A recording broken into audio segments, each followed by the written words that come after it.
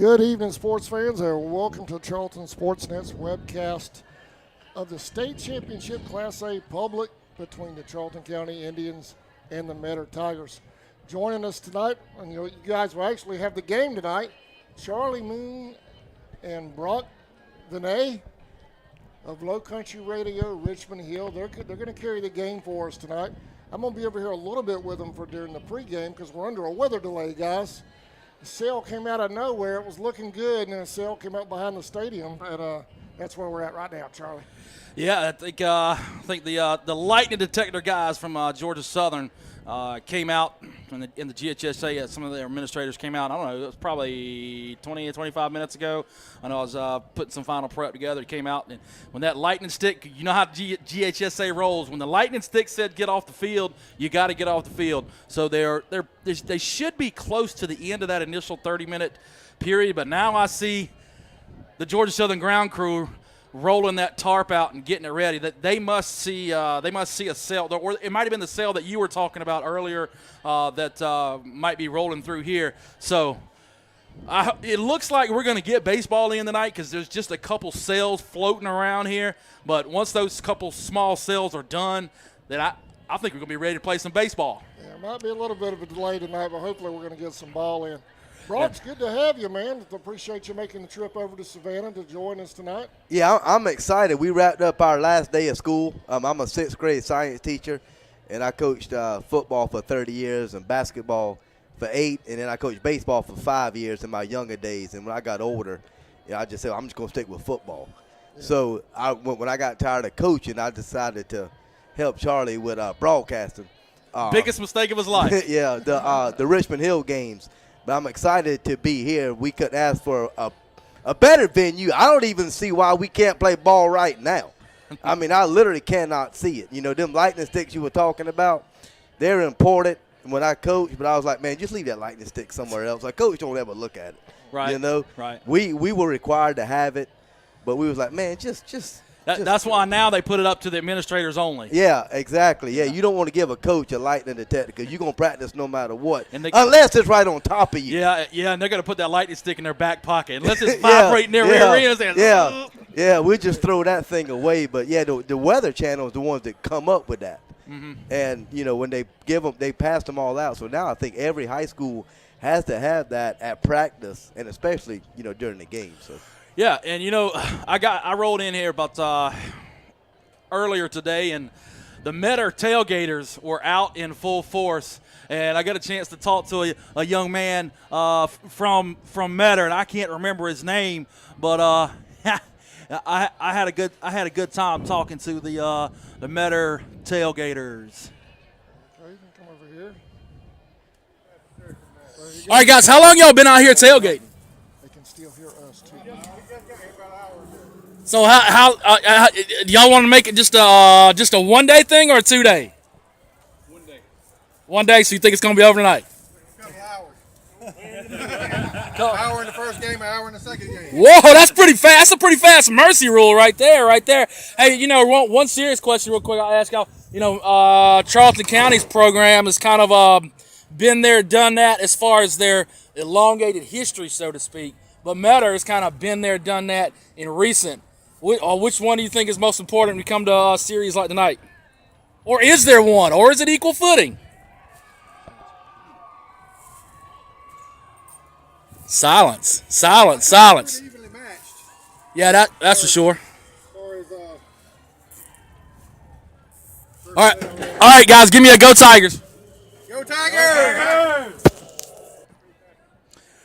Yeah, so, you know, those guys from Metter were pretty confident. And at first they're like, who is this guy? I pulled my SUV up right beside him. I hopped out and put my badge on, introduced myself, and had a good time with them for a few minutes. But then, you know, later on, I caught up with Coach Marchman.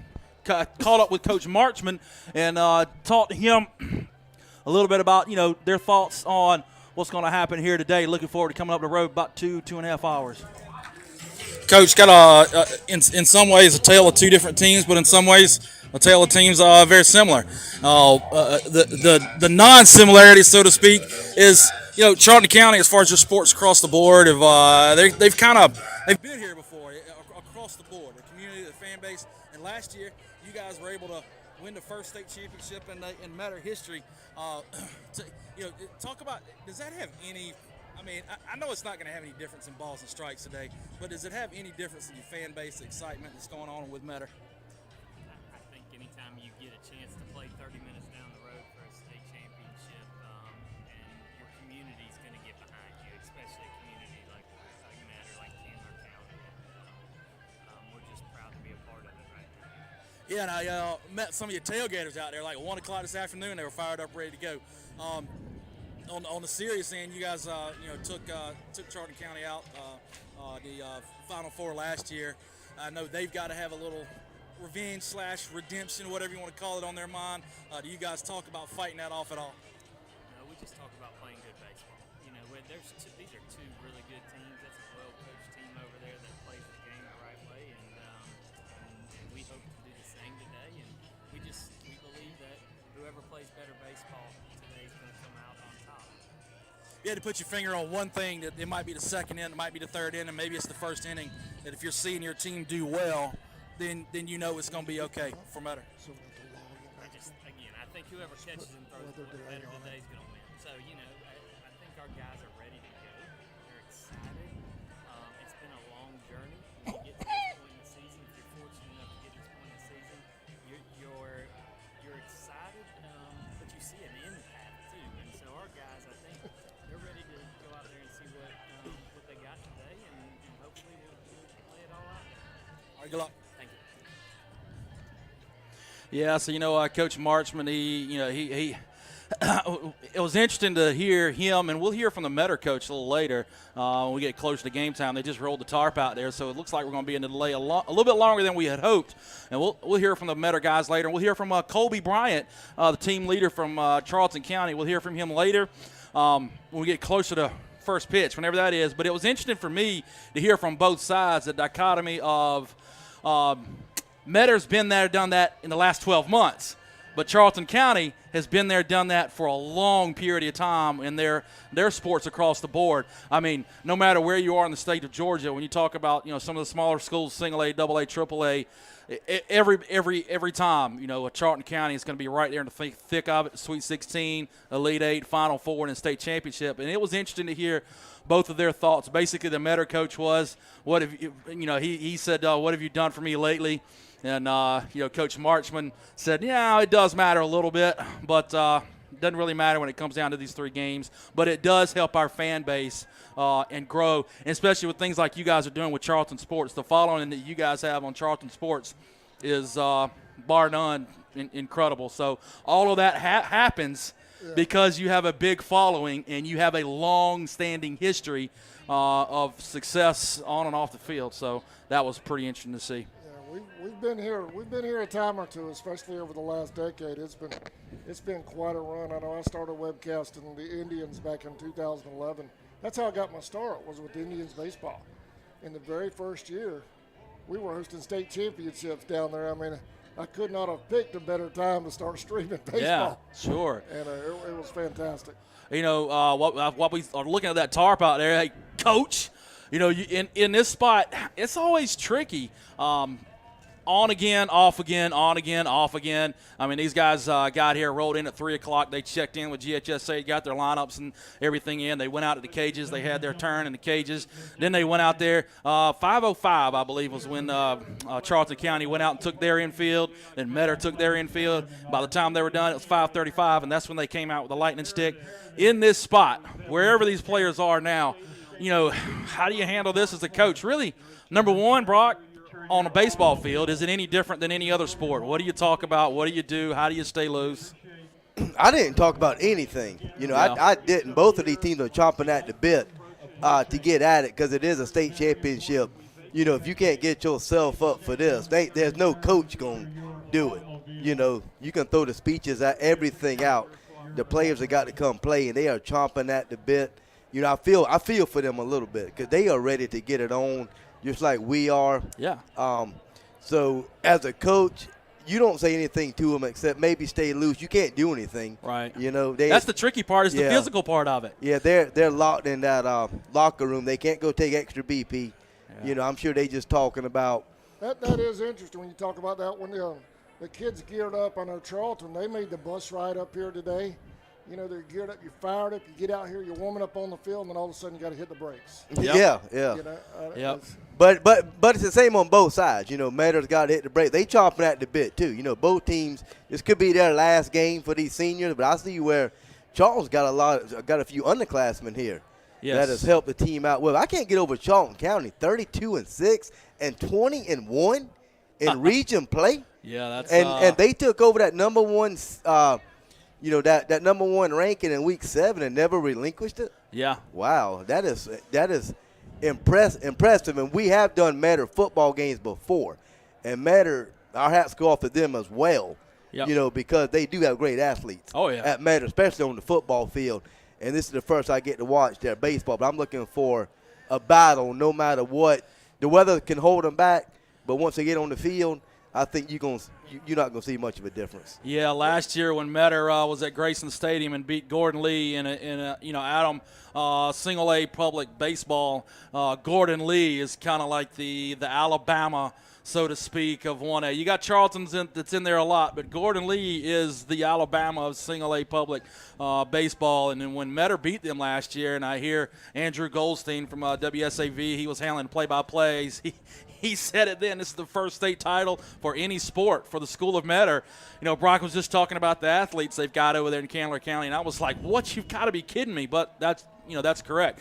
Boy, I tell you what, their football team last year could have competed very well in the Region 2 6A last year. I mean, they had dudes all over that field. So, when I was down there talking to their players earlier on both sides, similar size, similar build. You know, you can't always pick a winner and a loser by an eye test, but it does give you a little hint at what might come later. So that was interesting to see too. I'm excited about tonight, man. It's going to be a great series. You got Metter undefeated in their region. Charlton only lost one in their region, and that was to Irwin.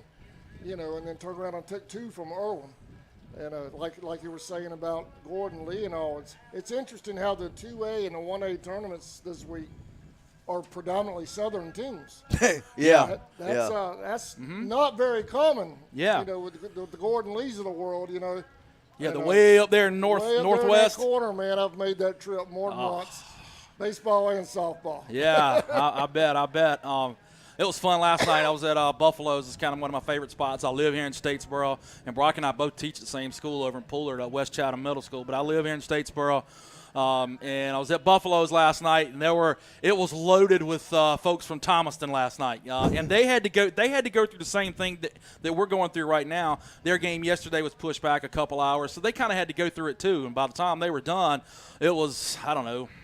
Well, let's put it this way: they were there at maybe 7 o'clock or so, and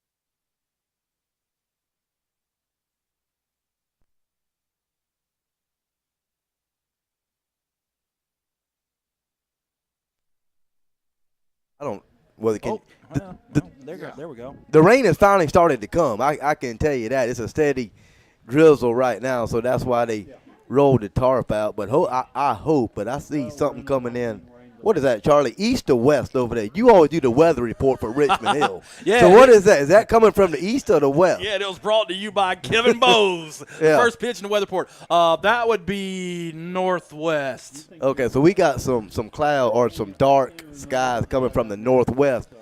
But No, southwest. I'm sorry, southwest. Okay. Sorry. Yeah. But I'll tell you one thing, this is a nice complex here. I don't know why you had to call me to give me directions on how to get in here. Well, the tricky part is where you park. You can park way out there, or you can park right behind the plate. Oh, I parked way out there. Okay, but it wasn't way out there. Right, I mean, right, it wasn't right. but a few steps more. Well, you know, you got your little workout in there. Yeah, it wasn't even a workout.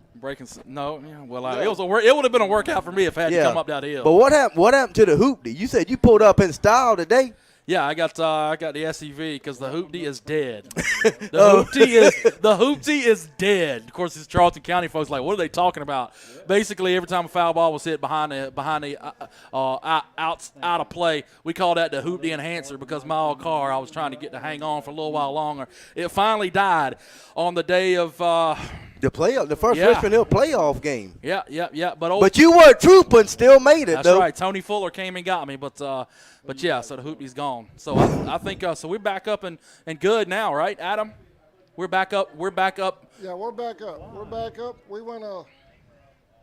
The power went out in the stadium. I mean, we've had a little bit of everything this week, man. I mean, I get the word on the way up here that we can do audio yesterday, and it's just been a crash course on this stuff. It's been exciting. Yeah. It's been exciting, but it has definitely been a wild ride. Did you have to go through any red tape to carry this broadcast for the state championship game? Yeah, red tape. You can't hear me. Yeah. You had guys at home. Yeah, you had to jump a lot of hoops. Deaf, but what did you guys ask me? I'd say you had to jump a lot of hoops to get this done. Yeah. Red, he was slated. He's a creek box. We had a I don't want to get too much into it, but it was we had to go jump some hurdles. Yeah, some hurdles to get here, and but we're glad to be here. I'm actually helping the NFHS 2 doors down, but right now they're not streaming obviously because there's a weather delay. So I thought I'd come over here and help you guys get started. Because you can ask anybody in Charlton. Now, I don't let this laptop get out of my sight. You guys are the first. you guys are going to be the first flying solo with us. So, but I'm excited to have you guys. I mean, you guys are my first full-fledged radio personalities on air that's going to carry a webcast for the whole night. So hey, well, I hope the folks at home enjoy it. Yeah, hopefully Brock and I'll do justice, and we'll make the folks in Folkestone, Georgia, and Charlton County, and all over the country. The cool thing about internet broadcasting. We're worldwide, man. Oh, we go all over.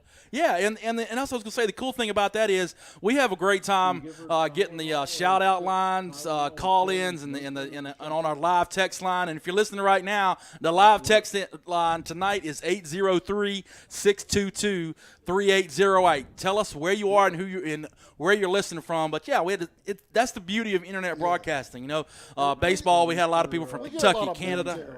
A lot of military from the folks in there. We'll have people over in Guam and Japan. And then some places they might not be supposed to be listening to, but I'll see it pop up on the locations. Yeah. Oh, yeah. But hopefully Brock and I'll do it justice tonight and make the folks from Charlton County fans, no matter where they are, if they're in Folkestone in South Georgia or if they're serving our country worldwide, hopefully we'll make them feel like they're sitting right here in the ballpark. Well, guys, if we got a little bit, I want to, Charlie, you had our roster a second ago. I want to give a shout out to some of our guys, if you guys don't mind. Wade Rodover and Sean Russell signing with Albany State. Sean just did the other day. This was very recent. I think you saw it on our Facebook. And let's see, Najee Smith, Methodist University, 2 sports. Najee, football and baseball. So awesome. That's awesome for Najee Smith. You got Gant Geiger having a phenomenal season on the mound for the Indians. Just up and down the roster. I mean, I could name every one of them. Every one of them is just a special year. Obviously, though, you expect that. State championship series, you expect that, up and down the roster. It's been a phenomenal year for the Indians. Albany State. Wow, that's where my girlfriend graduated from, who teaches with us at West Chatham. I haven't heard that name, but that's a really good school. Yeah. Albany State. Yeah, I'm excited about this game, man. Did you guys catch? Obviously, you guys know I've been here all day long. I did. Oh, yeah. We just I helped NFHS with Creekbox over there doing the Thomasville Vidalia series, and let me tell you, Vidalia just jumped all over Thomasville in game one. Mm-hmm. So I'm thinking game two, this is going to be a sweep. Nope. It went totally reverse. I mean, it completely flipped, didn't it? Yep, it sure did. So they'll play tomorrow at 12 o'clock in their rubber game. It flipped the script. I mean, Sure did. almost identical scores. Yeah. Pretty close. It was like 14 to 6 and 13 to 7, something like that. Yeah. Yeah, you're right. You're right. But I wonder how big of this stadium is going to make in this game tonight. I just noticed how big this stadium is, or I should say this field is. They're not used to playing on a field like this. Those gaps are wider. Right. The center field is 390. Right field is 329. Left field is 335. You get one in the gap, somebody can run for days. Oh, yeah. Whereas on a regular high school baseball field, it's more condensed. Yep, because, you're right. Because normally in high school baseball fields, down the lines, it's right at 320-ish. And then, it might be 370, 380-ish in center field. And that makes those gaps a little bit smaller. And then another thing, Rhett Helgren, one of the assistant coaches for Charlton County, he and I are big-time friends. I was so excited when this happened. But I gave him a big old hug. The foul lines, how Right. And they that's condense as you get to the Yep. I mean, that could be an issue with the outfielders not used to that. Yeah, that's what I was saying. In football, it don't matter. Right. It's 100 yards long, 53 wide. Basketball, it don't matter. Right. And it's 94 feet long and Yeah. whatever it is wide. But look at that baseball field. You're going to have to get a jump on that ball to run it down in them gaps. That's what I was saying. Yeah, and that's exactly what Helgren was talking about. It's like the foul territory is probably going to be good for about 4 or 5 extra outs, if you get them. Yeah. So We've seen one home run this week so far. That was, I believe, Thomasville. Tell Marlo. Hit one out in the game too, and it barely made it. It hit top of the wall and bounced out. Wow. So That's a pretty good distance out there in center, 390. Yeah. That will be fun to see. But I guess now we'll Adam Bell is going to pop the old weather delay sign up there, and if you want to check back later, we don't know exactly how long this delay is going to last.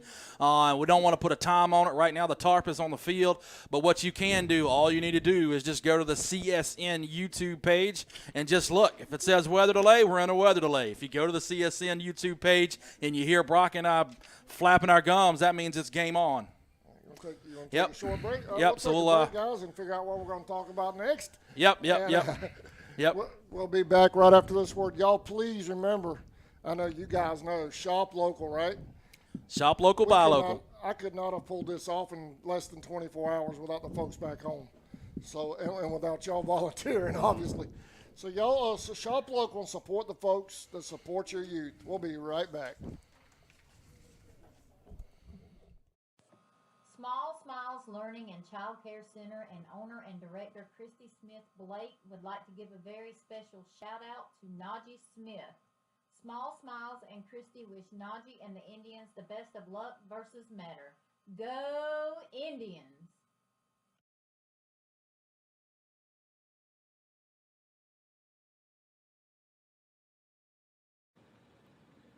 If you're interested in a career in corrections, this is the place to be.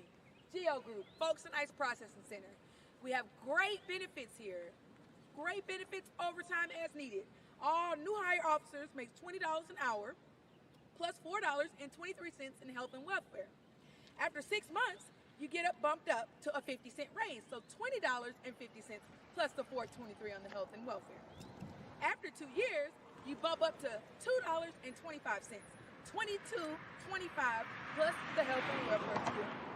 We're hiring, always hiring, and we are having a job fair at Doubletree by the Hilton, 2101 Dixie Clipper Drive, Jacksonville, Florida. Monday and Tuesday, May 23rd and 24th, 9 to 6. What to do if you're interested? go ahead and apply. Just go ahead and apply online if you're thinking about going. To expedite the hiring process, bring your driver's license, social security card and birth certificate, diploma or GED.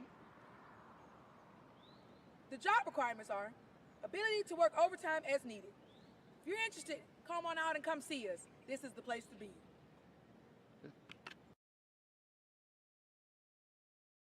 Pier 6 Seafood. All right, welcome back, y'all. I got some people comment on YouTube. I want to make sure folks understand. We just came on live here early for CSN to give you guys kind of a feel for what's going on here in Statesboro. The NFHS stream is not up yet. They'll be up about 15 minutes prior to the first pitch. As soon as we get a firm time on when that first pitch will be, we'll pass that along to all you guys. And you can also check on our Facebook pages at Charlton Sportsnet for the latest update as soon as we get a firm restart time. So that's what's happening right now. I'm gonna turn the mics down, but I'm gonna leave this screen up, guys, so we'll stay live on this link. So it'll be easy for all of y'all to find us. You won't have to hunt and peck us the rest of the night. But I'm gonna leave it up, turn the mics down, and as soon as we get a start time, we'll put that up on the screen. All right? Charlie, Brock, appreciate it, fellas. We're gonna take a break.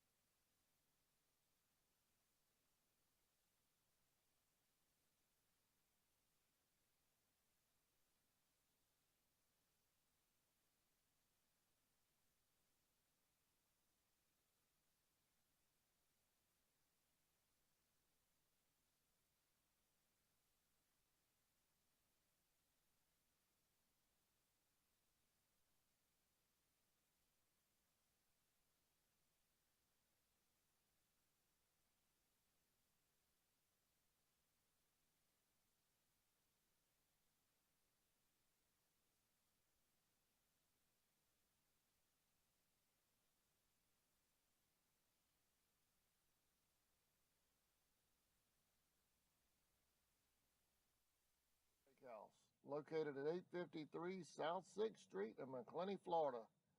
Steaks cooked to order, seafood just right, fish plates with all the fixings, hamburgers all the way, fries and more. Go see old Salty and tell them CSN sent you. Pier 6 Seafood and Steakhouse.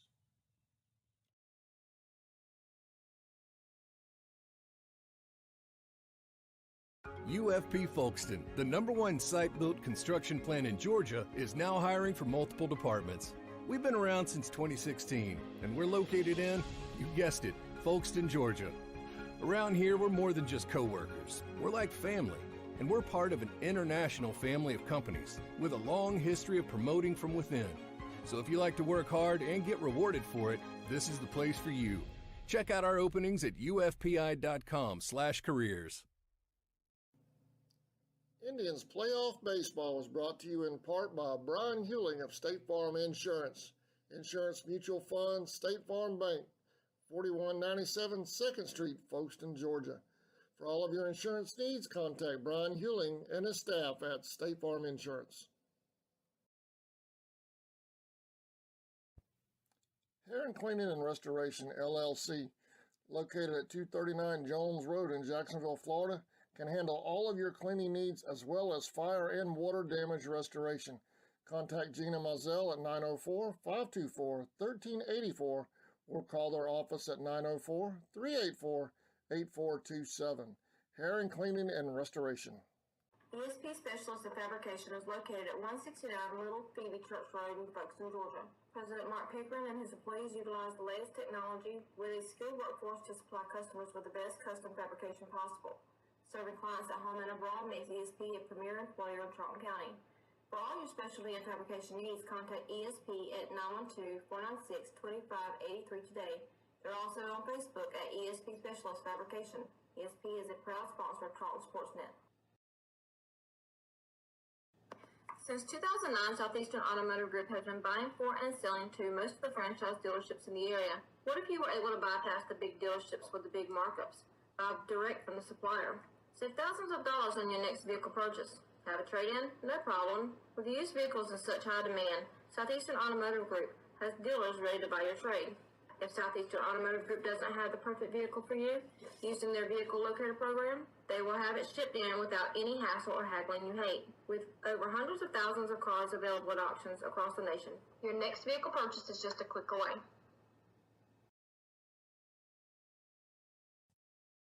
Allen Aldridge Insurance, located in Kingsland, Georgia, is proud to serve the communities of Charlton and Camden counties, offering life, home, car, and business insurance. See Andy Gowan today for your insurance needs. Phone 912-729-7600 for more information. Protecting you is what we do. Gowan Aldridge Insurance is a proud sponsor of the Charlton Sports Network.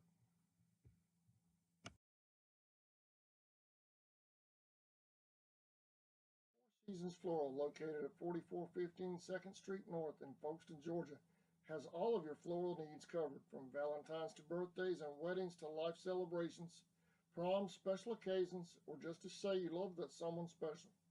We deliver as well. Call 912-496-7043 and we'll assist you with any floral need at Four Seasons Floral.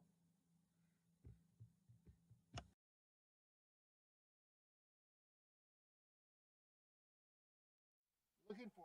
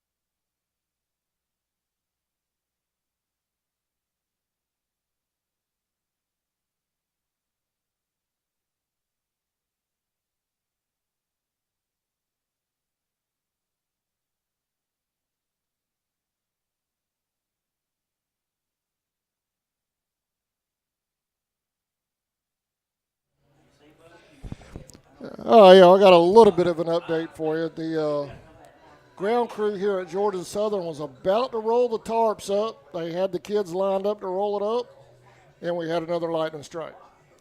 So we're looking at a minimum of another half hour. So if I had an educated guess, I'd probably say 8:15 for the next start, wouldn't y'all? Yeah. Y'all, you folks at home plan on about 8:15, and that's not official. That's just me guessing, but that's based on the last lightning strike we just had. So just trying to keep you guys up to date. Please spread the word around. My phone is blowing up, y'all. I cannot answer everybody. I would love to be able to. I'm trying to keep y'all updated on this page, on our Facebook page. I can't answer everybody. But please keep in mind we're at the mercy of the weather. But probably at 8 o'clock to 8:15 start based on the last lightning strike. Stay tuned.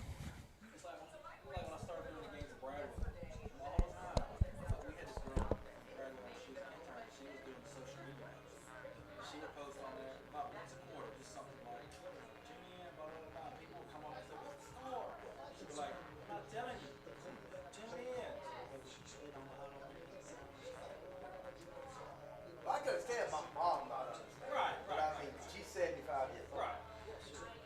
Or your dad not knowing how to get on YouTube. I can understand that. He found it. Said it was a mass shooting in Texas. Yeah. From 18-year-old killing grandma. I'll tell the Faith the other day. I'll do anything for you. I'll take a bullet for you. But I would not help your ass escape from prison like that girl did that man. Yeah, that I would not do that.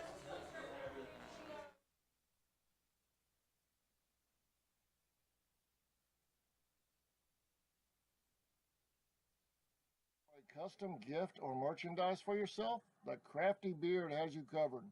They specialize in creating one-of-a-kind designs to fit your needs, from custom tumblers to phone cases, apparel, and more.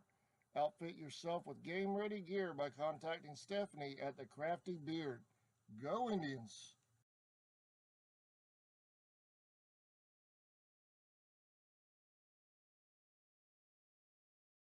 The certified service experts at Walker Jones Chevrolet Buick Cadillac GMC know precisely which parts your Chevrolet car, truck, or SUV needs. Rely on them to maintain your vehicle with the same parts used to build it. Our GM certified service experts are trained to know every inch of your vehicle. Simply schedule an appointment today on the web at walkerjoneschevy.com/service or come see us on Memorial Drive in Waycroft. Get the best deal from Walker Jones. Charlton Electric, now serving Charlton and surrounding counties. With over 20 years experience in both commercial and residential services, our electricians can meet your needs. We offer installation on whole house generators, service upgrades, mobile home services, troubleshooting, ceiling fan and light fixture installations, and much more. Call us today for an estimate at 912-276-7661. Hey Indian fans! United First Credit Union has been helping people afford life since 1943. Our free online banking and mobile app make it easy to check balances, transfer funds, and pay bills, and we offer some of the lowest loan rates in town. Joining our credit union is easy. We are conveniently located at 3773 2nd Street South in Folkestone, so stop in and experience the credit union difference. Federally insured by NCUA and an equal housing lender. West Folkestone Auto Supply is a proud sponsor of Charlton Sports. For all of your auto and big truck needs, go by and see Sammy and his staff today. They have everything from lawnmower blades to parts for big rigs and heavy equipment. CarQuest Folkestone Auto Supply is located at 4439 2nd Street in Folkestone, Georgia. For all of your parts and accessories, it's CarQuest Folkestone. Go Indians!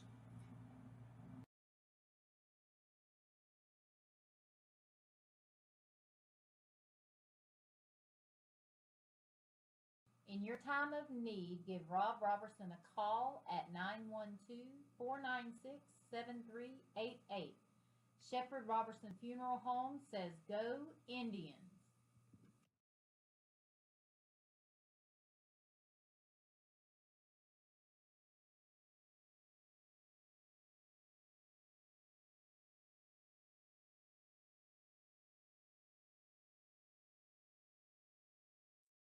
It's your hometown pharmacy.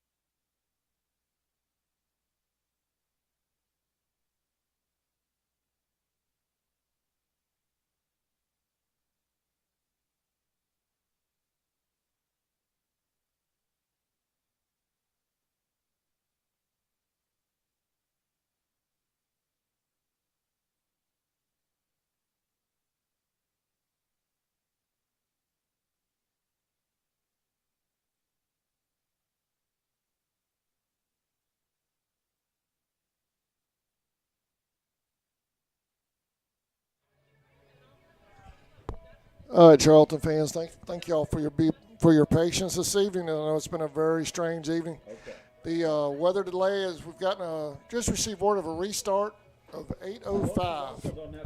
So as long as nothing else happens, Brock, we're looking at 8:05, man. Yeah, 8:05. They taking a tarp off the field, and I can tell you, Charlton is just sitting on the edge. The Charlton baseball players, they come down that hill. Did you see them come down the hill? They come down there like a football team. They got a football mentality tonight, trying to play or go and play some baseball. But you can tell they're chopping at the bit, sitting on the edge of that dugout, waiting to get out there. And so are Metter.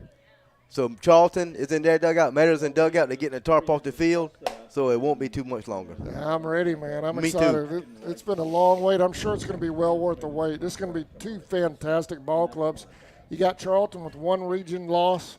Metter undefeated in their region. We're about to knock some heads around here, man. That's going to be fun. Yeah, and you know, we was talking with the 2 hour sitting and waiting, which was even longer for them because they got here at 4:30. Should it affect either team? I'm not thinking it's going to affect either team. It might affect the pitcher a little bit with that 2 hour delay, but we'll see. Yeah, we'll see how it goes. I kind of feel like both teams are kind of in the same boat with the wait. Yeah. You know? The only position you worry about is pitcher. Yeah. Every other position will be okay. You got the wet field. Now, the outfielder's going to have to adjust to that wet outfield. As you saw, they just dumped a ton of water from that tarp into short right center field. So the outfielder's going to have to adjust to that muddy outfield. Infield looks good. Pitcher's mound, catcher looks good. You reckon they got to stripe the field again? Yeah, they'll probably reline it. I imagine they'll reline it. Yeah, so they'll probably stripe the field again, at least the infield going down first. I was here this morning for the all the games today, and that crew does a phenomenal job. They were about 20 minutes prior to first pitch when they lined the field and all. They had it all done. I mean, boom, boom, boom. They've got a whole crew. So they'll get it done pretty quick. Yeah, but what's interesting is look who took the tarp off the field. A bunch of volunteers. Yeah. They had little kids, adult. Who is this talking back in the background? It's time to go to work, and this man back here is eating pizza. Yeah. I mean, those kids out there have made memories for a lifetime. Oh, tonight, yeah. haven't they? Yeah. They did a great. Never forget that. No, and our hats off go to them. They did a great job. Taking the tarp off the field is an art. Yeah. You know, you got to fold it, you got to roll it up, you got to fold it, put it back on the tunnel or the funnel, and that's a memory that'll last for a lifetime. You know, Coach Marchman and I have actually had shows about that, about how baseball is so youth-oriented, and it involves the kids. I mean, like with youth night, you know, and rec night, that kind of things with the kids. And when the kids can come out here like this for a state championship game and actually have a hand in getting the game started, that's pretty cool. Yeah, I guarantee you nobody had to twist their arm to get down there in that field and get that tarp up. You know, that, like we said, that's work. Yeah, that was work. That was work, but the kid, it was fun. And it's not like they stood around and watched. That's what Charlie does. Charlie likes to watch people work. Yeah. Them kids actually got out there and worked. So, how much further we got? We got about 15 more minutes. Hey, the Indians are hitting the field. Metter's on the field now. So we're getting close. We're getting I don't know if they'll go completely through. I guess they will go completely through pregame warm-ups and so forth again. I don't think they'll take infield again because they got to get this game on. Like you said, Charlton come 2.5 hours away. By the time, this first game gets over, it could be 10:30 at night. So I'm thinking they're going to let them just do some calisthenics, warm the arms up. And I think we're going to play ball. Now, they still got, like you said, stripe the field again. But I don't think they're going to get as much time as they would like. But I think both teams are just ready to play no matter what. They've been sitting around in them little tiny sheds, I guess you could call it. They weren't even in the dugout. They went somewhere else. Both squads probably just living totally off of adrenaline right now. Yeah. It don't matter. You hate it. Yeah. I hate it for both teams. But like we were talking earlier, at least both teams are involved. And it's both teams have been sitting around for 2.5 hours. Now, if the one team, I think you said Charlton took infield. That last part? I think you said Charlton took infield. Yeah. But now Metter might have not got taken Matter might not have taken infield, so they might get a chance.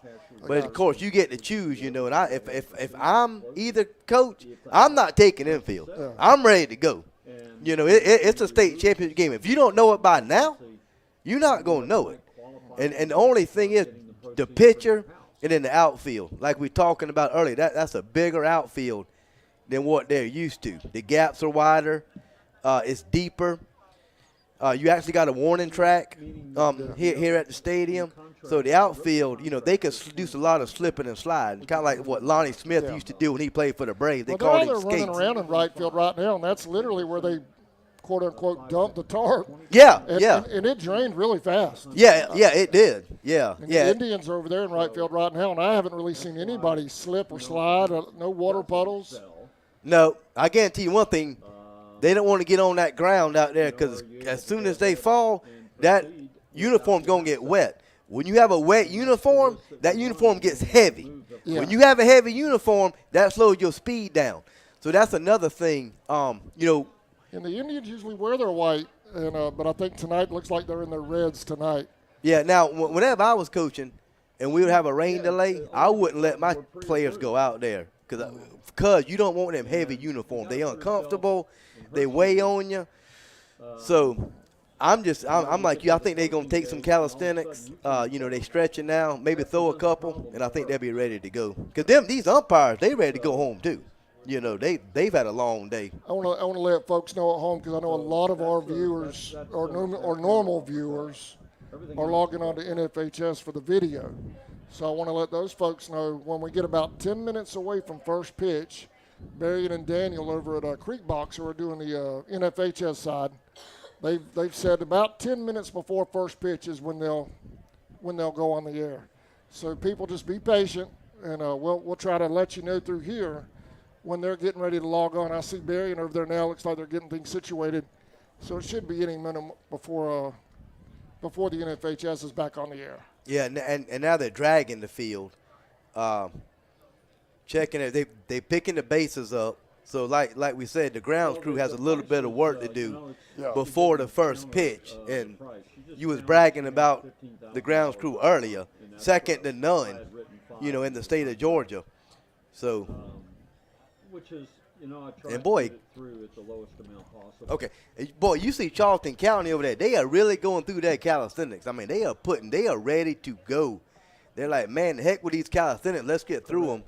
And let's play some baseball. Metter's out there doing the long toss now. And let me tell you something. That ball from Metter is hitting that ground, and it's making that ball heavy.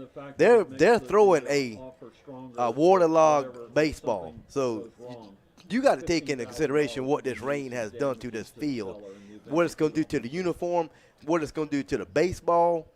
Now don't get us wrong. They had a tarp over it, and I'm talking about they had a tarp over the whole infield. Yeah. Wasn't like in high school where you just put it over, the pitcher's mound.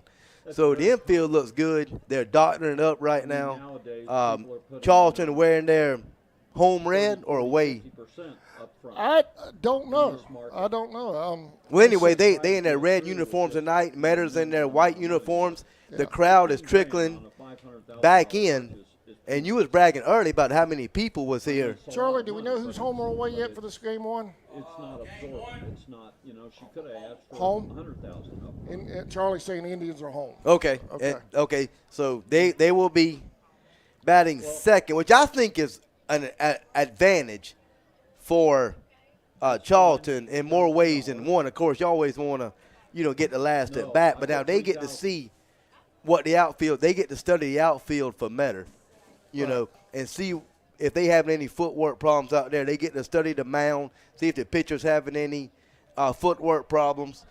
So I'm sure that the coaching staff for Charlton County in this first inning will really be looking hard. The lease back at $2,000 a month.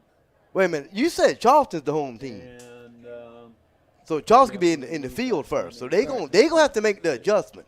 They're gonna have to make the first adjustment of the night with the field and the conditions of the field. Well, NFHS is messaging me, so I need to get back over there to do that. But I want to let you guys have at it. If you run into anything over here, don't hesitate to shoot me a text, and I'll run back over here and see what's going on. Obviously, everybody knows it's a special situation tonight. So if there's anything on here that you're not sure about, don't worry about it. Just keep doing y'all's thing on the radio, like radio. And I'll come over here and deal with whatever I got to deal with. Yeah, and all the listeners back home, our motto is just have fun. There you go. No matter what. All right, y'all. I'm gonna turn over CSN. I've never said that before. I'm turning CSN over to Brock and Charlie. You guys, it's yours, baby, for the next 2 or 3 hours, man. All right, y'all. Indians baseball is coming up. Thank y'all for watching, or thank y'all for listening. You don't want to hear me? That's correct. Yeah, they shutting us down, Brock. Yeah, they're shutting us down. They're turning. What is? So what I'll do we need that plugged in. They can't unplug that one. Make these changes. Can't unplug that one. Look, we'll fight. I mean, look, I'm not going to hit at nobody, but look, we'll have a serious problem then. Of course, we're up here in the. So I hope the fans don't tune us out like she just did. She just shut the window on us. She's like, y'all got to hush. I got a job over here to do just like us. Man, what's going on over here? She obviously she don't know who we are. They're laughing at us. Of course, you're welcome, sir. Yeah, we'll do you guys proud, Adam. But yeah, we're coming to you live from J.I.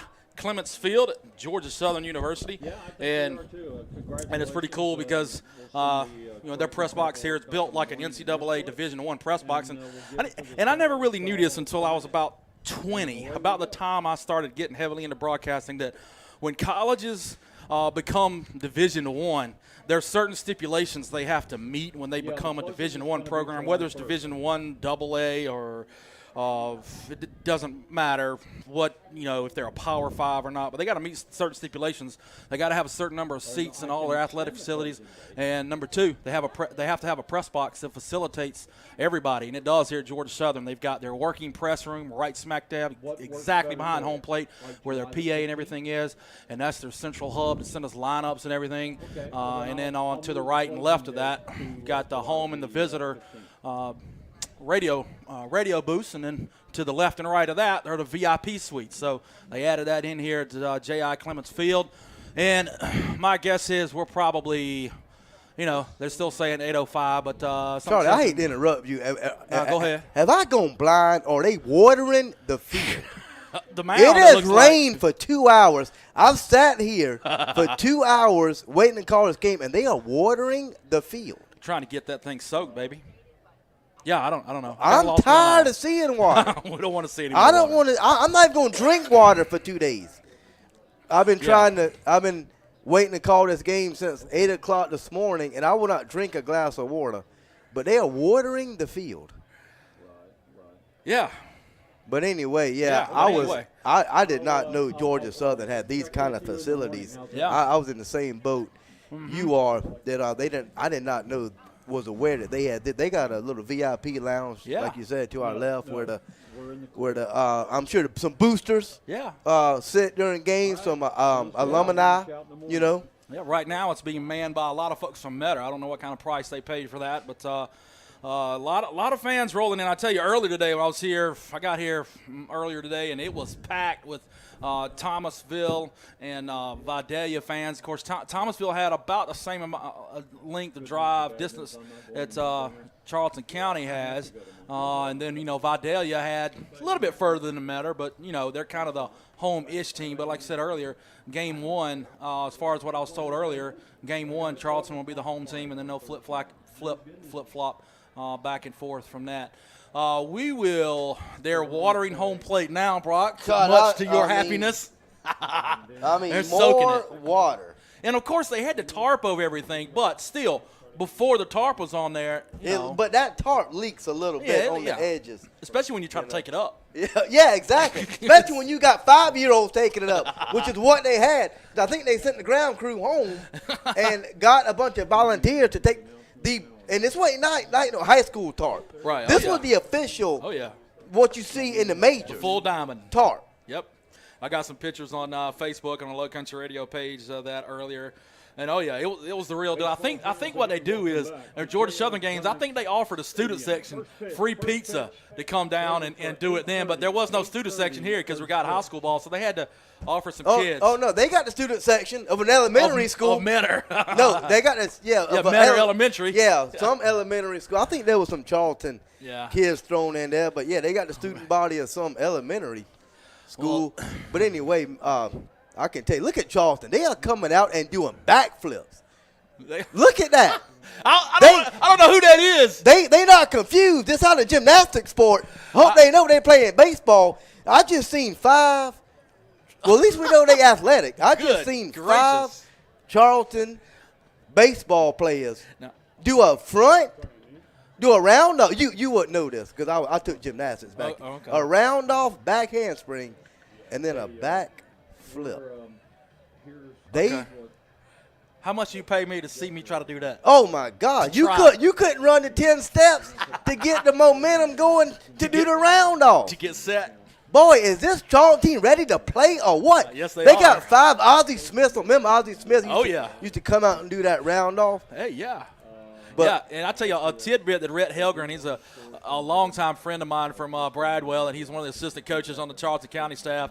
He told me a little while ago, hey, look, we're supposed to be the home team for game 1, and you know what they did with Metter? They sent them inside their field house, their air-conditioned field house during that entire rain delay, and we had to go sit on our unair-conditioned bus.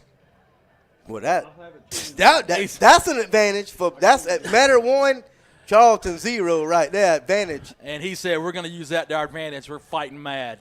So we'll see. They were hopping around out there in Brock. Well, if it come down to a gymnastic contest, Charlton's going to win. I can tell you that. 9.9, baby. My guess is that was Nige Smith out there doing those flips. No, there was 5 of them. Oh, it was 5. I missed that. 5 Charlton Nige players. was at the end, but they had some other guys Yeah, before that. Nige might have been him. There was 5 guys before that. That was the most athletic thing I've ever seen before a game. I mean, yeah, it'd be one thing if it was one guy. Yeah. But like 4, 5, or 6 guys? Yeah, that was 5. And they were in unison, too. Hey, Brock, guess what they're doing out there in the infield now? Watering it more. Watering the infield more. I thought they were going to stop with the mound and the plate. Me but no, too. They are getting it done out there. They're painting the stripes, batters boxes, and like Adam Bell said a little while ago. They do it in about 20 minutes. Of course, you know, these guys are they're D1 ground crews, so, you know, they not only know what they're doing, but they know what they're doing quickly. What we're going to do right now, folks, is take a little commercial break because this is going to be a little bit different for us tonight because the software is a little bit different than what we're used to on Low Country Radio and our Radio Ball software. There's a little bit ease of us running background music and commercials and things, but with the video software, it's a little bit different going to commercials. So we may not be able to go to commercials after every inning like we're able to do on the radio side. So Brock and I are going to be talking for a long time, but right now we're going to take a short break and we're going to hear from some of our sponsors. You're listening to Charlton County Baseball on Charlton Sports Network. Or Charlton Sports Network on YouTube, sponsored by all the folks you see on your screen, an anonymous donor, Judy Marchman, Joshua Strickland, and all the partners you see around the screen, Southwestern Automotive Group, UFP, CDR, and the big-time insurance man right there in your upper left-hand corner. And, of course, Sean Smoke at 912 Sports. We'll take a break here for a couple of these sponsors, and we'll be back in time for lineups and start getting you ready for first pitch. They're still out there putting water on that field. That's the only thing right now, other than lining down these baselines, that's keeping us getting ready for first pitch. We'll be back in a few moments, guys. Immediately located on US 1 in Folkestone, Georgia, they're ready to handle all of your prescription needs. Their friendly and knowledgeable staff will explain your prescriptions and answer any questions you may have about your medication. Bennett's is here to serve our community Monday through Friday, 9 a.m. to 6 p.m., and is proud to serve and support our hometown. For nearly 20 years, Georgia's electric membership cooperatives have made Friday night football electrifying. As the official energy provider of the GHSA, Georgia's EMCs are proud to support high school athletics in the communities we serve, standing behind every hike, every completed pass, and every team celebration. Because we know that today's high school athletes are tomorrow's local leaders. Georgia's EMCs.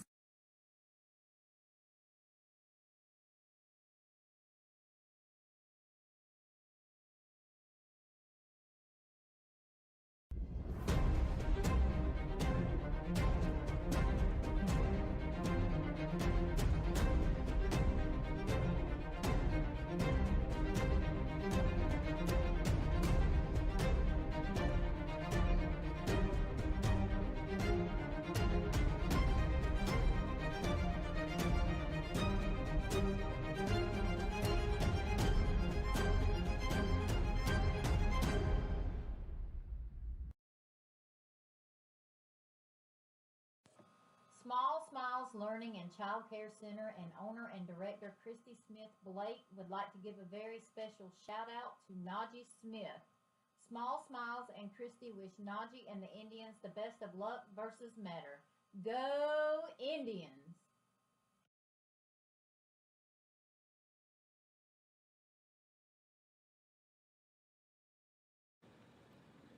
If you're interested in a career in corrections, this is the place to be. Geo Group, Folkestone Ice Processing Center. We have great benefits here. Great benefits, overtime as needed. All new hire officers make $20 an hour, plus $4.23 in health and welfare. After 6 months, you get bumped up to a 50-cent raise, so $20.50 plus the $4.23 on the health and welfare. After 2 years, you bump up to $2.25. $22.25 plus the health and welfare too. We're hiring, always hiring, and we are having a job fair at Doubletree by the Hilton, 2101 Dixie Clipper Drive, Jacksonville, Florida. Monday and Tuesday, May 23rd and 24th, 9 to 6. What to do if you're interested? Go ahead and apply. Just go ahead and apply online if you're thinking about going. To expedite the hiring process, bring your driver's license, Social Security card and birth certificate, diploma or GED.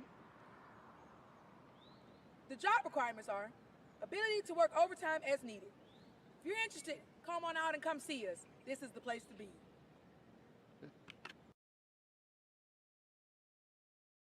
Pier 6 Seafood and Steakhouse, located at 853 South 6th Street in McClenny, Florida. Steaks cooked to order, seafood just right, fish plates with all the fixings, hamburgers all the way, fries and more. Go see old Salty and tell them CSN sent you. Pier 6 Seafood and Steakhouse.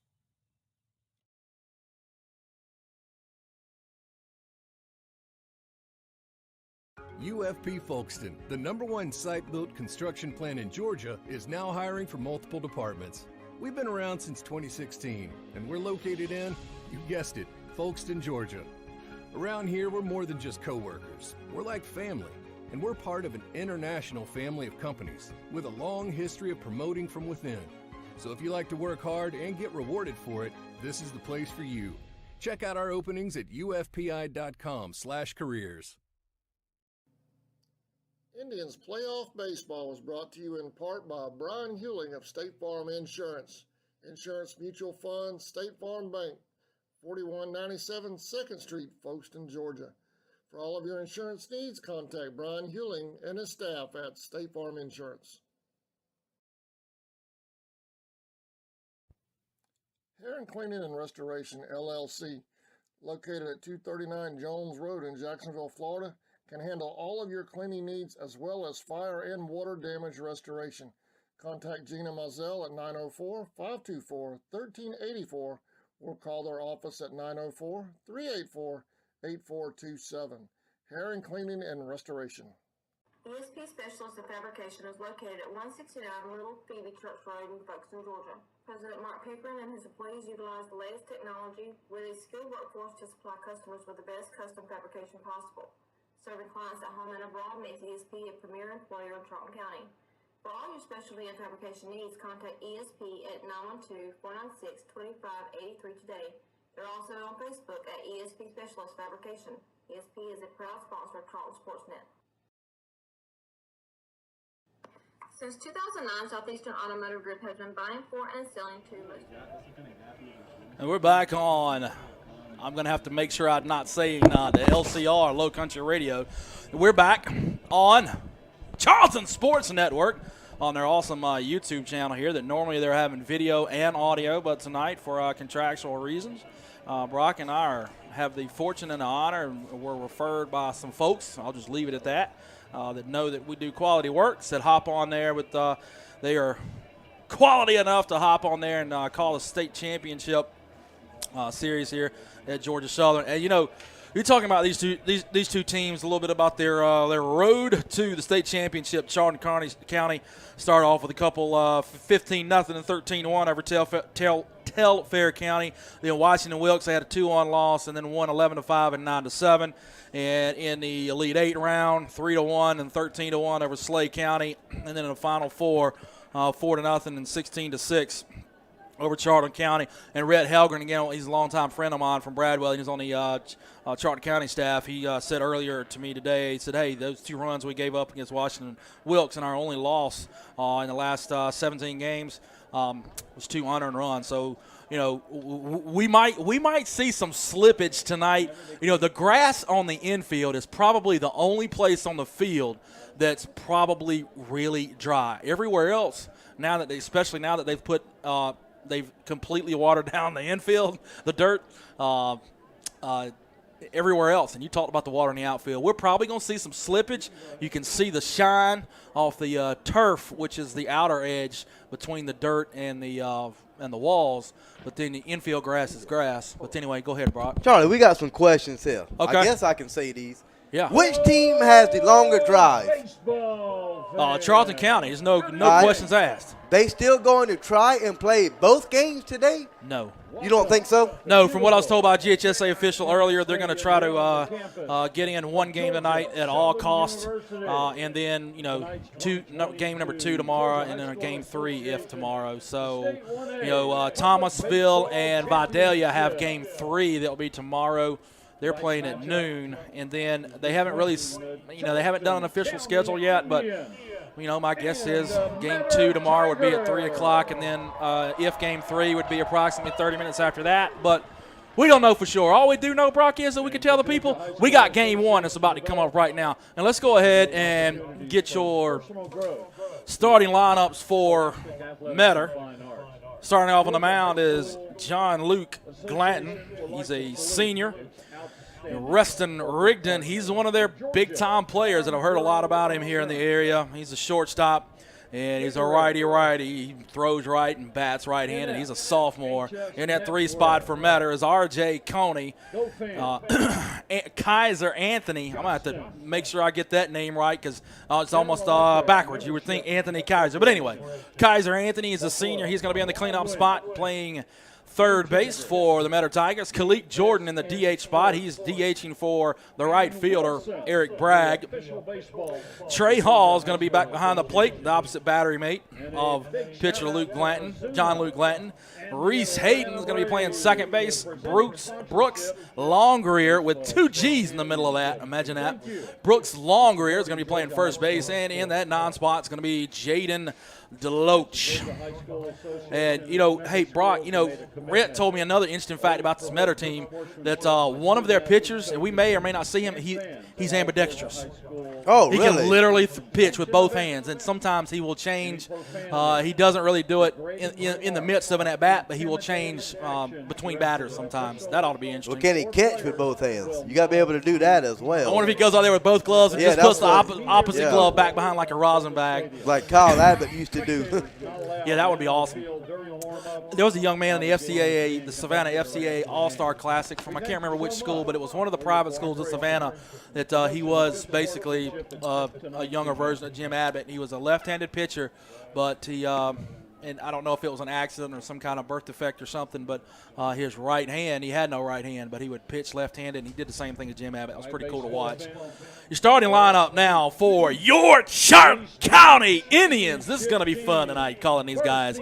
Wade Aradifer out in center field, getting things led off for the Indians, for the Tribe Country, as I've been told. Sean Russell is going to be behind the plate catching Colby Bryant in the 3 spot. He's the shortstop. In that cleanup spot is Gant Geiger, who's going to be on the mound. Colton Cruz is a junior, and he's going to be playing first base. Connor Lloyd, a junior third baseman, he's in that 5 spot. Najee Smith, who we saw doing some flips, some gymnastic stuff out there in the outfield. One of 5 kids out there doing it anyway. He's a senior. He's going to be out in right field playing those gaps. Like we said earlier, Cole Crawford, 2 sophomores rounding out the lineup. In Cole Crawford, a DH, he's hitting for the left fielder, Dylan McAllister. And rounding out the lineup is Heath Ray, second baseman, and he's a sophomore too. In the background, you'll hear some of the PA tonight come through a little bit. It might bleed through, and there's nothing that we can do about that. The way that they've got their broadcast booth set up here, we're not able to open our windows here, which we would normally do with Low Country Radio or CSN or no matter who we were calling games for. But for tonight here in the Georgia Southern booth, they've, John Kuhn from Vidalia, he was nice enough to let us use his XLR cord, which feeds out on the other side of the press box, and it picks up. The good thing is you can pick up a lot of the baseball noise here, which I couldn't imagine listening to any kind of broadcast of a game with no crowd noise. But you might hear some of that PA come through. But, Brock, that's kind of also the beauty of it. It makes you feel like you're sitting right here in J.I. Clement Stadium. Yeah, Charlie, we don't need a chat line because we got this one right here. As long as you can see it, heck yeah. Yeah, so if y'all got questions, feel free to put it in the chat box here, and I will try to answer them any way that I can. But the matter is being introduced by the PA announcer. The umpires are slowly making their way to home plate. Matter's still in the dugout, and you can tell both of these teams are just chomping at the bit. Right when they said, Charlton, y'all get off that bus. About time they just sprinted down the steps into that dugout, got their gloves, and went to right field to warm up. Let's talk about these regions that these teams come out. Metter comes out of Region 3, 14-0 in conference play. They're 29-5 on the season. Ranked number 3 in Single A. Charlton County comes in and ranked number 8 in Single A. Of course, none of that really matters because this is the state championship. Charlton County 20-1 in region play, 32-6 in region play. And on the Low Country side, Brock, one of the metrics that we looked at, I didn't have time to put together all the metrics because we just found out yesterday we were going to be doing this. But one of the many metrics we put together in playoffs, and it pretty much came out to fruition. It pretty much predicted winners. It's a little bit different for here tonight. It's pretty even. In the last 10 games, both teams are 10. Charlton is 9-1, and Metter is 10-0. Metter outscoring their opponents 101-13 in their last 10 games, and Charlton outscoring their opponents 93-23. It's a little bit of advantage on the defensive/pitching side for Metter. But on the year, Metter averaging 6.3 runs a ball game, and Charlton averaging 6.3 runs a game, and Metter averaging 5.6 games. And the other thing I looked at was the Max Prep strength of schedule, and the strength of schedule for Charlton County was about 3.5 points higher than what Metter had. Doesn't always tell you everything, but it at least gives you a little insight on how both teams got here. Metter, they pretty much mercy ruled everybody through a playoff to get here in 8 games straight. And right now, both lineups have been announced, and they're getting ready for the national anthem. And since you can hear the PA so well, we're going to take that in right now. Let's celebrate its freedom and those who protect it. Kindly remove your caps. Let us rise as one nation, one people, for the playing of our national anthem.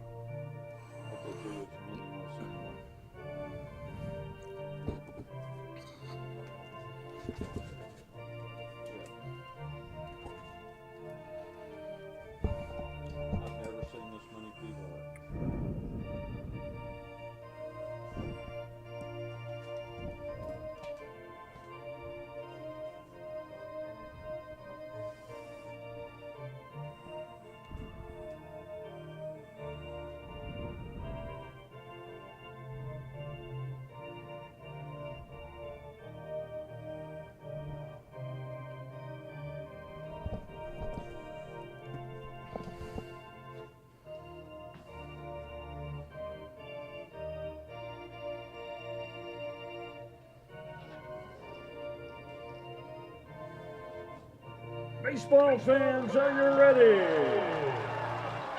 Let's play Georgia High School Association State Championship.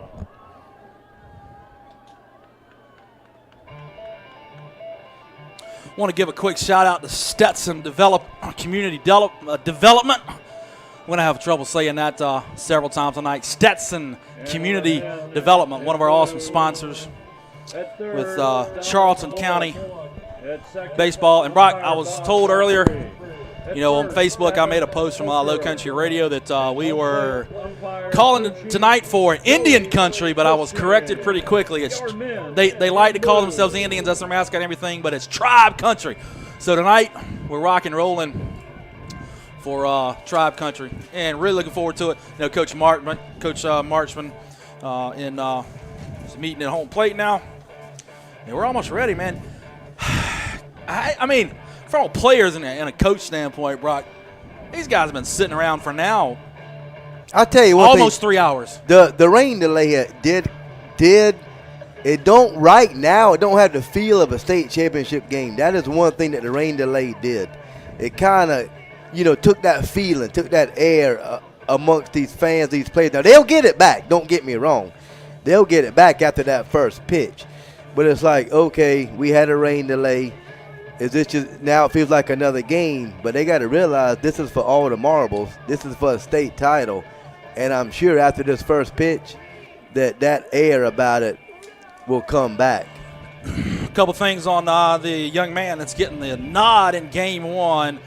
Pretty much is pretty much labeled as the Charlton County Ace. They kind of have 1A and 1B between Gant Geiger and Ian Vickers. Of course, Richmond Hill, Low Country Radio area people know that last name of Vickers. I don't know if they're any kin to the Vickers family from Richmond Hill, but he's one of Charlton County's top pitchers. But getting the nod in Game 1 here is Gant Geiger. 68 innings pitched on the year, 15 appearances, 13 starts, 11-2. And he is ERA of, get this, Brock, 0.721 with a whip of 0.75. You can't get much better than that. No, I don't think you can get better. There's no much better about it. You cannot get any better. Those are Leighton Finley type numbers, and I'm not going to keep on harping back to Richmond Hill, but Leighton Finley was our ace who signed with Georgia. And Leighton had under a 1.0 ERA. So that's one thing that I'm looking at tonight, because we have not seen either team play. We have not covered a lot of 1A ball, but I'm anxious to see the talent on both teams, because I know it's a lot. Them backflips they turned before the game, that takes talent. And Metter has just taken the field. Talk about eye test. Yeah, that definitely passed my eye test as they are athletic. But wait a minute now.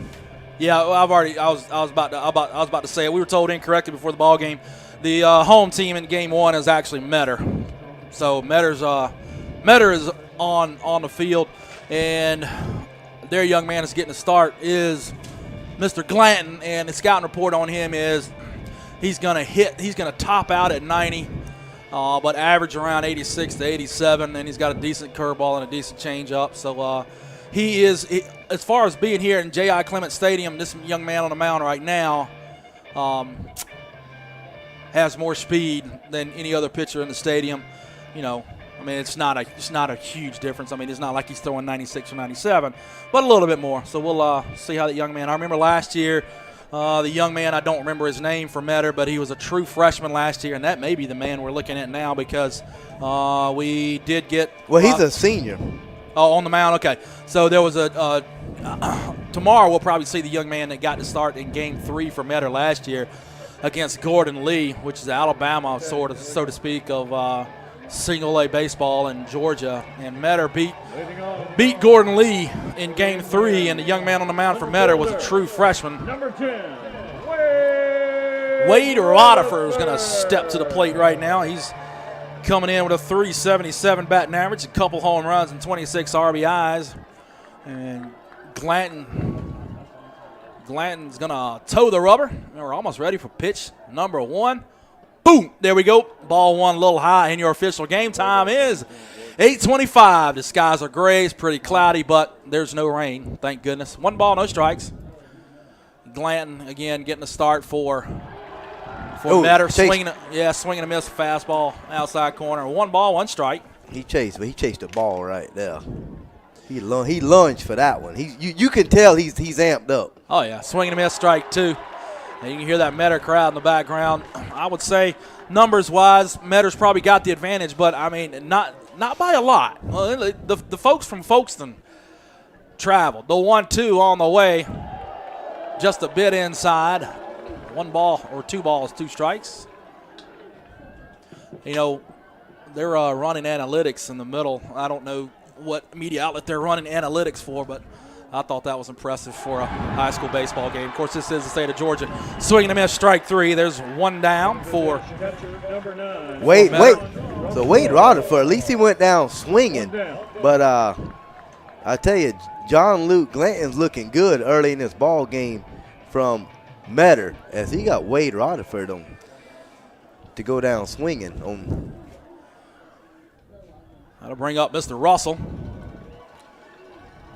7 home runs. He's the power man for this Charlton County team. .434 batting average. 1 ball, no strikes. Make that 2 balls, no strikes. No, that was a 1 ball, 1 strike. Oh, the first pitch was called a strike? No, the second pitch.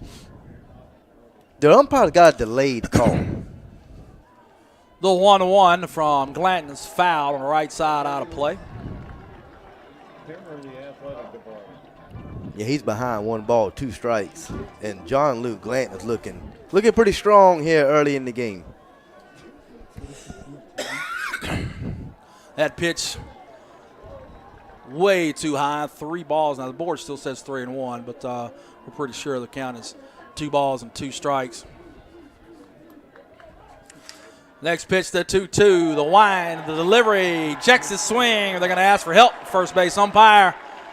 And he's going to say he goes, so that's 2 up, 2 strikeouts, 2 down.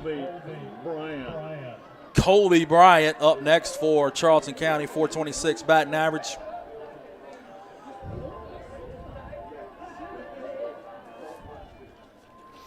Now you're starting to wonder if this weather delay had a little effect on Tribe Nation. Rutherford and Russell are both Albany State commits for Charlton County. He takes ball 1 air outside. I need to make an announcement about that air horn in between innings. Next pitch on the way, a little bit outside. 2 balls and no strikes. He gets his first look at a lefty, does Glanton. Next pitch on the way, and there's a base hit line in the left field. First base hit of the night for either team in the top half of the first inning, so that's going to put the pitcher. Boy, was that not a good piece of hitting there by Colby Bryant? Going with the pitch and you're serving out there to left field for a 2-out base hit. Yeah, to try to get something going here. You know, I really think that first run is going to be the most important run of the night. Because I'm expecting a pitching duel.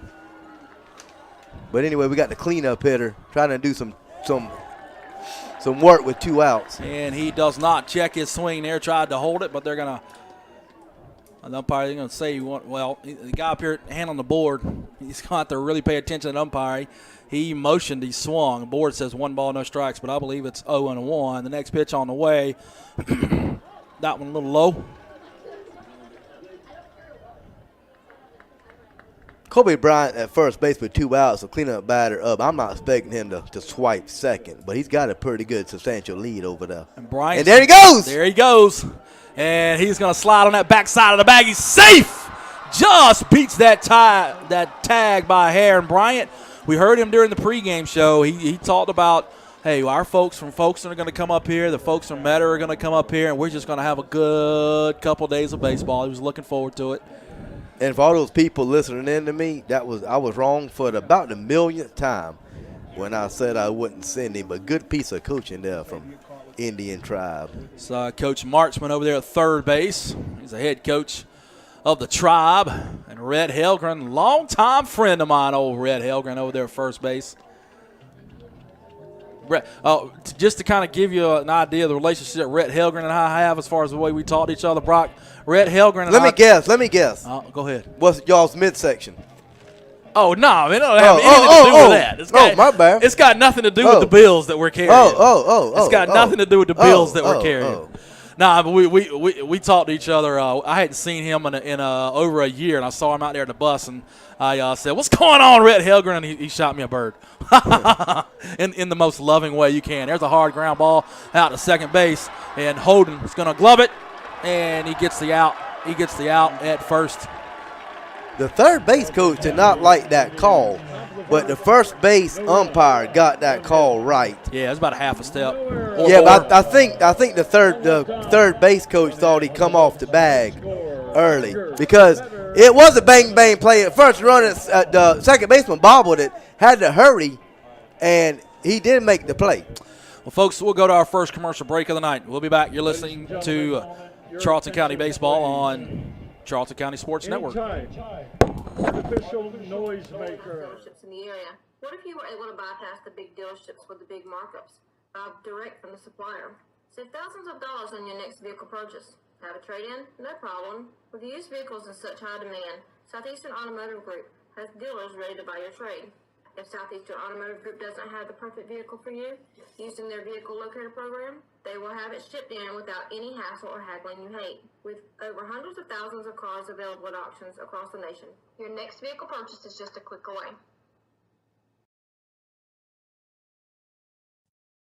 Allen Aldridge Insurance, located in Kingsland, Georgia, is proud to serve the communities of Charlton and Camden counties, offering life, home, car, and business insurance. See Andy Gowan today for your insurance needs.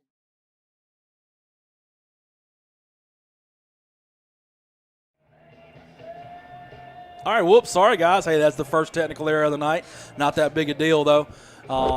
Software is a little bit different than running audio software. But we're back on Charlton Sports Network. And the young man, again, if you didn't hear a few minutes ago, the young man on the mound for Charlton County is Gant Geiger. He's had 15 appearances on the year, 13 starts. He's 11-2 on the year, giving up just 7 runs. And if you're doing 7 earned runs, if you're doing a little math in your head, you don't have to do it because I'm going to tell you that's an ERA of 0.721 and a WHIP of 0.75. And if you're unfamiliar with what WHIP is, that's number of walks and or hits averaged in each inning. Not necessarily base runners, but walks and hits per inning. And if you're less than 1, I mean, we're talking. I mean, and that's over 68 innings too. That's not like he made 3 appearances, 8 innings, and he only gave up 2 hits. That'd be a heck of a whip. But young man's gonna step in the box and get it going here for the Metter Tigers. Again, Metter is your 2021 state champion, and they'd like nothing more to have themselves a 2022 state champion. And they have taken over the VIP suite. I don't know how much money they pay, but I was talking to them earlier, and there's a strike 1 after a ball misses that outside corner. They said, hey, a lot of great things are happening to Metter. We called one of their football games last year when Richmond Hill was off, and it's a lot of good things are happening with Metter. They made it all the way to the Final Four in football before they lost. And there's a check swing, strike 2, 1 ball, 2 strikes. So Gant Geiger getting things going. Let me tell you something about this Metter, that this Tribe Nation team that I've been impressed with, even scouting them after the pitch. Swing and a miss, got him, strike 3. Now we can't mix them up now. It's Charlton County, Tribe Country. Now, are you talking about? Country. Okay, go ahead, Brock. Anyway, I was watching some of their YouTube videos, YouTube games before I come up here. They had the best team camaraderie I've ever seen. They play together. They not scared to wear their emotions on their sleeve. I saw them hugging out there. Strike on the outside. Oh, I thought it was a strike on the outside corner. Called a ball, though. 1 ball, no strikes. I mean, I would see like a runner on second. But this pitcher's working fast. He sure is. Never mind, folks. I was very impressed with how well coached this Charlton County team is, and this pitcher's working fast. That's one of the things Red Helgren told me earlier today. I said, hey, give me a scouting report on your guys. There's a strike on the inside corner. He said, what I like about our whole staff, we work fast and we throw strikes. And that's what he's done so far in the first couple batters. I mean, Brock, he's thrown 7, 8 pitches here in a matter of like 90 seconds. And there's the 9th pitch, and that was down a little bit low, ball 4. So Metter is going to have their first base runner of the night in Mr. Rigdon, and that'll bring up Coney, R.J. Coney, the center fielder. R.J. Coney, bats right, throws right, a junior playing center field. But now we got a minute. Folks, Charlton County, I coached for a long time, and I wish I could have got my teams to play with the unity that this Charlton team plays with. It is impressive to watch. And it's hard to see that from a distance. But when you can. I saw it on YouTube. That's how impressive it is. And that's my point. Yeah. And when they were warming up for the first time, coming down them steps after the rain delay, I mean, they were out there hugging each other, high-fiving. That's what I'm talking about. 0-1 fastball in the outside corner, second pitch on the way. He shows bunt. He does not pull back. He takes it for a strike, or actually he does pull back, but he takes it for a strike. No balls and 2 strikes. Again, Rigdon on first base. Coney at the plate. On deck is Kaiser Anthony. From the stretch, the wind, the delivery, that up outside. Rigdon's going to fly down to second base, and he's safe. Umpire thought for a split second he was almost going to make that out call. I think he was just checking to make sure he didn't overslide the bag, but he did get in there. So Metter Tigers got their first base runner. Each team has gotten a base runner in scoring position here in the first inning. Now, what happened there? The Charlton County catcher bobbled that ball trying to get out of his glove, and that gave that runner from Metter extra step, and that's why he was safe. They had him dead to right if he gets that ball out clean. Foul tip straight back into the catcher's mitt, which means it's a live ball and a swing and a miss. Strike 3, not technically a swing and a miss, but it's a foul tip straight off the barrel of the bat, straight back into the catcher's glove. The ball remains live. But most important thing is the strikeout in the book as a K. And now we've got 2 outs with their Mr. Rigdon out there on second base. And the cleanup batter, no. That's right. Yeah, cleanup batter, Kaiser Anthony, batting lefty. Strike on the outside corner. And, Charlie, that feel of the state championship game has come back to everybody in this stadium. Oh, yeah. Remember I told you the wind got taken out their sails by that rain delay? Well, it feels like a state championship game. The foul ball out of play.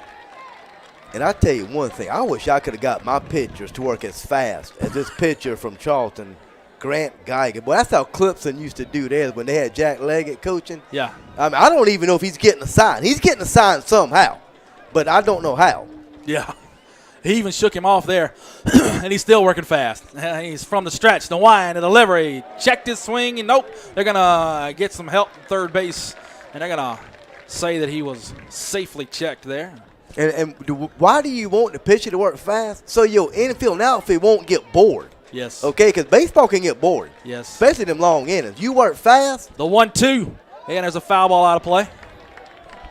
And the catcher's got a little Tony Pena in him. Oh, remember that stance? Is he sliding that leg out? Yeah, but Tony Pena wouldn't do that when there's a runner on base. So it's kind of interesting to see it right now. There's a curveball that stays high. I guess he might be doing that now because he's got a left-hander up, so he's got an open lane to throw the ball to third. He didn't do it that time. Yeah, the pitch before, he had that Tony Pena. I used to love that Tony, but he never did it with runners on base. Deuce is wild. 2-2, 2 outs. There's another foul ball out of play.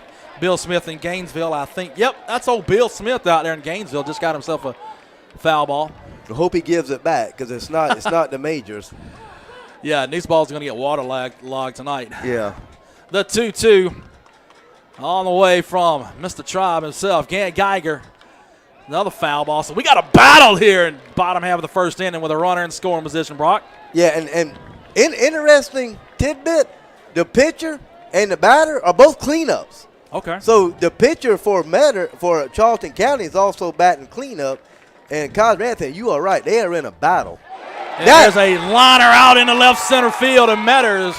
No! Oh, my goodness. I thought our left fielder, Mr. McAllister, out there made a diving catch. Boy, what an effort. He almost made that play, but they're going to score one, does Metter.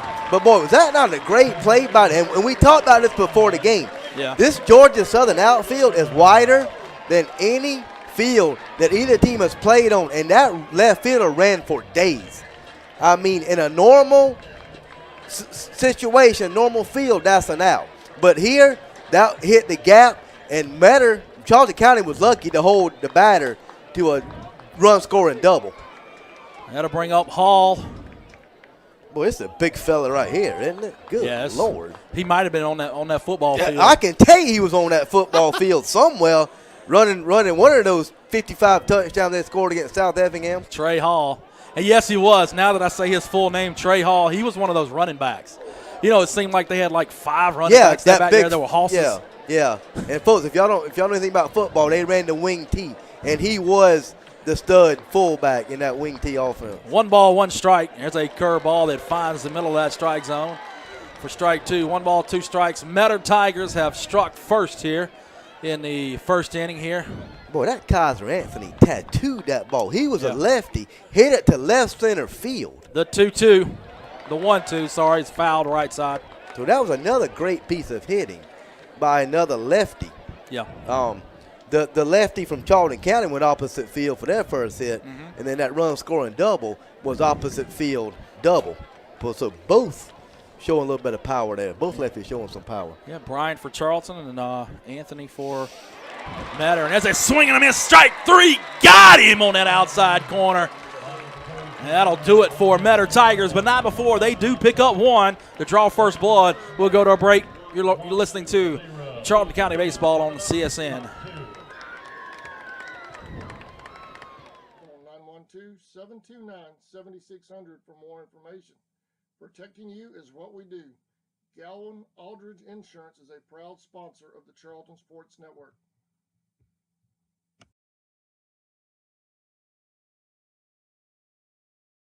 Seasons Floral, located at 4415 2nd Street North in Folkestone, Georgia, has all of your floral needs covered, from Valentine's to birthdays and weddings to life celebrations, proms, special occasions, or just to say you love that someone special.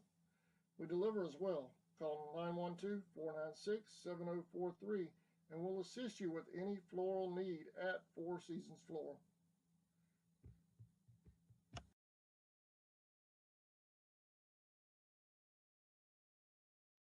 Looking for a custom gift or merchandise for yourself? The Crafty Beard has you covered. They specialize in creating one-of-a-kind designs to fit your needs, from custom tumblers to phone cases, apparel, and more. Outfit yourself with game-ready gear by contacting Stephanie at the Crafty Beard. Go Indians!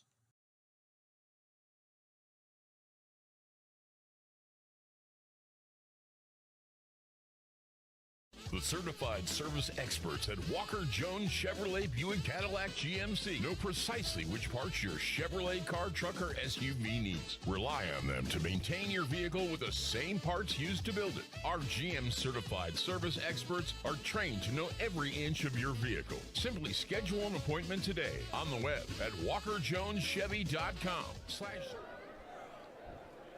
Just underway here in the top half of the second inning. 1-0 your score. Both teams with a hit and a hit or a walk and a stolen base by 2 lefties coming up with big hits.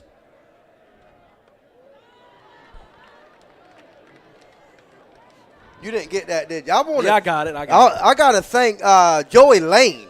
Thank you for the compliment. We never get compliments from Richmond. Thank you. Your headset's about to fly off there. Be careful now. Well, the man says we have good energy. Oh, yeah, and we're both bald, too. Yeah. You know, it makes it even better.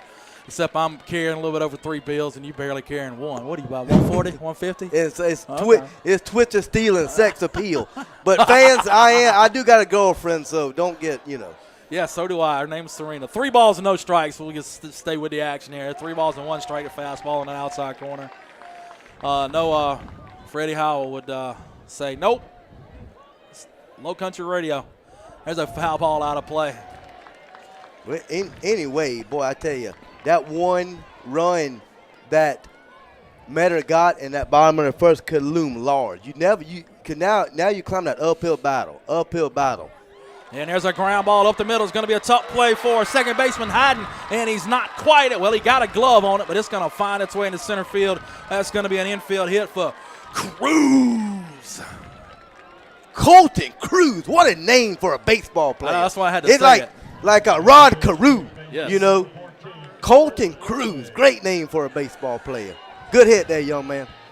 Way to get the top of the second started off. Bring up Connor Lloyd. Lloyd coming in 310 batting average on the season.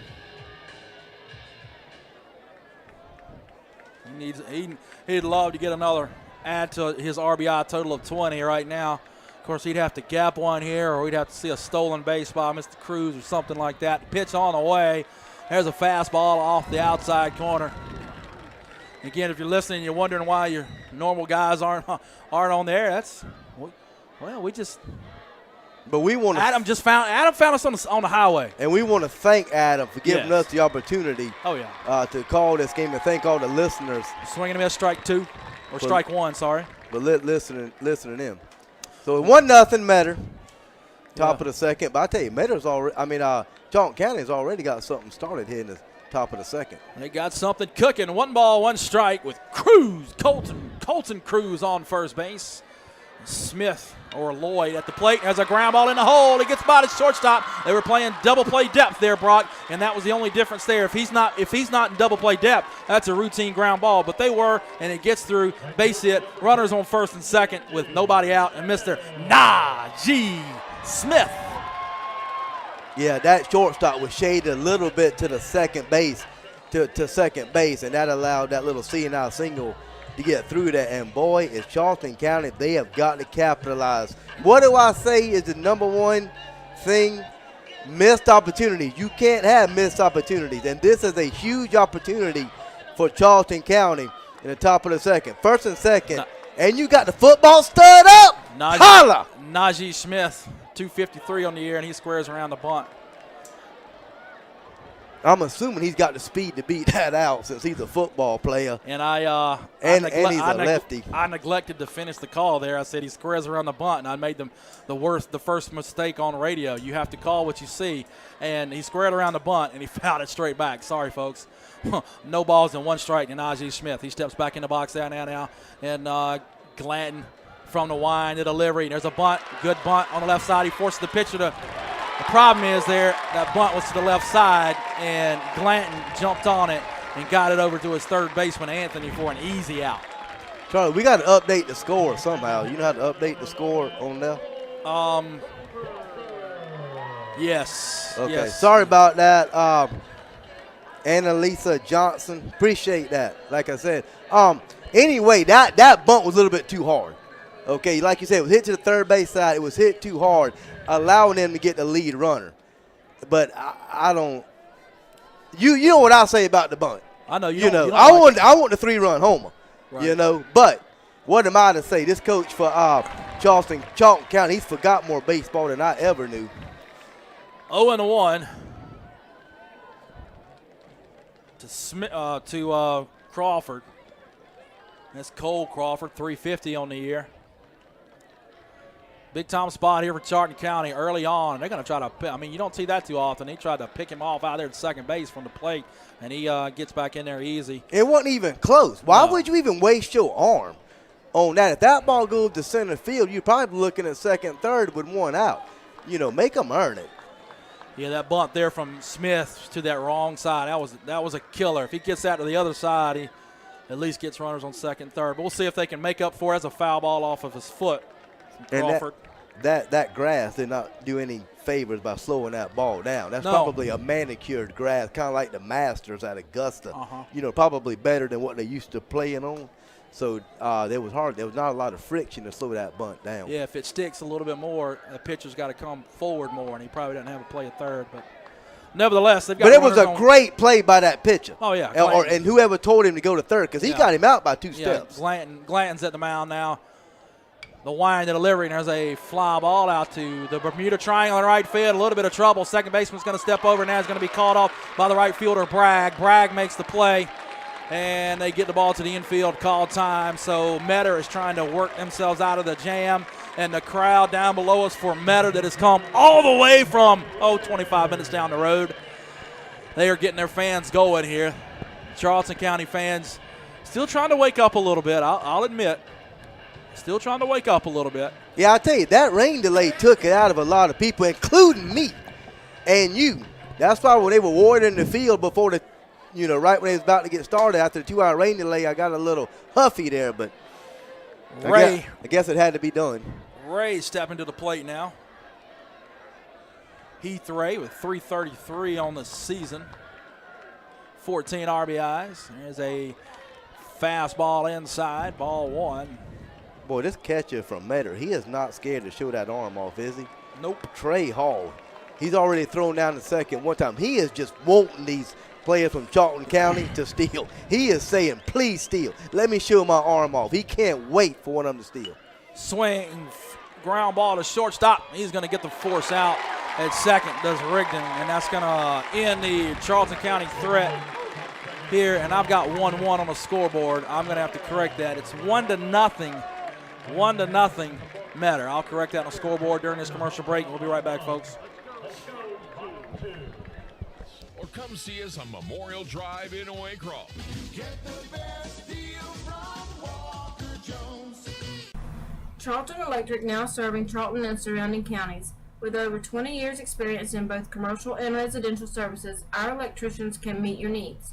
We offer installation on whole house generators, service upgrades, mobile home services, troubleshooting, ceiling fan and light fixture installations, and much more. Call us today for an estimate at 912-276-7661. Hey Indian fans! United First Credit Union has been helping people afford life since 1943. Our free online banking and mobile app make it easy to check balances, transfer funds, and pay bills, and we offer some of the lowest loan rates in town. Joining our credit union is easy. We are conveniently located at 3773 2nd Street South in Folkestone, so stop in and experience the credit union difference. Federally insured by NCUA and an equal housing lender. West Folkestone Auto Supply is a proud sponsor of Charlton Sports. For all of your auto and big truck needs, go by and see Sammy and his staff today. They have everything from lawnmower blades to parts for big rigs and heavy equipment. CarQuest Folkestone Auto Supply is located at 4439 2nd Street in Folkestone, Georgia. For all of your parts and accessories, it's CarQuest Folkestone. Go Indians!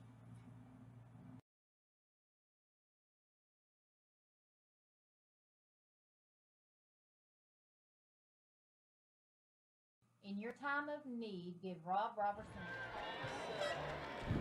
Trey Hall stepping to the plate to get things going here for the Metter Tigers. He's behind the plate, getting catching duties tonight for Metter.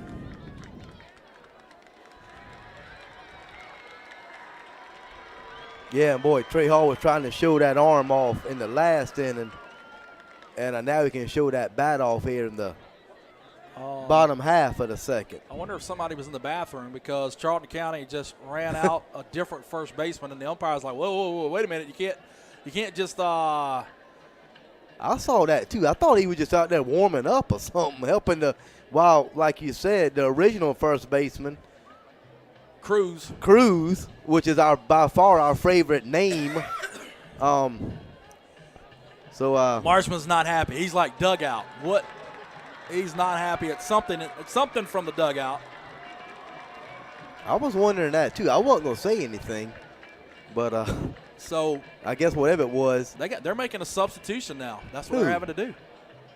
No, they're not. And yes, they are. That's why the umpires are giving the sub over to Metter, and that's why Marchman is so upset. Something must have just happened in the dugout that caused.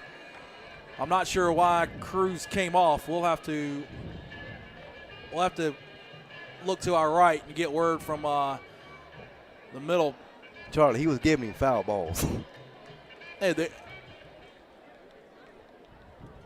I saw the head coach writing on something. No, that was the ball boy. You got confused coming out to give him the foul balls that were hit into the thing. What? He was writing. No, he wasn't. Writing? No, he was. He might have been signing a baseball, but there you go. That's what he was doing. He was writing on a baseball. Shooting Charlie, no. One ball, one strike. Make that 2-1. You do too much color. Nah, he was handing him back foul balls. But even they're trying to figure out over on the PA side. because they know something just happened and they're trying to get it squared away. We'll get it squared away from them after. Well, this either half way, inning. Cruz is still on first base. I guess I can't see his number. I guess we'll get it squared away after this half inning. 3 balls and 1 strike. Make that 3 balls and 2 strikes. Geiger ready to throw the next pitch as soon as the young man steps in the box. There's a line shot. Nice play out there by Kobe Bryant. And there's the Charlton fans making some noise now. Boy, that was a good piece hit there by Trey Hall. That was a line shot right to the shortstop, Kobe Bryant, who made an excellent play, leaving his feet just a hair to jump up and make that play. It's a foul ball. Reese Haddon, senior, second base. Bats right, throws right. Up to the plate. And, boy, this pitcher for Charlton County, he has settled down, and he is looking good. He's not throwing as fast. I literally thought foul ball. He was throwing working a little too fast, and I think that was nerves at the beginning. He is slowed down. You don't want to slow down too much, but he has slowed down a little bit. He's actually breathing, and I really think nerves kind of got to him that first inning. 0-2, 1 out here in the bottom half of the second. Foul ball on the right side. Fans are looking back to see who gets that one. Bill Watley from Batesburg, South Carolina got that foul ball. Next pitch on the way from Geiger. I tell you, he didn't give us the time to breathe. There's a foul ball out of play on the right side again. But, hey, Red Helgen was right earlier. He told me, he said, hey, the thing I like most about our pitching staff is we throw strikes, number 1, and we work fast. The 0-2 from Geiger, there's a curveball. I mean, he was working so fast in the first inning, I couldn't do color. I could not get a word in. That's how. But I think that was more nerves. I mean, you want to work fast, but you want to breathe. Yeah. You know, Charlie, look at the shortstop and the second baseman for Charlton. Or is that normal high school depth? Now, I know, and what I'm getting at is this is a different field. Yeah. Well, the infield still should be the same. But the grass is cut further back. Yeah. That's a good question. Third baseman's going to make a nice play on it. Nice play over there by Cruz. Lloyd. Oh, yeah, but he threw Lloyd, it to the Cruz. third baseman. But anyway, the infield is the same, but the grass is cut further back. And the shortstop. I got you on that one. Yeah. The shortstop and second base are playing right at the edge of the outfield grass, which means that ball's going to take a couple of extra bounces when it gets to them. That's and a good point. And the first baseman is playing a little bit further back than normal because they're not used to this college field. I would say your first baseman's probably about where he would normally be at the edge of the cut in the high school field. But second baseman, shortstop, they're probably a little bit deeper than they maybe normally are. But with nobody on, that's a good thing. You can't be too deep. If you're shortstop, but the problem is baseman. you might get if you got to charge a ball, you got to come in more. It cuts both ways. 2-0, make that 3-0 after the ball outside. This is Brooks Longrear, first base, junior. The 3-0 from Geiger, inside corner, strike 1. Longrear tosses his bat, and that ball was right on the inside corner for a strike. Where did Longrear think that ball was? That was right down the middle. Got no idea. I mean, it's the new age kid. Gimme. The 3-1 on the way from Geiger. There's another fastball on the inside corner. It's foul on the right side near that dugout, and it's going to pop right on that forward sign. And I don't understand why these kids want to walk. We saw a lot of that with Richmond Hill batters. You know, there'd be runs at second, third, 1 out, and you just think you got ball 4 and throw it back. Why would you want to walk, man? Go ahead and get you a hit. And speaking of hits, there's a fly ball that's hit on the infield, and Kobe Bryant's going to step under it and make the play. And we're going to try to figure out what happened with the first baseman over there. And the reason I can tell you that's not Colton Cruz on first base now is because that's a left-hander, and they've only got a couple left-handed throwers on their ball on Charlton County's team. We'll try to get that squared away during this commercial break. We'll be right back, folks.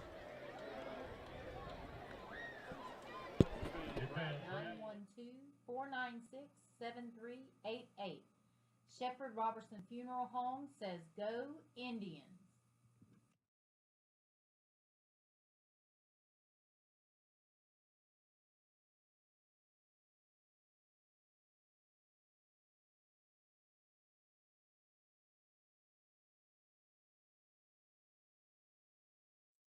Bennett's, your hometown pharmacy, conveniently located on US 1 in Folkestone, Georgia. They're ready to handle all of your prescription needs. Their friendly and knowledgeable staff will explain your prescriptions and answer any questions you may have about your medication. Bennett's is here to serve our community Monday through Friday, 9 a.m. to 6 p.m., and is proud to serve and support our hometown. For nearly 20 years, Georgia's electric membership cooperatives have made Friday night football electrifying. As the official energy provider of the GHSA, Georgia's EMCs are proud to support high school athletics in the communities we serve, standing behind every hike, every completed pass, and every team celebration. Because we know that today's high school athletes are tomorrow's local leaders. Georgia's EMCs.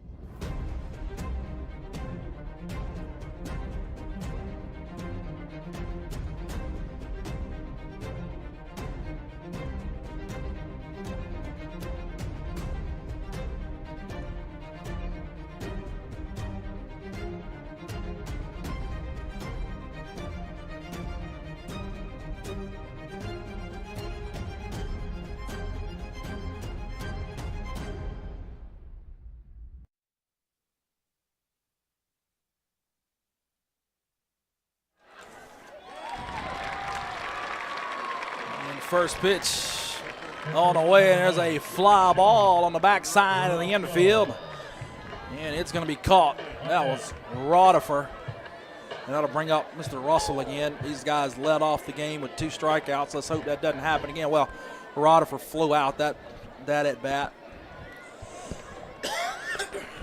Well, at least he hustled. I mean, he was almost to second base when that ball got caught, and I'm very impressed with Charlton County's hustle and camaraderie so far tonight. All right, so here's the deal on first base. We know that Colton Cruz is out there, but apparently none of the coaches put right-handed, left-handers, on the roster to the media. So anyway, so the bottom line is Colton Cruz was not on the field for the first pitch or two there defensively, but he was back on the field. So, and apparently Colton Cruz is a left-hander, regardless of what the media guide says. 1-0 your score here in the top half of the third inning.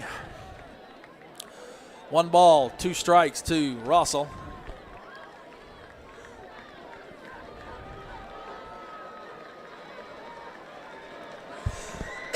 The 1-2 on the way, up and away. 2-2. 1-0. Matter so far. Bit of a pitching duel so far, like we predicted. I hope. Ooh, there's a shot. There's a shot at left center field. Get on up! Get on up! Get on up off the bottom of the wall. And Russell has no need to take a sign from Hilgren. He's gonna stand in there with a stand-up double. And we talked about it before the ball game and during the ball game. High school field, that's a home run. This is a college field, and it's not like it's 450 feet compared to 360. But most high school fields, that's a home run. Off the bottom of the wall here, it's 375 out there in left center. Man, what a shot. Yeah, boy, I tell you, that was hit right between the left fielder and the center fielder. And I thought, before I watched this, before any pitch was thrown, I thought if it got in the gap, it was a triple. But I've been wrong. They have held them to doubles. So kudos to the outfielders taking the right angle to cut them balls off. But that was a shot by Sean Russell. And Charlton County has something going here in the top of the third. Down 1-0. And I believe this is Colby Bryant. Yes, it is Colby Bryant.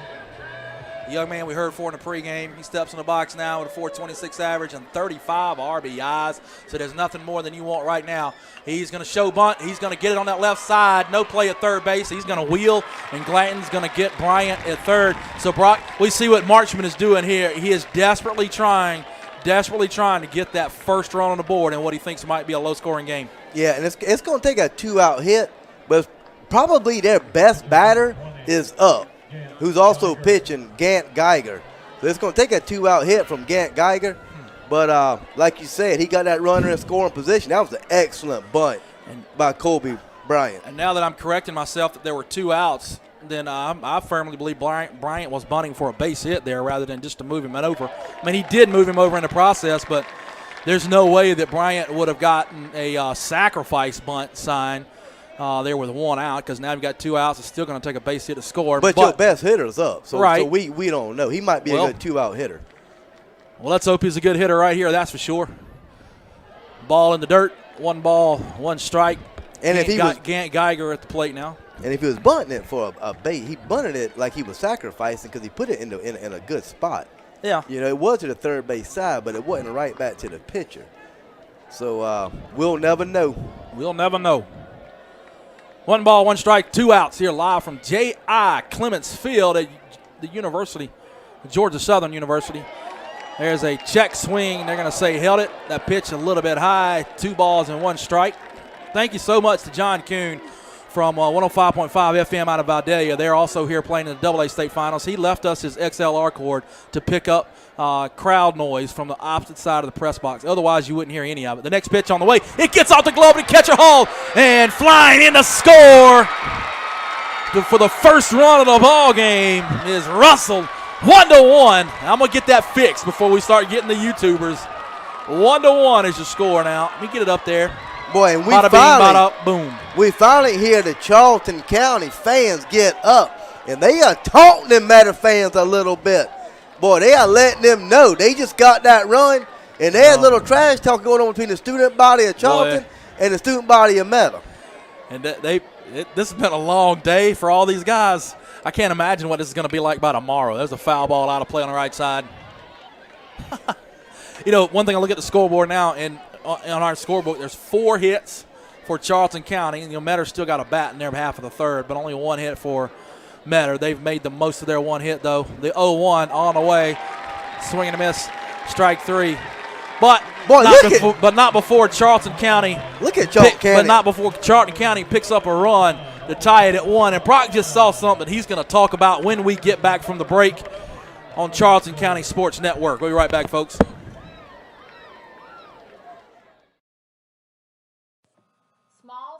Learning and Child Care Center and owner and director Christy Smith Blake would like to give a very special shout out to Najee Smith. Small Smiles and Christy wish Najee and the Indians the best of luck versus Matter. Go Indians!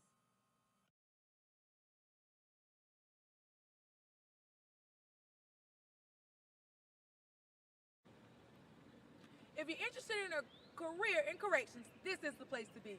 Geo Group, Folkestone Ice Processing Center. We have great benefits here. Great benefits, overtime as needed.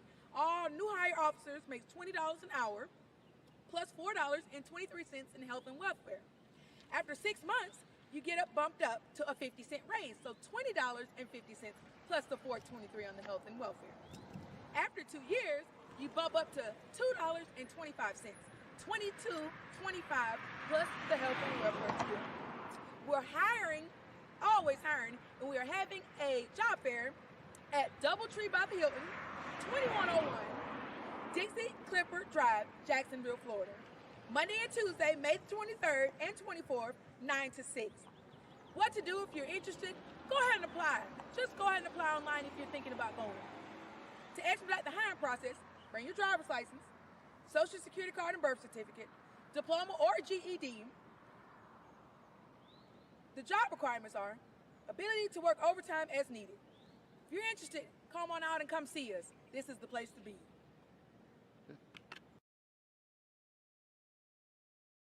Pier 6 Seafood and Steakhouse, located at 853 South 6th Street in McClenny, Florida.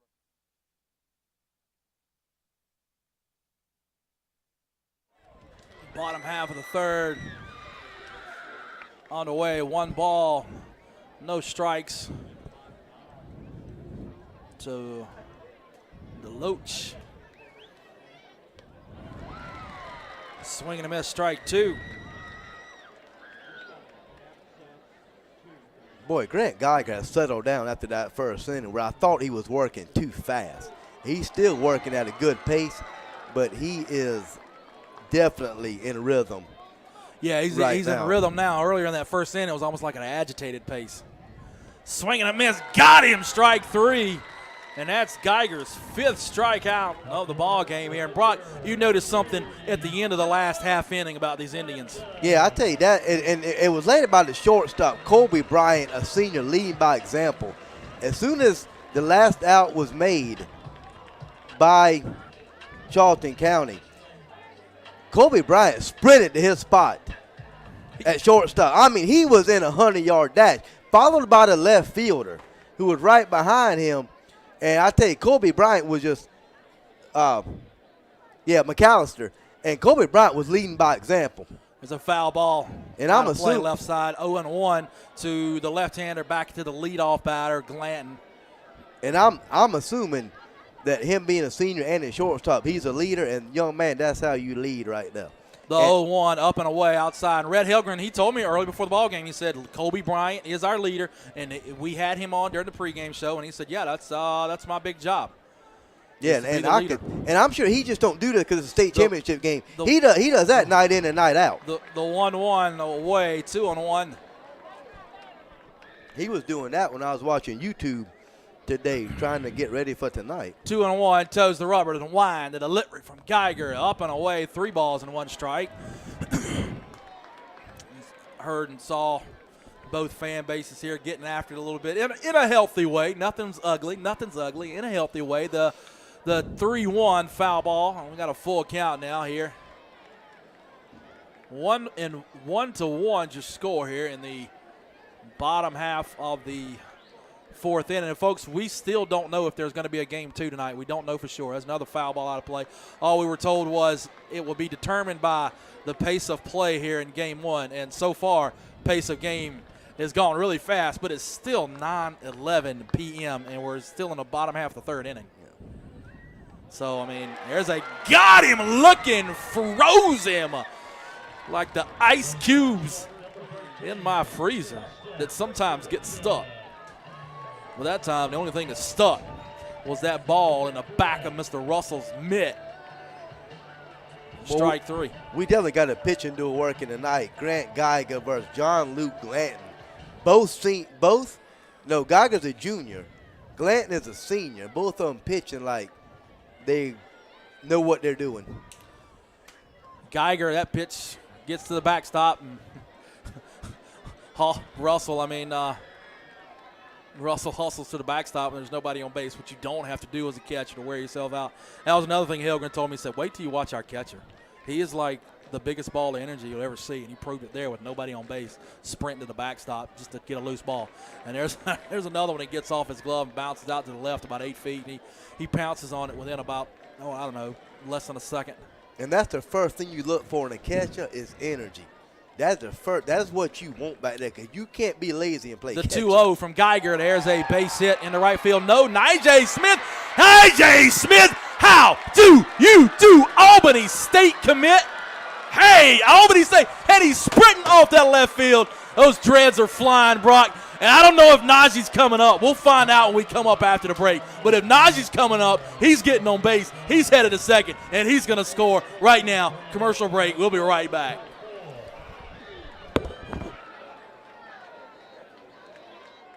Steaks cooked to order, seafood just right, fish plates with all the fixings, hamburgers all the way, fries and more. Go see old Salty and tell them CSN sent you. Pier 6 Seafood and Steakhouse.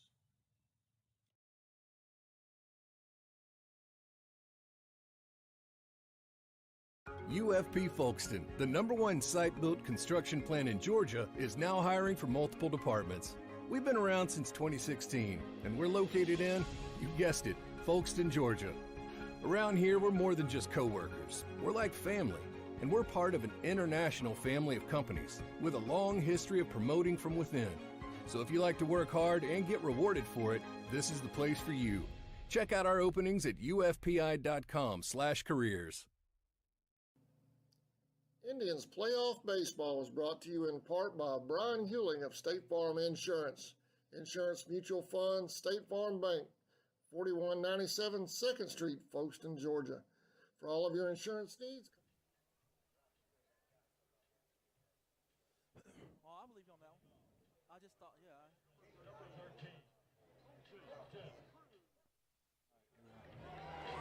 So it is official.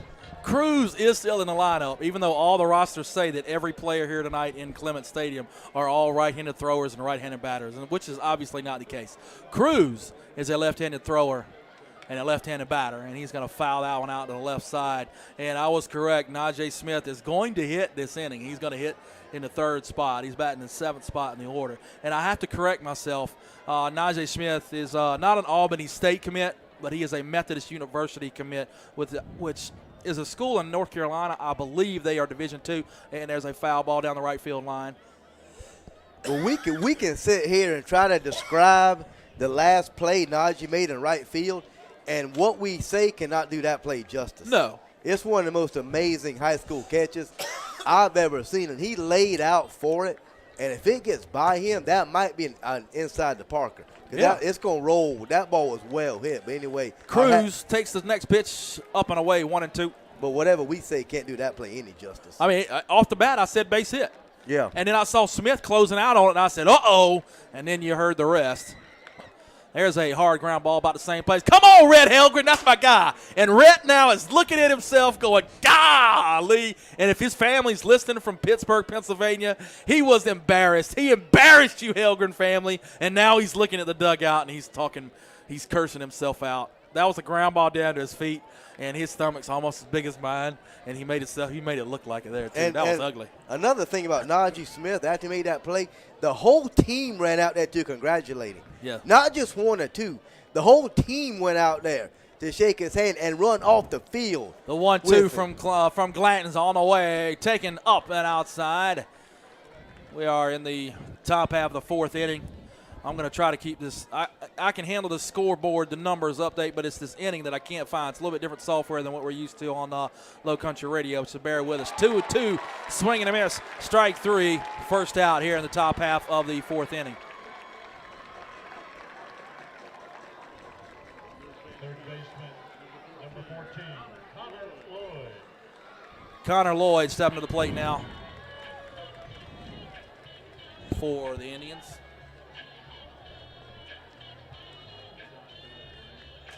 4 strikeouts for Glanton, 6 for Geiger. I'm sorry, 7 for Geiger, and he just about takes Lloyd out there, and Lloyd ducks that white helmet out now just below it. Charlton County in their solid black pants, red and black socks, red jerseys with the black numbers and the white helmets. There's a fastball right on that inside corner. 1 ball, 1 strike with 1 out.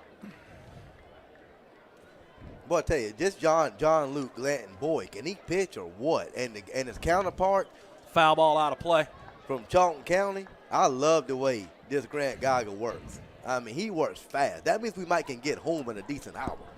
You know? Yeah, if they only play, as long as they only play 1 game tonight. Yeah, and we don't have another rain delay, but I don't think it's going to rain again. But I just had a strange feeling. The 1-2 on the way from Glanton. That ball's outside, 2-2. When I saw that rain, when I left Pooler, Georgia today to come call this game, I just knew. I said, we're going to be in for a rain delay tonight. And you hate it for the kids. 2-2. You hate it for the fans. The wide and delivery from Glanton is up and in, 3-2. But you just glad to get baseball in tonight. 3 balls, 2 strikes. Now one of these has only gone to a full count twice tonight between both teams here in the top half of the fourth inning. The wind, the delivery, the payoff pitch gets by the catcher Hall, and he's going to be ball 4. So we're going to have another base runner in Lloyd. Here comes Najee now. And then Najee, come on now. You got to help Moon out here. You made that great catch out there, and as soon as you came sprinting off that field, after your center fielder compatriot Wade Rodifer picked up the hat that flew off your hat and flew about 10 yards to your right, and you sprint, I said you're going to come up to bat next inning, you're going to score.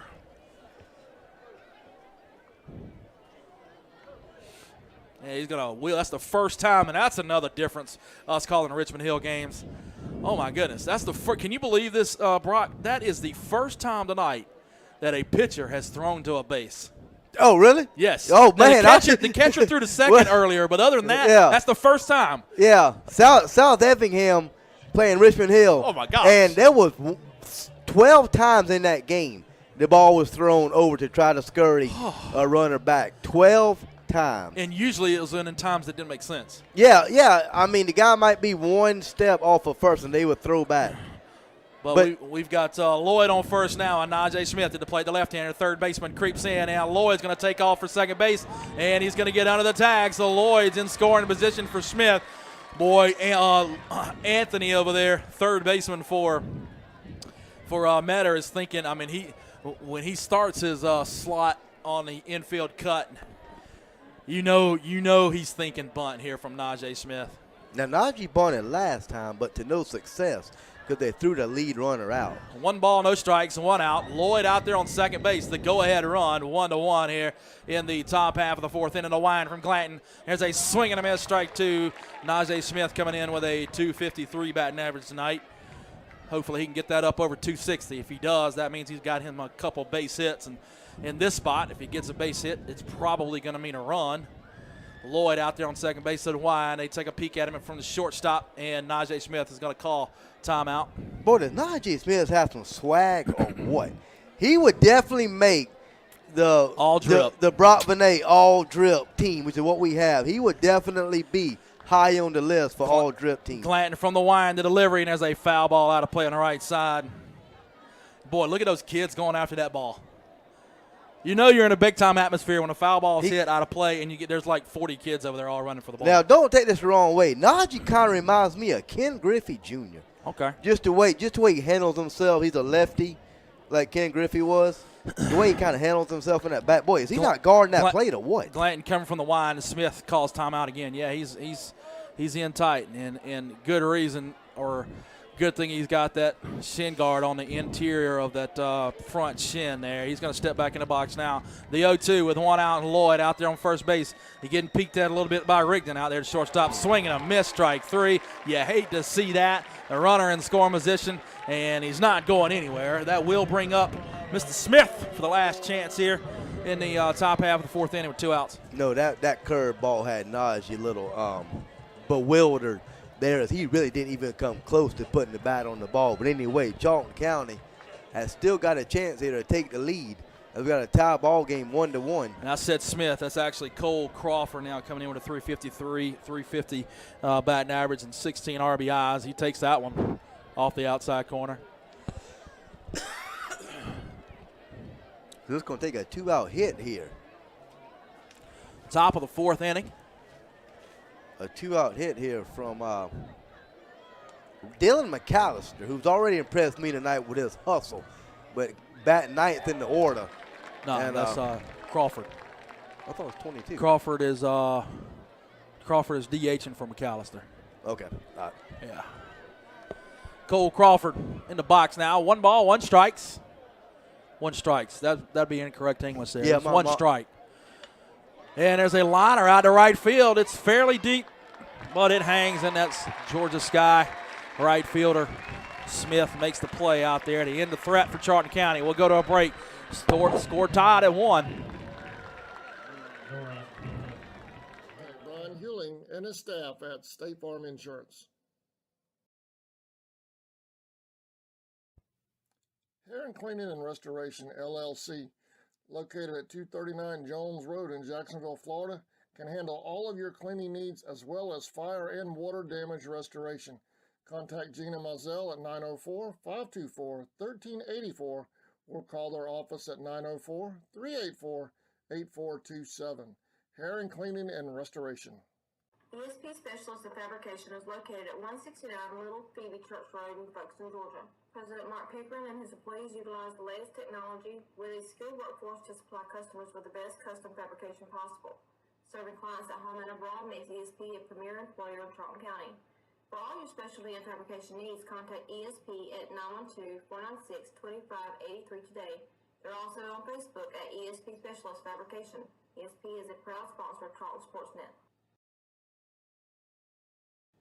Since 2009, Southeastern Automotive Group has been buying for and selling to most of the franchise dealerships in the area. What if you were able to bypass the big dealerships with the big markups? Buy direct from the supplier. Save thousands of dollars on your next vehicle purchase. Have a trade-in? No problem. With used vehicles in such high demand, Southeastern Automotive Group has dealers ready to buy your trade. If Southeastern Automotive Group doesn't have the perfect vehicle for you, using their vehicle locator program, they will have it shipped in without any hassle or haggling you hate. With over hundreds of thousands of cars available at auctions across the nation. Coney stepping in the box now to get things going in the bottom half of the fourth inning. First time up, he struck out back in the first inning. Hey, you're welcome to join the YouTube chat, but you can always hit us up on the live text line. There's a fastball just off that outside corner.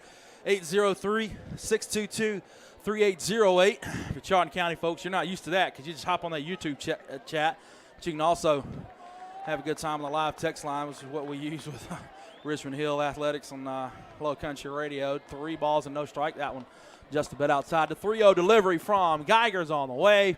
Fastball inside corner, strike 1.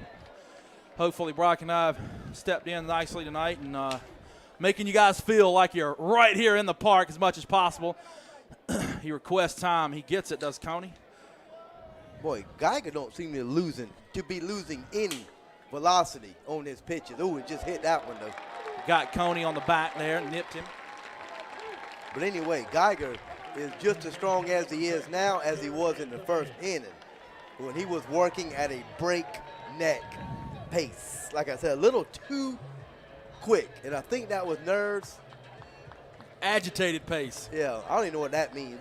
Hey, and for you folks listening, my mother is our grammar teacher, so we don't use the right grammar. My mother's quick to text me to let me know, trust me. So with Coney on first base, Anthony's going to step in, and that's the second throw over to first base tonight. And we hear an air horn in the background, and GHSA is going to have to step on that. And the Charlton County folks are pointing over. That was something that was notified earlier. Metter fans had some of those air horns and not allowed it. So you can't have artificial noise makers, correct? Right. At a game. 0-1, that fastball in the inside corner. He requests time. He doesn't get it initially, but he does now. His last time up, Anthony ripped a double. He's the young man that ripped that double out there and to left center from left hand, and he goes the same direction, and it's going to get by the left fielder DeLotes there. He tried. That's trouble. He tried to make a shoestring catch there, and he didn't really have a chance at it. And good job of backing him up there was Wade Roddifer. He gets it in about as fast as he can, but in the process, instead of a one-bagger, it ends up being a two-bagger, and Coney is going to be at third base, and Coney on first and Kaiser Anthony on second.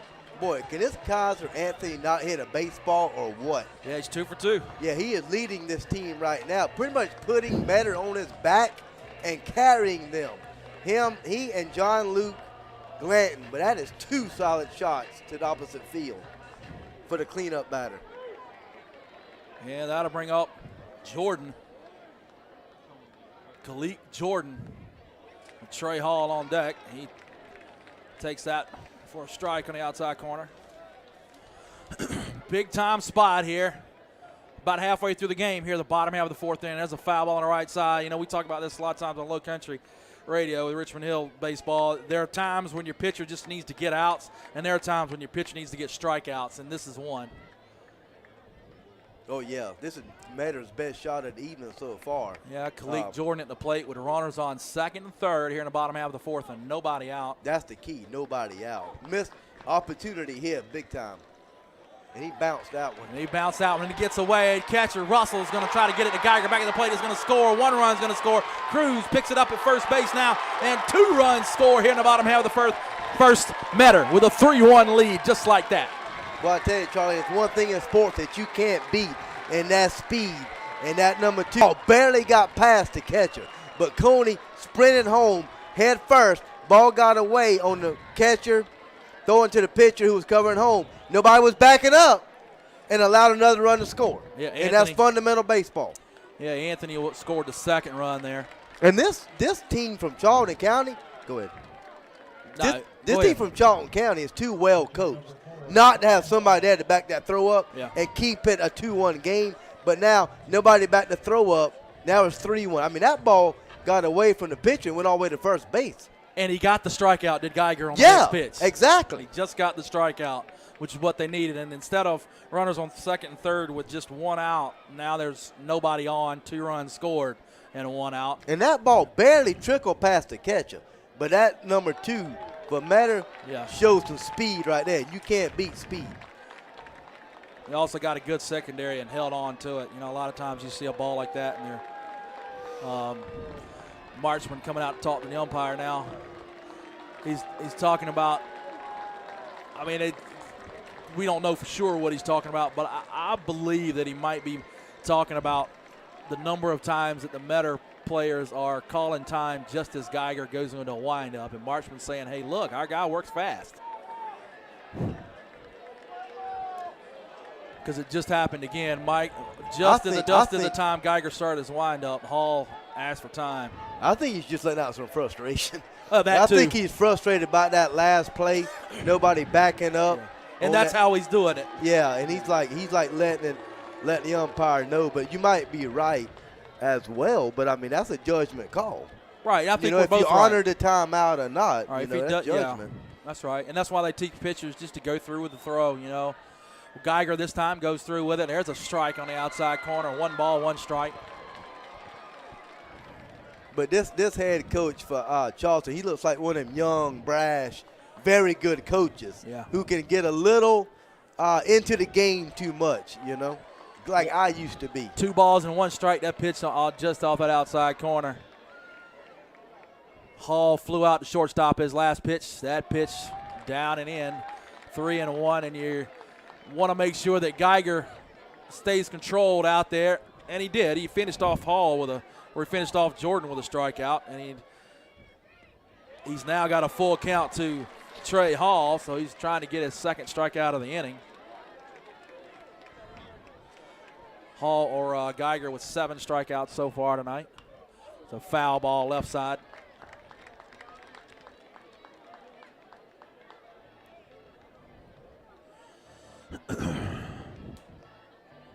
Of course, GHSA rules, pitching limits are a little bit different in playoffs. 120 pitches per series, regardless of rest. There is no rest, just flat 120 pitches. The 3-2 on the way from Geiger as a ground ball to second baseman, Mr. Ray. Ray's going to glove it, charged, makes a throw over to Cruz, 2 outs. And I'll tell you one thing, I think that's the most important thing for both coaches in a 3-game series in the playoffs is how you manage your pitching staff. You know, we noticed it. We talked about it when Richmond Hill had their playoff series. Yep. We're talking about it now. I guess you ain't got a choice but to burn your ace that first game. But didn't you say Charleston's got a pretty good 1-2 punch? Oh, yeah. They got basically 1A and 1B. Yeah, which Richmond Hill didn't quite have. 3-1, Metter up now. No balls, 1 strike, 2 outs. If you're here to say Richmond Hill every now and then, it's because we are the flagship Low Country Radio for Richmond Hill Athletics. Brock and I, we're moonlighting tonight for CSC. And that's a ground ball in the middle. Kobe Bryant gloves it from behind the bag. Hey, that's a whip, Jim. If ESPN he was here tonight, they would have that. Bling, bling, baby. What a play by Kobe Bryant. Taking us to a break here, but not after not before. The Tigers pick up 2 runs. We'll be right back, folks.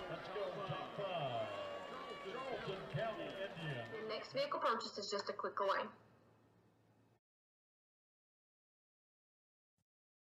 Allen Aldridge Insurance, located in Kingsland, Georgia, is proud to serve the communities of Charlton and Camden counties, offering life, home, car, and business insurance. See Andy Gowan today for your insurance needs. Phone 912-729-7600 for more information. Protecting you is what we do. Gowan Aldridge Insurance is a proud sponsor of the Charlton Sports Network.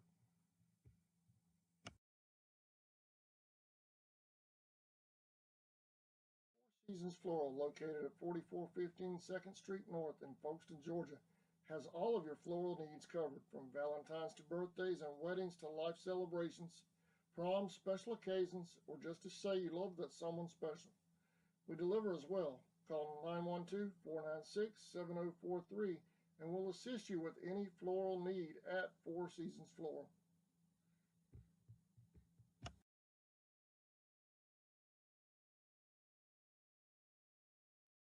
Looking for a custom gift or merchandise for yourself? The Crafty Beard has you covered. They specialize in creating one-of-a-kind designs to fit your needs, from custom tumblers to phone cases, apparel, and more. Outfit yourself with game-ready gear by contacting Stephanie at the Crafty Beard. Go Indians!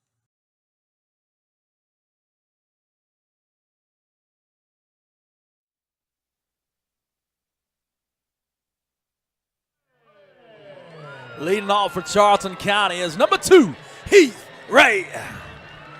Comes in with a .333 batting average. So now we're in the fifth. That fifth inning, Brock. Now, you know, if you're down and you're in the fifth inning in high school baseball, that means 7 innings. You start counting those outs. And now Charlton County has 9 outs now to score at least 2 runs.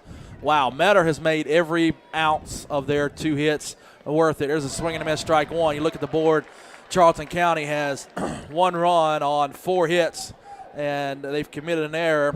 And Metter Tigers have 3 runs on 2 hits. So they've made the most of those couple hits. There's a check swing. Are they going to say he went? They're going to ask for help, and they're going to say no. So it'll be 1 ball, 1 strike. Yeah, if you Charlton County, you got to get something going right here. The 1-1, and there's a ground ball to shortstop Bryant, or Rigdon, I'm sorry. Rigdon's throw is offline. It gets to the warning track off the right field wall, and Ray is going to fly into second base, and then he's there, baby. That's the second run that's out there. We need that. We needed that. Rigdon with the error out there at shortstop. Boy, Rigdon held on to that ball way too long and then tried to show that cannon in front of this packed house. And he literally threw it to the right of the first baseman and got away from the first baseman, allowing the runner to advance to second. And Charlton County has got what they wanted. Yep, they got the leadoff man up now, and Wade Rutherford with a .377 batting averages. Nobody out. And their 9 batter gets on base. And there's a line shot out to center field. Is it going to get by the center fielder? It is. It's going to make a trip almost to the warning track. Coming around third. Coming around third is Ray, and he's going to score. It's 3-2. And out there on second base is the man, Wade Rutherford. That's his first hit of the night after a strikeout in the first inning and a fly out to shortstop. Boy, if the outfield was not so sopping wet, that ball would have made it to the track. Yeah, I tell you, that's a good piece of hitting there by Wade Rutherford, and a great clutch hit by Wade Rutherford, as that is just what the doctor ordered right there. And Charlton County's not done yet. No, sir. That's the tying run out there on third base. And we've got Russell in there now with he takes ball 1 away. He struck out back in the first inning, and he roped a double in the third. Glanton.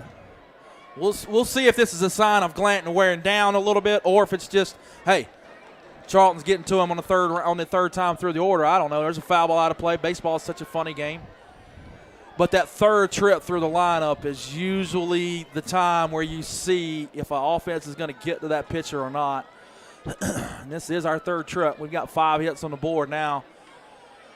3-2 your score. Charlton County down by 1 run here in the top half of the 5th inning here.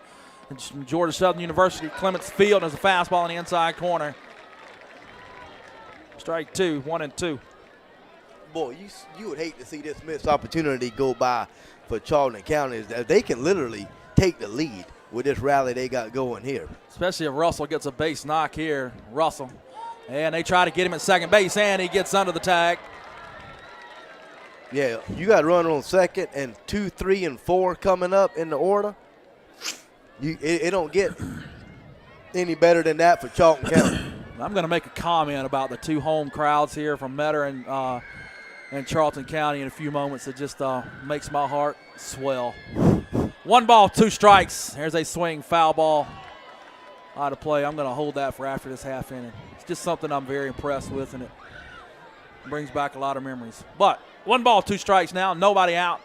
Charlton County's got a man on second base out there by way of Wade Rutherford, and Russell is at the plate. And he's going to try to tie it here. If he can get a base knock, that should score 1. Russell eyeing down Glanton. Glanton, the pitch off that inside corner. And Russell checks that swing just enough. And they're going to say he held on to that barrel of the bat just long enough. 3-2 your score here again in the top half of the 5th inning. The 2-2 on the way from Glanton. That's going to be ball 3, just a bit outside. 3 balls, 2 strikes. Full count, the payoff pitch on the way from Glanton. Glanton, he's going to come from the stretch, obviously, with a Rutherford on second base. There's a swing, and he just stays alive, gets a piece of it down into the dirt. 3 balls, 2 strikes. 3-1 here on what's turned out to be a beautiful night. Of course, you can't see if there's any clouds tonight or now or not because it's dark. But thankfully, they paid their bills here at Georgia Southern and the lights are on. There's still 0 outs. And there's a ground ball. It's going to get by the third baseman. A base hit in the left field. Coming around second is Rutherford. It is 3. The 3 is tied up here at Clements Stadium. Boy, that was a CNI single there by Russell. And yes, there are no outs. Yeah, and still no outs. And Charlton County is still threatening here as they tie the ball game 3-3.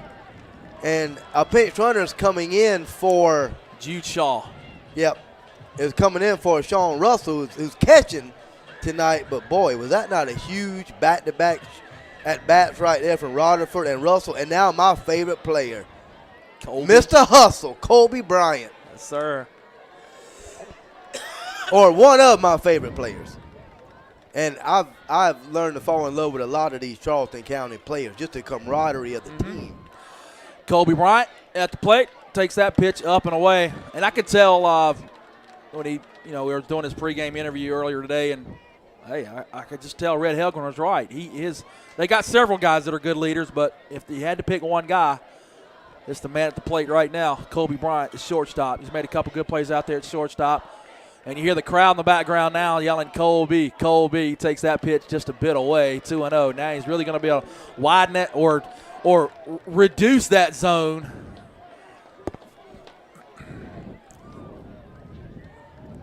Two balls, no strikes. Bryant at the plate now with Russell over at first base. And again, you hear that crowd saying, Colby, Colby. Awesome, awesome stuff. Fastball gets away, pass ball, and Russell is going to jaunt down to second base. And Matters, head coach, is going to come out and call his first timeout in the game. I want to give this opportunity to mention the umpires. Behind the plate, Joey Cushing. At the first base is Kevin Coker. At second base is Bob Daltrey, and at third base is Donald Bullock. So just as much as it is an honor for Brock and I to call a Georgia baseball state championship in the #1 state of public high school sports in this country, it's an honor for us to do this, and it's also an honor for the guys out there in blue. Joey Cushing at the plate, Kevin Coker at first base, Bob Daltrey at second base, and Donald Bullock at third. So to set your stage now after Metter head coach finds his way back in the dugout now. 3-3 is your score here in the top half of the fifth inning after Charlton County has led off with 3 straight hits and 2 runs. Wade Russell is out at second base, or Sean Russell, excuse me, and Colby Bryant is at the plate. There's a swing and a foul ball off the umpire's face mask, and he's going to be okay. Boy, this isn't how you answer that last inning from Metter, yes. which they got kind of a couple of cheap runs. Pass ball, then the ball got away on trying to get him out at home. But Charlton has earned these runs here. The 3-1 from Glanton. Glanton, the wind, the delivery. There's a hard ground ball to second base. Ray is going to pick it up and get the out at first base, but he does his job, and he moves Russell over to third base with 1 out. Now that's going to bring up Gant Geiger, the man on the mound. He can really hip himself out here, Brock. Yeah, and boy, did Colby Bryant not give himself up right there to advance that runner from second to third? He pulled the ball, hit it to the second baseman, which is the way he's supposed to hit it, advanced the runner. And that is why Colby Bryant, my hats, I don't know if your parents are listening or not, your kinfolk, but good job, young man. And Matter knows the importance of that run on third as they have brought the infield in. Infield's drawn in now with 1 out here in the top half of the fifth inning. There's a swing and a ball that's going to get away, and they're going to say it was not a foul ball. Way off of third base is Russell. They try to pick him off at third, and he just gets to the outside of that third base bag on the outer half of that baseline. Boy, Hall showed off a gun there, but Russell on his toes there he did get back to third base. Yeah, that's a good piece run there by Sean Russell, in my opinion, making him throw that ball. Because that ball gets away. That was a low ball. It gets away. That's another run for Charlton County and the lead. But you don't want to take the bat out of this young man's hands. Grant Geiger, who has pitched at Gym tonight, only giving up 3 runs on what it looks like 2 hits. Yeah. 3-3. Russell out there on third with Geiger at the plate. He's going to call request timeout and receive timeout. Again, I'm going to make a nice comment coming back from the next commercial break about these fan bases. The 0-1 is taken up and in. 1 ball, 1 strike. Thank you so much to our sponsors, the Carlton Agency, Southwestern Automotive Group, 912 Sports with Sean Smoke, UFP, and CDR, also the City Development Group. We couldn't do any of this without all of those sponsors. 2-1.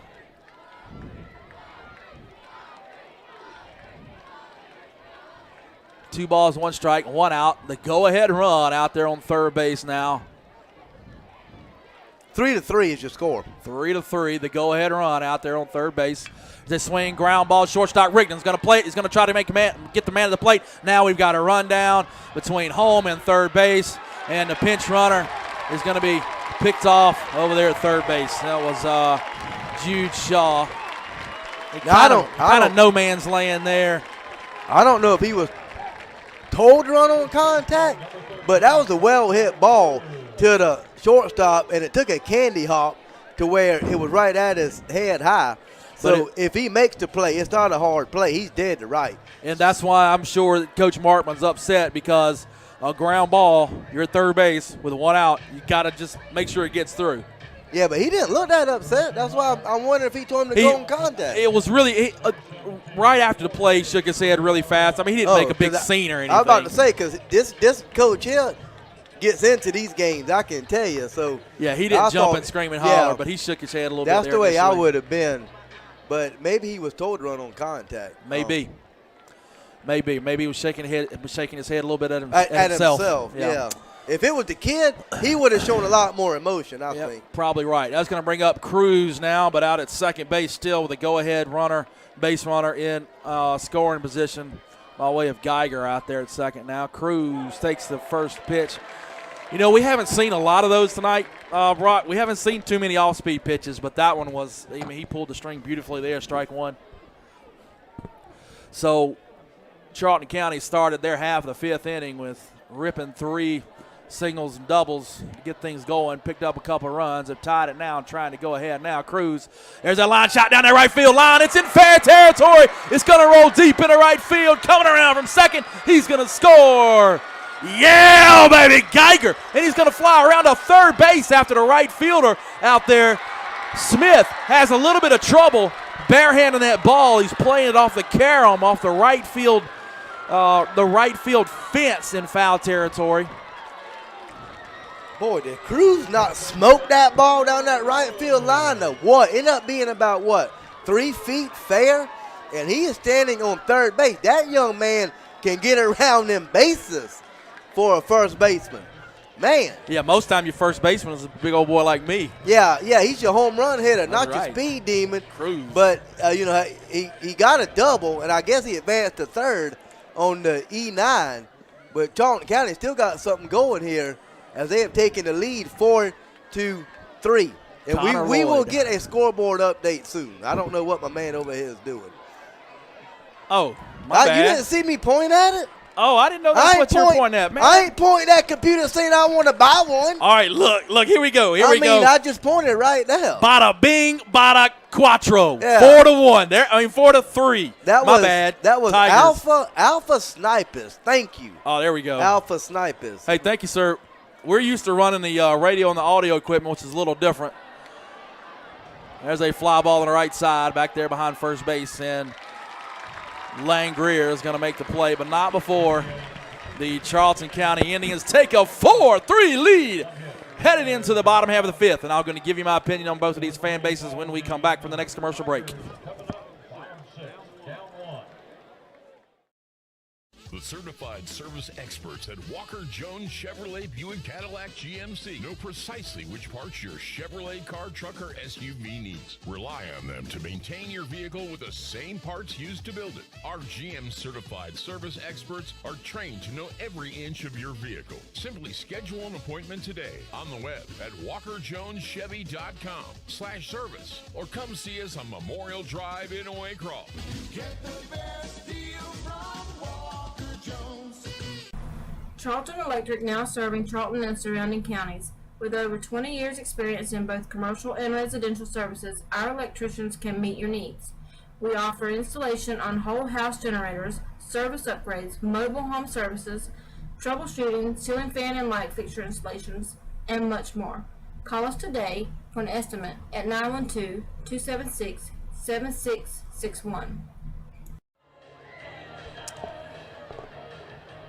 And, you know, coming back after the break now, 4-3 your score. Charlton up here going to the bottom half of the fifth. I said I would make a comment about both fan bases. I never want to get rid of the way Georgia does high school sports. You know, there are some states around us now, Florida being one, that have gone away from recruiting undue influence rules, meaning schools can just go out and find players from anywhere and bring them in. And I love the fact that Georgia, even though some of that goes on, but for the most part, teams get punished with consequences, severe consequences when that happens. And they have kept the sanctity of local high school sports here in Georgia where it should be. 0-1 from Gant Geiger now. And it's really shown here tonight. I mean, these fan bases, you see the city of Folkestone to my right and the city of Metter to our left. It's almost like, hey, now that I think about it, in some respects, it almost kind of feels like a couple shades shy of being in Jacksonville for a Georgia-Florida game. Half the stadium in red and black and half the stadium in orange-blue. It's almost that feeling. There's a line to the right field. Najee Smith is going to make a charge on it, but not quite able to get there. So a base hit to get things going for Lang Greer. But you couldn't say a Clemson and NC State, could you?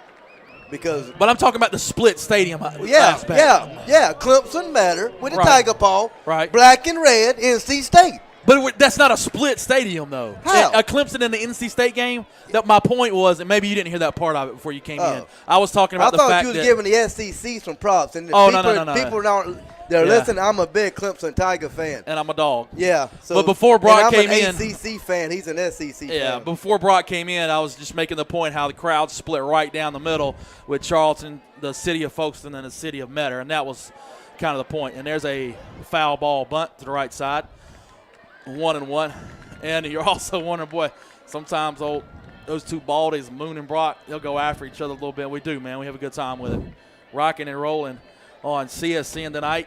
Moonlighting for CSN. Thank you so much to Adam Bell and CSN for allowing us Low Country Radio folks. And Freddie Howell let us loose tonight. He said, hey, go get it, boys. Freddie Howell is the EMS director for Bryan County and the owner-operator extraordinaire for Low Country Radio. And we're the flagship station for Richmond Hill Athletics, and we do several other coaches' shows. And now we've got South Effingham and Bradwell signed on for football season to broadcast all their games. But tonight, it's about the Charlton County and the Tribe Country. 2 balls, 2 strikes, that bunt, foul back. And I'm like you, Brock.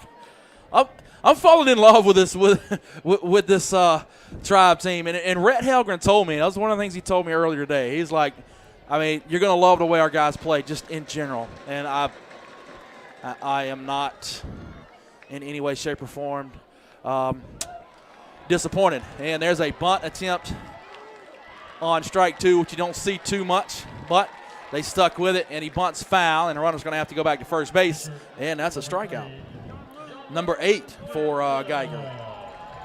That's a big strikeout because that's the 3rd time tonight that Metter has gotten their first base runner aboard. And both other times Metter scored. 1 run back in the first inning and 2 runs in the 4th. And here in the 3rd was the 3rd time their leadoff man reached base.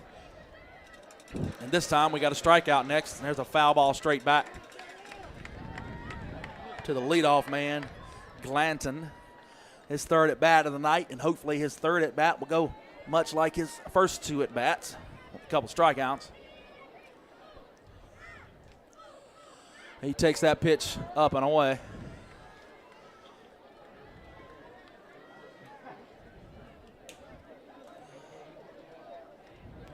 One ball, one strike, one out.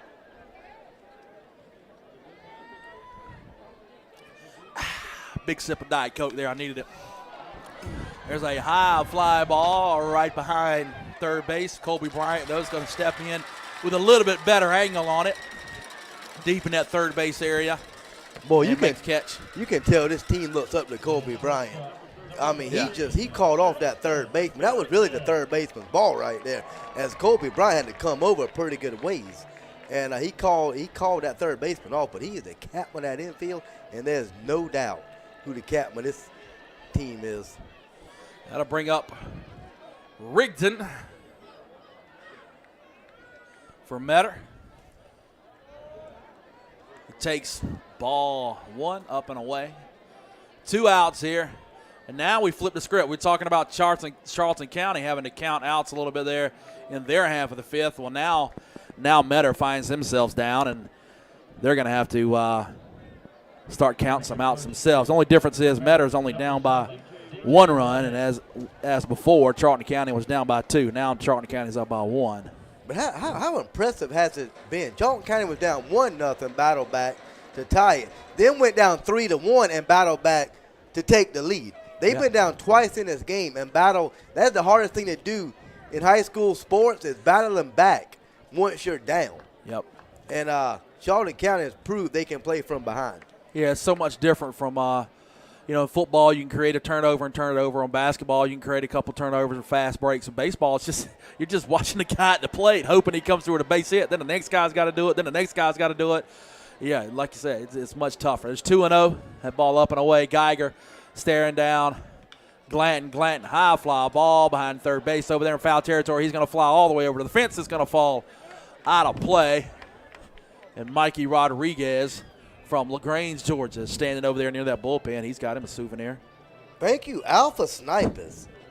Love the job Adam does, and these guys broadcasting are fantastic. Feels like listening to a Braves game on the radio.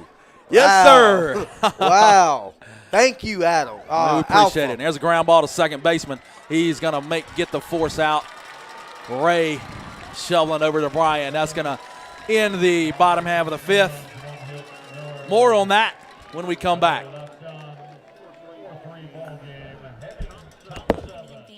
United First Credit Union has been helping people afford life since 1943.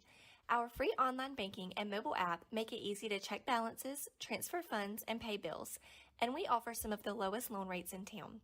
Joining our credit union is easy. We are conveniently located at 3773 2nd Street South in Folkestone, so stop in and experience the credit union difference. Federally insured by NCUA and an equal housing lender. West Folkestone Auto Supply is a proud sponsor of Charlton Sports. For all of your auto and big truck needs, go by and see Sammy and his staff today. They have everything from lawnmower blades to parts for big rigs and heavy equipment. CarQuest Folkestone Auto Supply is located at 4439 2nd Street in Folkestone, Georgia. For all of your parts and accessories, it's CarQuest Folkestone. Go Indians!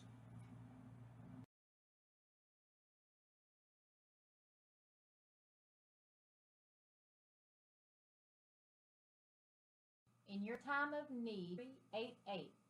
Shepherd Robertson Funeral Home says go Indians.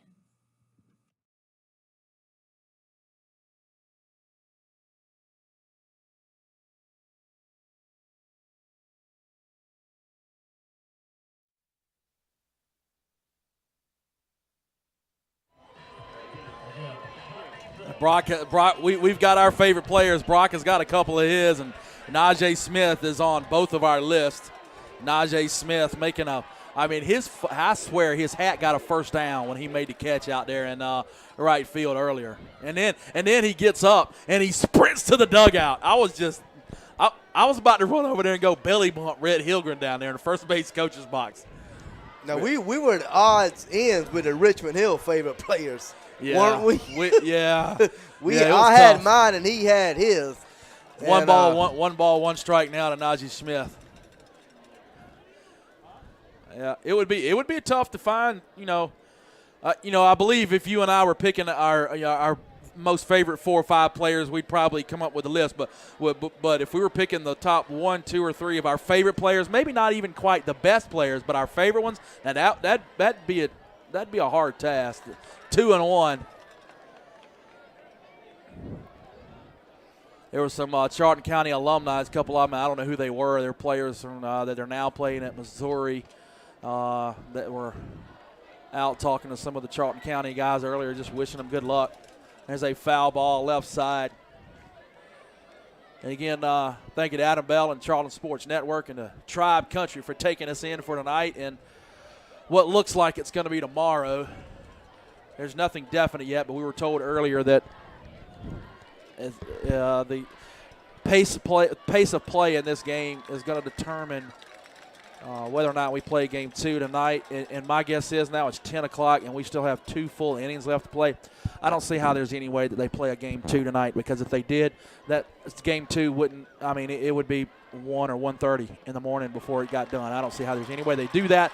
Ball 4, Najee Smith takes off the shin guards and half sprint to first base. What do these kids got to do tomorrow? They not going to class. They staying right here. So why not play it tonight? But, I mean – these fans aren't going nowhere. Yeah, can stay. They can play at 2:30. These fans are not going anywhere. Oh, I'm not saying they're going anywhere. I'm just saying at some point, fatigue takes over, and you don't want a state championship game.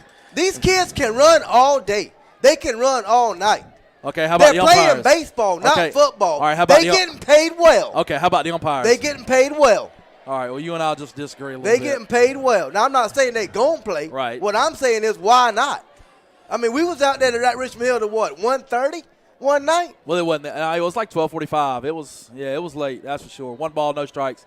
I guess the only difference there is that was a situation where that was going to sometimes you want an umpire. They might want to go ahead and play. If you said having to come back tomorrow, they might have plans tomorrow night, only planning to do that one game.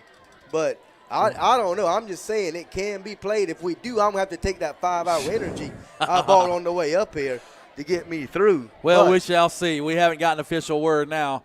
But for Charlton County fans, we got 2 balls and no strikes now to Cole Crawford's in there now, and we are up 4-3 here in the top half of the 6th inning, which I will fix now.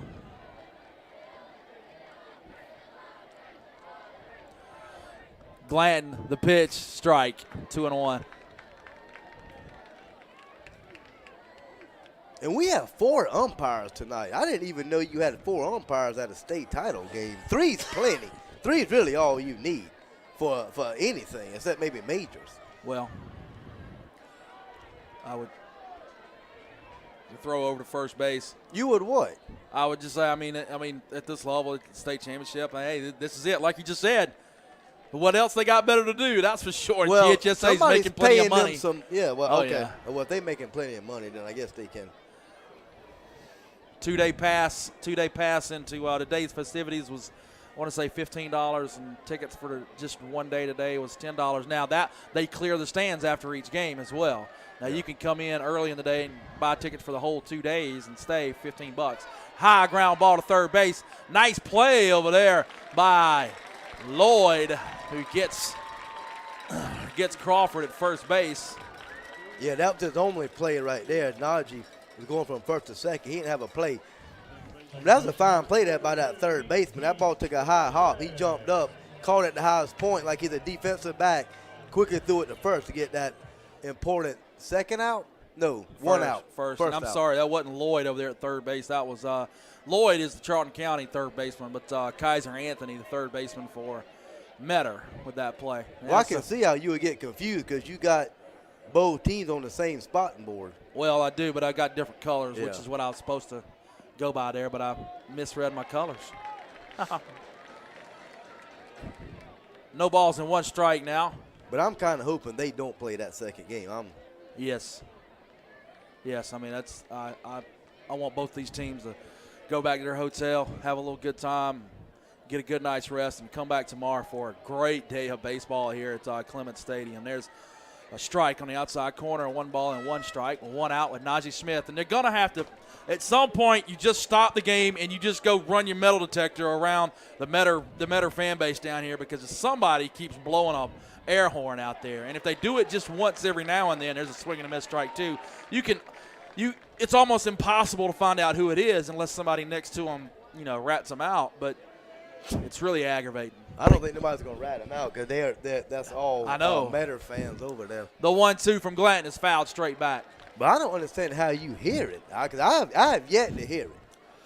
And we got these headsets on, we got glass, Yeah, and somehow you can hear it. So I know the coaches from Charlton can hear it, and they the ones that's got to bring it to the umpire's attention. Yeah, the Georgia Southern PA guys had to make an announcement, not every half inning, but about every other half inning, which would be once an inning, and it's been aggravating to hear the air horn continue. Now, it did slow down, and right before the game and in the first inning, it was just constant. But it did slow down, but now we got a couple sneaky fans in there just trying to be smart alecks, and there's a throw out to second base, and they almost get Smith.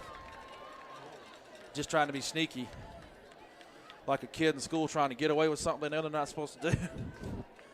That's all that is with whoever has that air horn. Hey, if you're listening on CSN down there in the stands, do some work and look over there to your left at Metter fan base. See who's doing it. The ball high, 2 balls and 2 strikes.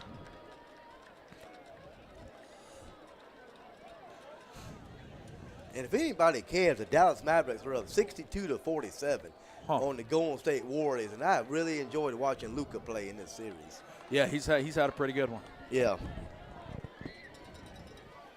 It's just a shame that the Warriors can clinch tonight if they win. But anyway, back to baseball. That's one thing Charlie and I do is get off the subject on other sports quite regularly. Yeah, but we only do it when the game slows down a little bit, and it's slowed down a little bit. Glanton with a strike 3 there on that inside corner for the second out. For the first time tonight, the game has slowed down just a bit. You're right. It did. You didn't miss anything there. Yeah, so the Mavericks up 62-47 on Golden State as Boston and Miami are tied 2-2. Wade Rutherford, the center fielder, back up to the plate now, the leadoff man. And I got Boston and Golden State. That's what I'm going to take. Going into the final. Yep. Couldn't disagree with that one.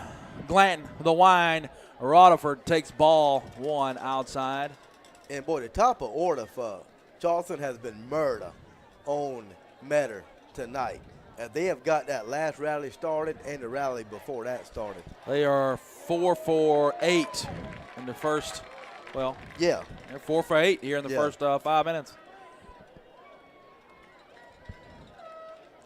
There's that air horn again. Yo, I heard it that time now. You're right. You're right. Yeah. I heard it that time. People might not know the rule, though. Well, the PA guy keeps saying it. Oh. Every inning, he's having to say it. 1-1.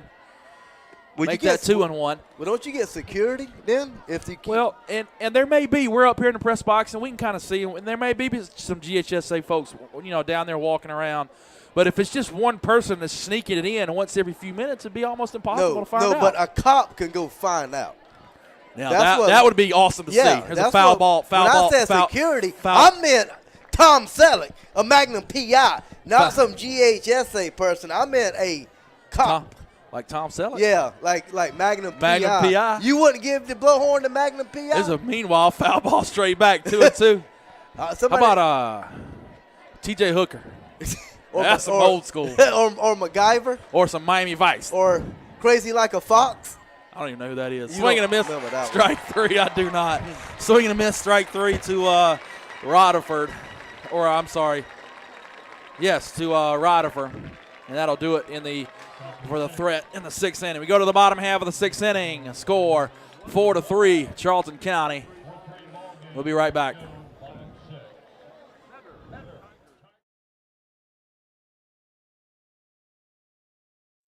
Bennett's, your hometown pharmacy, conveniently located on US 1 in Folkestone, Georgia. They're ready to handle all of your prescription needs. Their friendly and knowledgeable staff will explain your prescriptions and answer any questions you may have about your medication. Bennett's is here to serve our community Monday through Friday, 9 a.m. to 6 p.m., and is proud to serve and support our hometown. For nearly 20 years, Georgia's electric membership cooperatives have made Friday night football electrifying.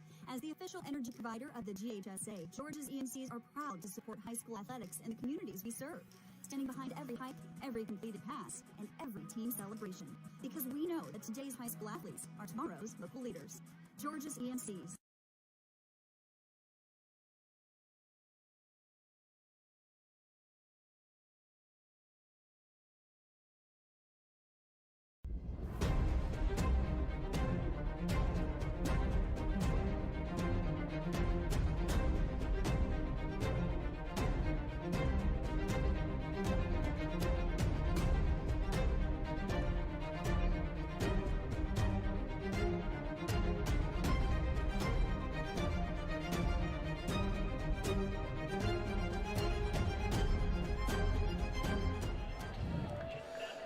And thank you so much to our sponsors. And you heard that conversation because I forgot to bump the mics down. The software is a little bit different with CSN versus what we do at Low Country. It's, the buttons or the software just runs a little bit differently there. 1 ball, no strikes. Coney. So during our commercials at Low Country, we're used to not being heard, but they are here on CSN as long as we don't turn the master mics down. But anyway, y'all don't want to hear any of that tech talk. 2 balls and no strikes. Geiger's already thrown. Well, the third pitch there is going to be a fair ball down that third base line. Coney, oh, what? Well, at first I thought left fielder had jumped on it, but he had a little bit of trouble playing it off that fence, just like the right fielder Smith did over for Metter earlier. Deloach had a little bit of trouble with it out there in left field. And that's one of the things we talked about the play on the college field, because a lot of times in the high school field, that fence is just going to go straight down from behind the plate. Here, it goes straight down past the bag, and then it cuts over, which is a little bit different than what they're used to. So Coney's going to be at second base right now with Anthony coming to the plate. Yeah, how many times do you see that in the major leagues where the right fielder or left fielder try to play that carom off the wall and it fools them? Yeah. So imagine how these high school players feel. I got an interesting quote here in the chat I want to. Fastball right on that inside corner, 0-1 to Anthony. Kyle Cruz says if they run game 2 tonight, Charlton will bring it home, and I agree. I think if they were to run game 2 with the momentum that Charlton has going for them, I think that Charlton would win it all if they win this one. Oh, I agree with that wholeheartedly. 1 ball, 1 strike. Oh, I definitely agree. The winner of the first game, they're like, I don't care what time it is. We're playing the same game. Yeah, but, he'd probably have a different opinion. Or it wouldn't be a different opinion. It would just be the teams would be flipped. Yeah, there's no doubt in either one of my mind. That's one thing that Brock and I, the two Baldies, brothers from another, would definitely agree on. The winner of this first game, whoever it is, Charlton or Metter, is a timeout in the field now. They want to play tonight no matter what. But I think the GHSA is, it's 10-13 now. We've still got a full inning and a half to play, and the pace of the game is slowed a bit, which is usually what happens late in the game. You got a little bit more thought process going in, more clutch situations. Metter calls a timeout. They talk to their guy, Anthony, there for a second. And Russell goes out and talks to Geiger for a second. And the game kind of slows down a little bit. I think this inning and a half it's going to take a little bit longer to play, and I'm going to keep this but that's a tying run out there at second base here late in the ball game. So the timeout's over. Anthony steps back in the box. Geiger goes from the stretch, takes a quick peek back there at second base, back to the plate now. Nope, he's going to wheel around and try to get him at second base. Pretty close, but Coney gets in there.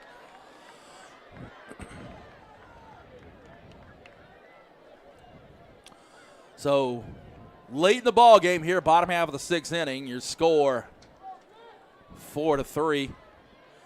And I'm going to make a capital letter. There's a line drive, base hit up the middle. It's going to be a base hit. Coney's going to round third base, and a good throw.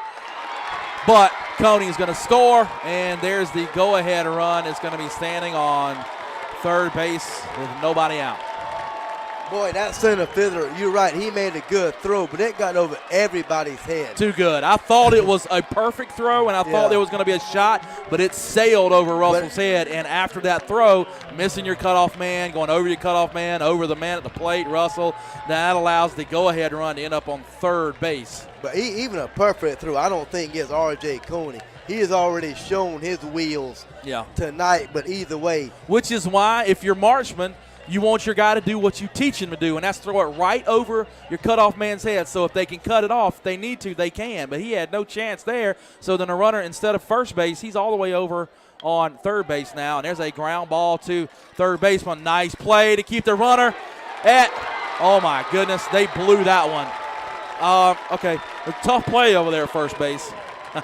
We're going to have runners at first and third now. That's the point I'm asking. Why have 4 umpires if you're going to blow a call? Tough play over there. I mean, tough play seriously. over there. Well, yeah. Okay, why you going to have 4 umpires if you're going to get a tough call? Yeah, tough call. Runners at first and third now. Because you said it was. I wasn't watching, so I didn't see it. It was a bang play. It was a tough call. We got runners at first and third now. And Marchman having a little discussion about the after game plans of the first base umpire. Now that's done. But either way, Mater's got something working here. Yeah, runners at first and third. And that pitcher, if somebody can put in the chat box, if they own Game Changer, CSN, I know the number of pitches. Okay. That the pitcher's thrown. We don't have a count. I gotcha. Next pitch on the way from Gant Geiger, and that's a strike. And we said it earlier in another spot, is you want your pitchers to get outs, pitch to outs, but in this case you want your pitchers to pitch to strikeouts. We need one here. And Charlton County's got their infield brought in. No choice. But they're not as in as I always. They're still on the dirt and not on the grass. We'll see where they end up after they creep. But yeah. Pitch on the way, and he's going to take second base, fake the throw, and he's going to try to get him over at third base. They had a shot over there, but runners are now going to be at second with Anthony and Coney at third base with nobody out here in the bottom half of the 6th inning. 4-4. That was a great play by the third baseman, Connor Lloyd. Yep. They had a play on. The runner stole second. The catcher faked the throw to second, through the third, and about went to left field if it wasn't for a great play by the third baseman. And that ball gets away. It does. Gets away from Russell. He gets back, gets it to Geiger. Throw to home, and there's nobody there. Well, it gets away from Geiger, and a run scores. And now Anthony is at third base, up 5-4. And there again, nobody was backing that throw up. When the ball got away from the catcher, he throws it to the pitcher who's covering home. The ball gets away from the pitcher, goes to third base. Nobody's backing it up. Fortunately, it didn't hurt Charlton in that scenario like it did earlier in the game. But either way, you got to run on third. And is that no outs? 2-1, no outs, and there's a fly ball out of play over in the bullpen. Yep. Now, so what's the most important thing here, Charlie? You wear the color cap. Getting the out or getting the runner at home? At this point in the ball game, you get the out. You do everything you can to take the run at home. So you're not going to concede out for the home. run? Right. Okay. No. Because the floodgates could open. Right. If you don't, if you go home here and don't get him. And if this was the third or fourth inning, maybe different, but not in the bottom half of the 6th. Now down by 1 with nobody out. Yeah, there's a curveball. Yeah, it's curveball, a little inside, and Hall's going to go down to first base. Now, do you play double play depth, or you still work on the runner at home? You got to, at this point in the ball game, you got to keep that infield in. Marchman's going to call a timeout and talk to his staff. Yeah, good timeout here by the head coach from Charlton County. Great timeout, much needed timeout to settle his players down. But I tell you, Charlie, he's taught some strategy now. First and second matter. First and third. First and third, exactly. No outs. Who's at bat? Haddon, and he is 5-3 and a 6-3. Grounded out to third and grounded out to short. Batting in the 7th spot. So yeah, I'm like you. That is the toughest play to make. Is the one at home. It's not a forced play, but I really think you got to make it. And and expect the runner on first. to go ahead and break to second. It's interesting to see how they're going to play that.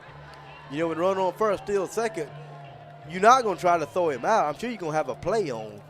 But let's see what happens here as Charlton County's got to find some way to get out of this jam. Haddon is going to step in the box now. And like I said, he's grounded out to third, grounded out to short so far tonight. The first 2 at-bats. Geiger to pitch, strike down the middle. Well, that's what they need. Here's a strikeout. I mean, they literally got to have a strikeout to hold Matter at bay. He's got Charlton infield playing back in double play depth.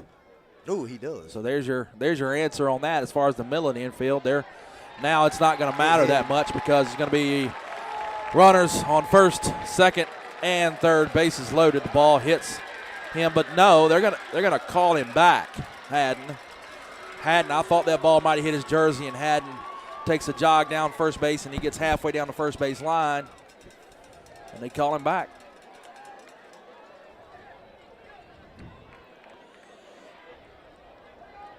So the count's going to be 0-2 with no outs, 5-4. If we've ever needed a strikeout here, Charlton County, Tribe Country, you need it right here. There's a swing and a little looper to first base. Cruz is going to glove it, and he's going to get the out at second base. That's the best play he could have made because it was such a squibber off of Haddon's bat from third base. Coney scored pretty easily. Good play by Cruz. But Cruz got confused there. He looked, and if he would have made it initially, he might have got that double play because Haddon don't run well. But he thought about going home, then went to second. If he would have made that initial throw to second, I think they could have doubled him off. It would have been possible, yeah. And the coach for Charlton County let him know about it, too. There's a fly ball on the infield here, halfway down that third base line.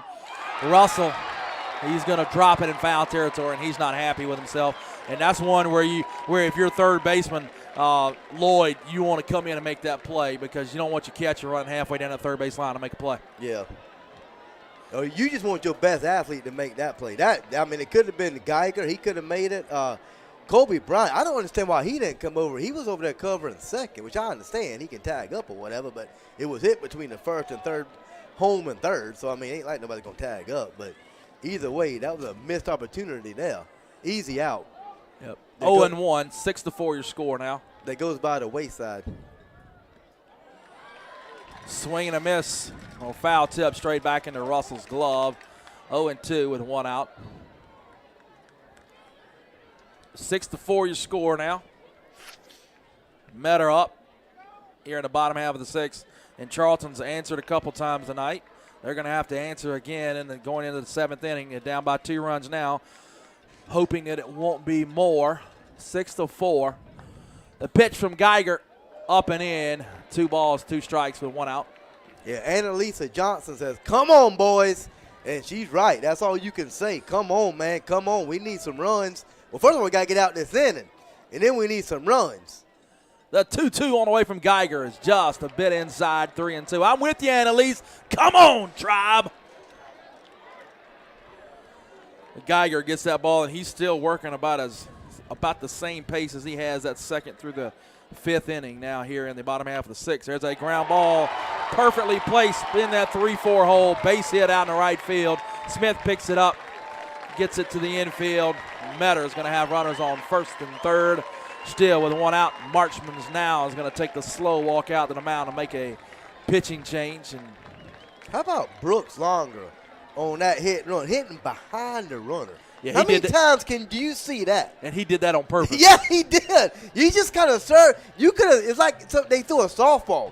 And he just went to right field. He waited on it, and that might be the best piece. And we've seen some ropes from Charlton County and Metter, but that might have been the best piece of hitting that I've seen tonight. And I'm thinking the same thing you did. That wasn't luck, accident. He meant to hit behind that runner on the hit and run. And Metter is really kind of blown it open here.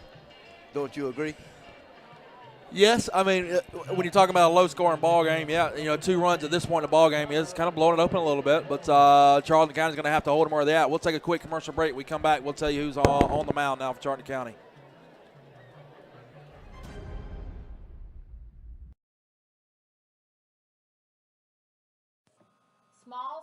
Learning and Child Care Center and owner and director Christy Smith Blake would like to give a very special shout out to Najee Smith. Small Smiles and Christy wish Najee and the Indians the best of luck versus Metter. Go Indians!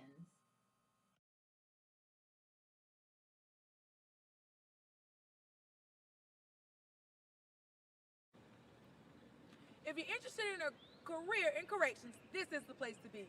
Geo Group, Folkestone Ice Processing Center. We have great benefits here. Great benefits, overtime as needed. All new hire officers make $20 an hour, plus $4.23 in health and welfare. After 6 months, you get bumped up to a 50-cent raise, so $20.50 plus the $4.23 on the health and welfare. After 2 years, you bump up to $2.25, $22.25 plus the health and welfare too. We're hiring, always hiring, and we are having a job fair at Doubletree by the Hilton, 2101 Dixie Clipper Drive, Jacksonville, Florida. Monday and Tuesday, May 23rd and 24th, 9 to 6.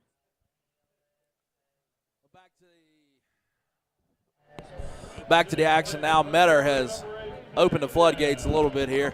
Now, with what was a low-scoring ball game there until the 5th inning when Charlton went ahead with scoring 3 runs, and now Metter has answered with 3 runs of their own in the bottom half of the 6th to take a 6-4 lead. We got runners on 1st and 3rd now with the 9-man in the order, Deloach at the plate, and Connor Lloyd, 9.2 innings on the year, is on the mound now. Connor with a 3.6 ERA, 1.76 WHIP.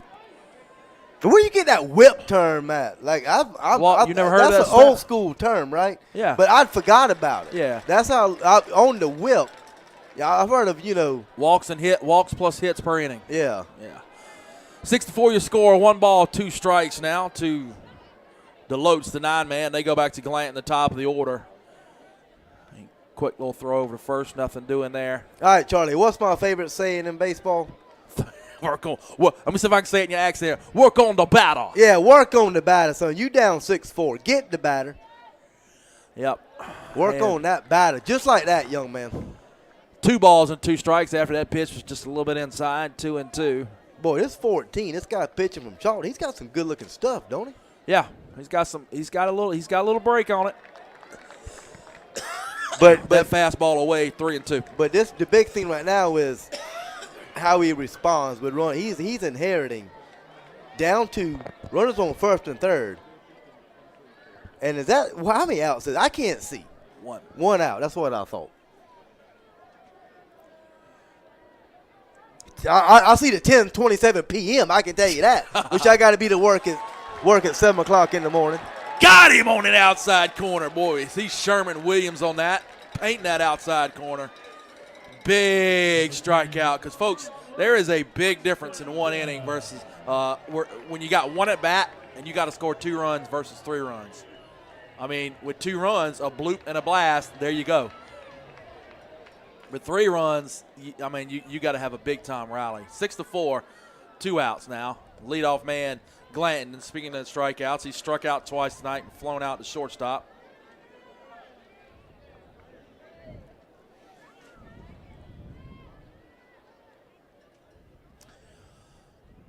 The pitch from Lloyd on the way, right on that inside corner. 1 ball, 1 strike.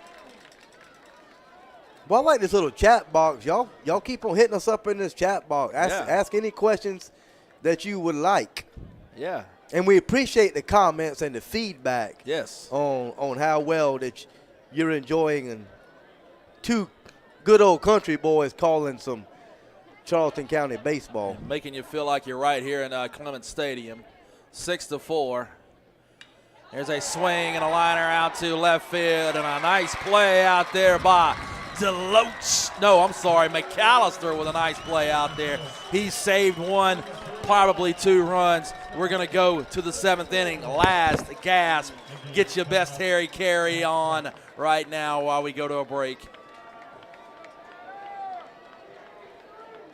What to do if you're interested? Go ahead and apply. Just go ahead and apply online if you're thinking about going. To expedite the hiring process, bring your driver's license, social security card and birth certificate, diploma or GED.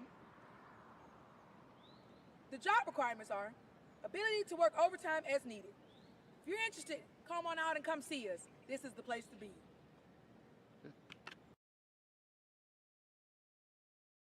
Pier 6 Seafood and Steakhouse, located at 853 South 6th Street in McClenny, Florida. Steaks cooked to order, seafood just right, fish plates with all the fixings, hamburgers all the way, fries and more. Go see old Salty and tell them CSN sent you. Pier 6 Seafood and Steakhouse.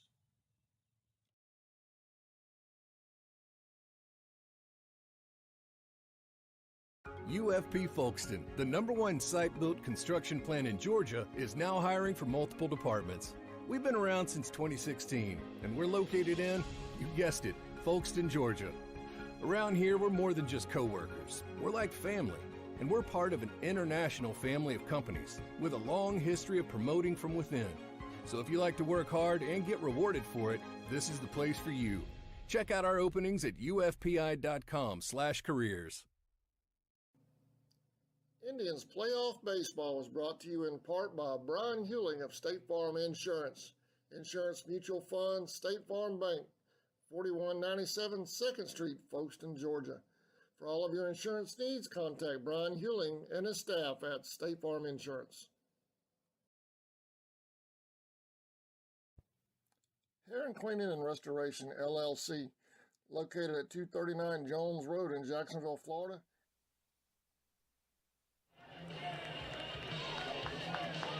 Sean Russell coming to the plate now for Charlton County. Last gasp hope here. Russell, the two-man in the order. He's striking out. And he got a double and a base knock RBI back earlier in the game. And a new pitcher in the ball game now for Metter, Sean Bragg. Let's hope he's not bragging after this game, hell. And there's a shot out to left field. Let's see if it gets the left fielder turnaround. It does! And Russell is going to scamper around first base and end up with a stand-up double. So once again, Charlton County trying to answer the call, and the Folkestone folks get up in their seats. And again, I talked about it earlier. I love the scene here at Jack Stallings Field at J.I. Clements Stadium. How you've got the beauty of what Georgia has been able to do. Sure, you've got some coaches out there and a lot of programs that pull some strings with some recruiting and some undue influence, but I love what Georgia has done to try to keep the sanctity. It's against the rules to go find players from other places, and what you see here tonight is the result of that. You've got the city of Metter and the county of Charlton County. You say city of Metter, but there's only one school in Candler County, so you can say city of Metter / county of Candler. So it's just beautiful seeing both small town communities converge here in Statesboro, Georgia. Out of second base now, a pinch runner came in. We'll try to get that number in a moment, but Kobe Bryant is the man at the plate now. How would you like to be Eric Bragg, getting welcome to the game like that with a stand-up double? But I got to say something to Alpha Snipers. Any recommendations on getting started with sports broadcasting? Give him a quick one. Find somewhere to get experience. Hey, tell him to hit me up on Messenger. We'll talk about that later. Ball outside. Tell old Alpha. Just tell Alpha Snipes to hit Low Country Radio up on Messenger, and I'll be glad to get a contact number with him. Or give us a shout-out line. Our shout-out number.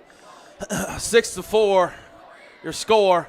There's a foul ball out of play. Alpha Snipes, if you're listening, you can call our voicemail, our shout-out line number, 912-250-4841. Again, 912-250-4841. One more time, 912-250-4841. Leave a message, and I'll talk to you. 2-1 now. Bragg, pitch on the way. Make that 3-1. So a critical spot right here, Brock. 3-1. Bryant at the plate with no outs and a runner at second base. Yeah, the most important thing right now, well, I was going to say get the winning run to the plate. But we got to tie the game. But the tie run's got to get the first, which will bring the winning run or the go-ahead run. Bragg, the pitch. There's ball 4. So there we go. We've got the tying runs on base. I was about to say Indian country, but it's tribe country, as I was educated earlier today. And Bragg and Hall are going to get together on the mound, and the Metter infield is going to converge. And I'm assuming, and I really hope I'm assuming right, that John Luke Glanton reached his 120 pitches. And we can ask our PA box next to us. They'll know, because they'll know that pitch count. Let's see if we can find out. Because this Bragg has given up a double and a walk. See if we can find out over there next door. They can tell us. We haven't been able to keep up with a pitch count, but 6-4 is your score now. And the first two batters for Charlton County have reached by way of Rutherford with a double. With Russell with a double, and Bryant with a walk. And that'll bring up Geiger. So did they tell us? Well, he didn't exactly know. Okay. He said it was up there, which we already knew. He said gotcha. he said 118. Okay. Well, it was right at it. We'll just leave it at that, and that's why he came out of the ball game. So Wheel and a throw around to second base, and he gets back easy. Boy, this Bragg is rattled. He is shaking. He is rattled, and he is not wanting any part of the top of the lineup for Charlton County. If this was the Richmond Hill game, we already know we could close our eyes and call what the sign here would be. It would be a bunt. I mean, because they're going to bunt all the time. Yeah, and they do it so well. But we don't know with Charlton County here. We'll see. Runners on first and second.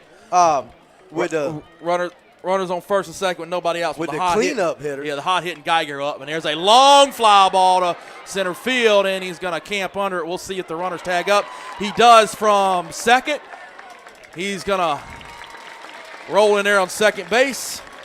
From second base to third but goes Russell, and Bryant's going to hold up at first base to bring up Cruz, Colton Cruz. The hot hitting Colton Cruz, who had a triple. Yep. His last at bat, a generous triple. It might have been a solid double, and he advanced to third on the mishandle by the right fielder. But Cruz is hitting the ball just as well as anybody on this Charlton County baseball team right now. And here he comes. Yep, head coach from Metter is going to take a trip out of the mound. He's not going to make a change here, I don't think. He's going to talk to his infield.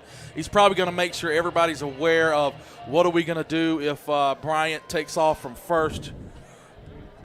I mean, if they think they have Bryant dead to right, they're going to throw. But the problem with that is you don't really know initially, unless it's an extremely late break, almost a delay steal. You don't know right off the bat. I definitely have him at second base. So it's real hard in this situation for the throw to go down to second base. The key is the runner on third base. They got to be careful over there because his run doesn't count. He's got to be careful. No, and boy, that run that Charlton County didn't get on that base running mistake, is looming large right now with the pinch runner on third broke home. Yeah. On that, and it was a candy hot right to the third baseman, and he was dead to right. But you would hope that don't come back and haunt him. But in a tight game like this, every run counts. And we're talking about a couple minor mistakes between Metter and Charlton. What an incredibly well-played ball game.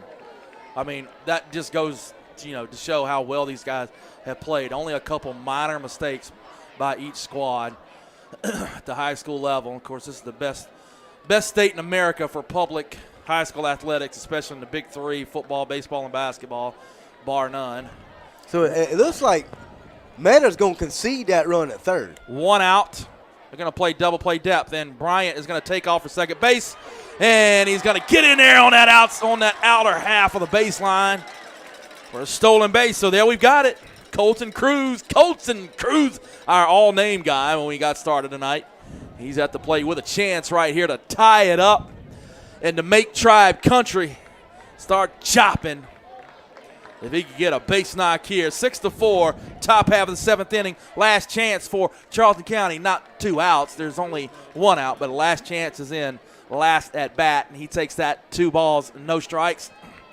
I can't decide whether to sit down or stand up, Brock. Which one should I do? I don't know, but Kyle Cruz is trying to cheer Colton Cruz on in the chat box. Bragg, that pitch up and away. But anyway, boy, this might be Colton Cruz Biggest at bat of his life. If he's had one bigger than this, I don't know where he was. 3-0. He must have been in his dreams somewhere. The 3-0 from Bragg. Cruz eyeing down Bragg, and he smokes that ball into the bullpen out there. That's the only problem. It's in right field. So you got Marchman gives Cruz the go sign with 3-0. Yeah, I was going to ask you what would you do, and I would have let him swing away as well. And boy, did he not turn and tattoo that ball. Unfortunately, it was about 30-foot foul. So Bragg's going to step back on the rubber. We got 2 runners on, second and third. Red Helgen, the first base coach, and Marchman getting a job. Early break there on third base to try to get Bragg, a little off rhythm, and it may have worked because Bragg throws that fastball that didn't even reach the plate, and we've got bases loaded now for Hunter Lloyd. With 0 outs. No, 1 out. Okay, 1 out. I can't see that way back there. But anyway, that's still good odds. Rutherford flew out. Not Rutherford. Geiger flew out to move. And Russell to third. And it sounds a Big Papa in the background. No. It don't get no better than this, does it? Bases loaded. You see the Tribe Country down there. Yes, Tribe Country is jamming to some Biggie Smalls. Look at the PA guy over here. Yeah. And look at him over there. Oh. they all jamming to Biggie Smalls. I know y'all can hear that. That's why we got that background mount. It's always funny to see white people try to dance. Yeah. Especially big white people like me. Bases are loaded now for Hunter Lloyd. Connor Lloyd. Connor Lloyd. He comes in with a .310 batting average and 20 RBIs before tonight. And he's a pitcher record, right? Yes. Yeah. And he's going to take that down low for a ball. So, that's another thing we talked about in the pregame show. When you got a possibility of 3 games in 2 days, you really find out pitching depth. Now, who knows? We don't have stats on Metter. Bragg can have a 0.5 ERA and this just not be his night so far, but we've got to put a couple more runs on the board. There's ball 2. Well, I tell you one thing. If I'm the coach, I'm giving the take sign from here on out. A walk's a run, and Bragg has yet to find the strike zone consistently. So I'm giving the take sign here. Bases loaded. The pitch. There's a soft liner in the right field. Is it going to fall? Oh, no. Right fielder comes in and tagging from third for the 5th run. Was that the right play there? I mean, that right fielder had a heck of a crow hop. He sure did. He caught that. And he hold my breath. And that was short right field. But anyway, like I was saying earlier, they were going to concede that run to make it a 6-5 game and just work on running that first and second. And I think that's the right play because I see 2 outs up there. Yeah, that's true. So I do think that was the right play and the smart play, holding that runner at second. So Alpha, Kyle, we did not get the grand slam. We got a sacrifice fly. So we still need some more hits here. All right, folks from Folkestone and Charlton and worldwide, wherever you are listening in, the city of Metter, the city of Folkestone and your fan base worldwide, they are up here at J.I. Clemens Stadium, here live from Georgia Southern. And whether you're in your living room or on your back patio, you better be up too. It's a check swing, strike 1. The tying run out there on second base, and Najee Smith is at the plate. Next pitch on the way. That's a ball in the dirt, and runners are going to advance. The throw goes down to third base. He does get in there. And, boy, Bragg has thrown 4 or 5 pitches so far in this 1/2 inning that are in the dirt. Another one like that slips away. You got to be on your toes over there on third base. Bryant, at third base now is Cruz. No, not Cruz. Or is that I'm sorry. Not Cruz. You know what? Stop that. I'm just going to situation here. Hey, Grant, and it does. The pitch gets away, and he's going to score. Woo-hoo! Charlton County has just tied it up. That was Bryant. Yes, I was right at the first place. Trust yourself. Broadcasting experience. Bryant scored. The leader of this team and it's 6-6 here at Georgia Southern University. It's 10:44 p.m. They would not go away into that Georgia night. But I tell you, I don't know what that catcher from Metter was thinking. That was not a wild pitch. He tried to glove that ball and got a little lackadaisical with it, and just kind of reached the glove out. But anyway, yeah, we have a tied-up ball game. Yep. I'll fix the score here. 6-6 your score. Next pitch on the way to Smith. And I'll tell you one thing. Charlton County needs all the runs they can get because this Metter team, they have shown that they have a tough batting lineup 1 through 9. Yes. That was a ball, wasn't it? It sure was. Or they called a timeout. Yeah. They did get a timeout. But, yeah, if it wasn't, that was a serious ball because he'd already started his windup and then stopped. So Najee Smith at the plate, the go-ahead run out there at third base. Smith takes another pitch low and away. That's going to run the count full.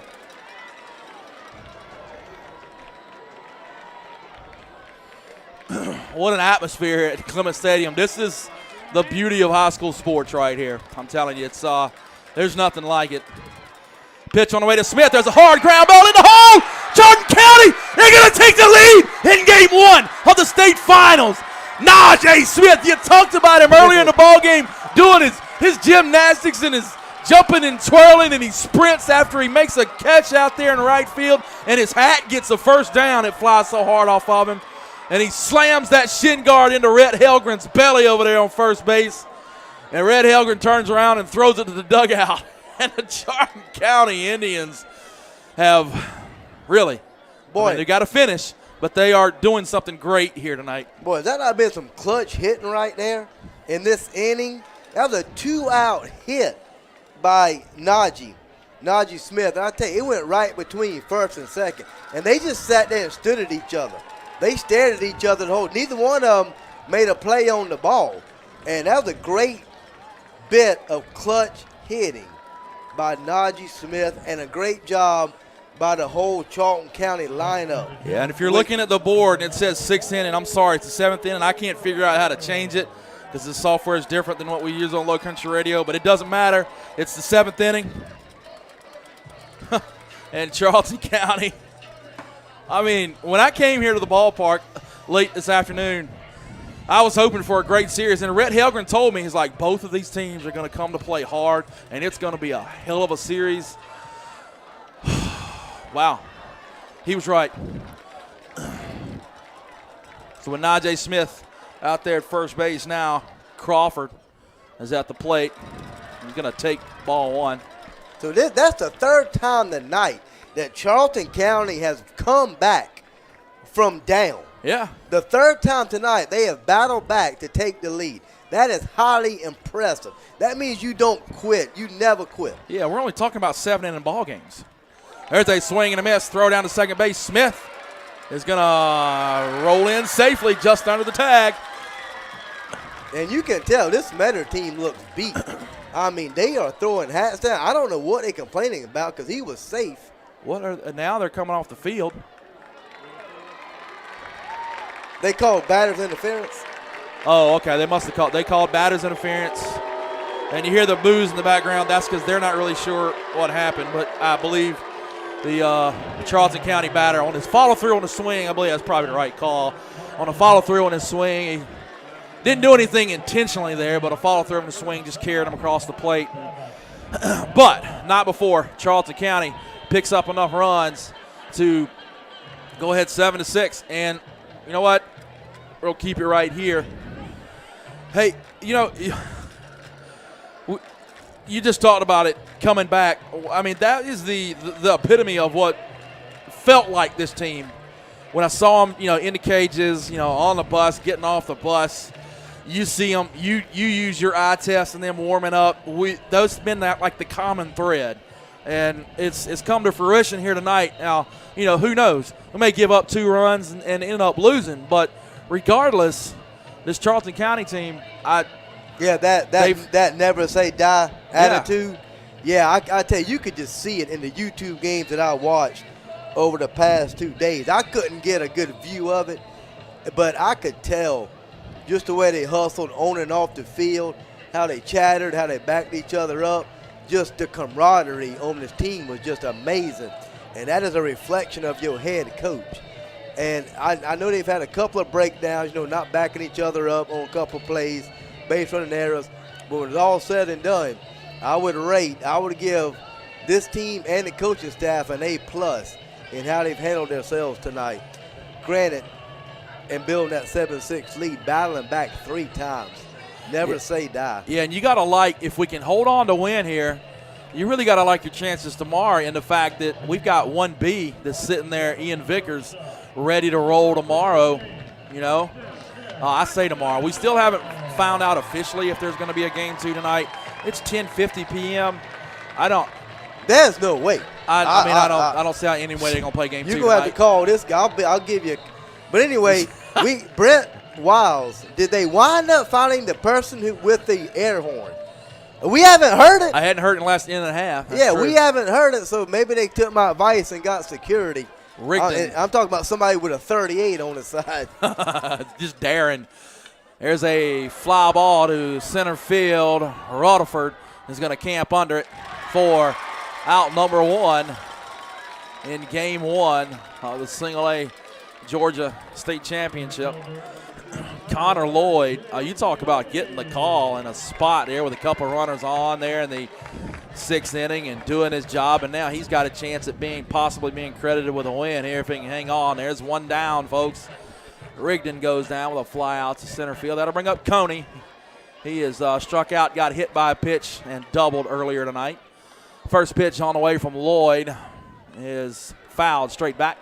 Boy, I tell you, and this batter, Coney has given Charlton County some fits. So this is a big out right here. They need to get Coney out because he has started a couple of rallies tonight.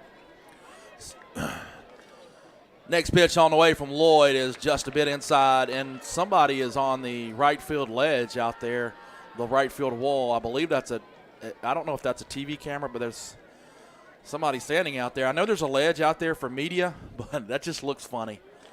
I hope he's okay. I mean, I believe he's fiddling with a TV camera, but that just looks really funny. There's a right field wall here. Third pitch on the way in the dirt, 2 balls and 1 strike. And he's got an orange hoodie on. I don't know. I don't think we really care. All right. I don't know. It just looks really freaky to me. Back to the action now. You didn't miss anything there. The 4th pitch on the way, 3 balls and 1 strike. But what they are caring about, Audrey Zal, is there another game after this? We going to predict no. But we will know more here shortly. But and GHSA right next to us, they don't even know. So we don't know. We're going to stay on air here until we find out. But we do know that that's not what Charlton County needed right now. A walk to Coney. He's going to be at first base. Now to bring up Kaiser Anthony. Kaiser Anthony. Oh, this guy gets hit. Oh, my God. He's 3 for 3 with a double and 2 base hits. And everything has been to the opposite field. Yep. Everything has been to the opposite field. And he is batting cleanup for a reason. He has carried this team tonight. I would walk him. Well, no. I don't know. If there was nobody on base, it wouldn't be a question. But he's the win and run. And the guy behind him, back behind him, is not exactly carrying a big stick tonight. Well, behind him is Jordan, and he's struck out twice and got a sacrifice. And there's a swing and a miss or a foul ball down the right side. Yeah, we have yet to fool Kaiser Anthony with any type of a pitch. 1 ball, 1 strike, 1 out. Coney out there on first base. Charlton County trying to hang on. I wouldn't call it a miracle win, but I'd call it just a mountain climber tonight. We'll call it that. There's a pitch in the dirt. It gets away from Russell. He gloves it, and a throw almost gets away out there at second base, and Coney's going to be at second base. There's that tie and run with 1 out, 2-1 on Kaiser Anthony. Now might be a spot where you think about it would be tough. I don't know how there's any way you walk the go-ahead run on first base, but I seriously doubt it. But we'll see on this pitch here. 2 balls, 1 strike, and Marchman's going to think about it. Marchman's calling time, and I think that's what he's going to do. Yep, he's going to put him on first base. So that's one of those spots where it wouldn't have been a horrible decision either way.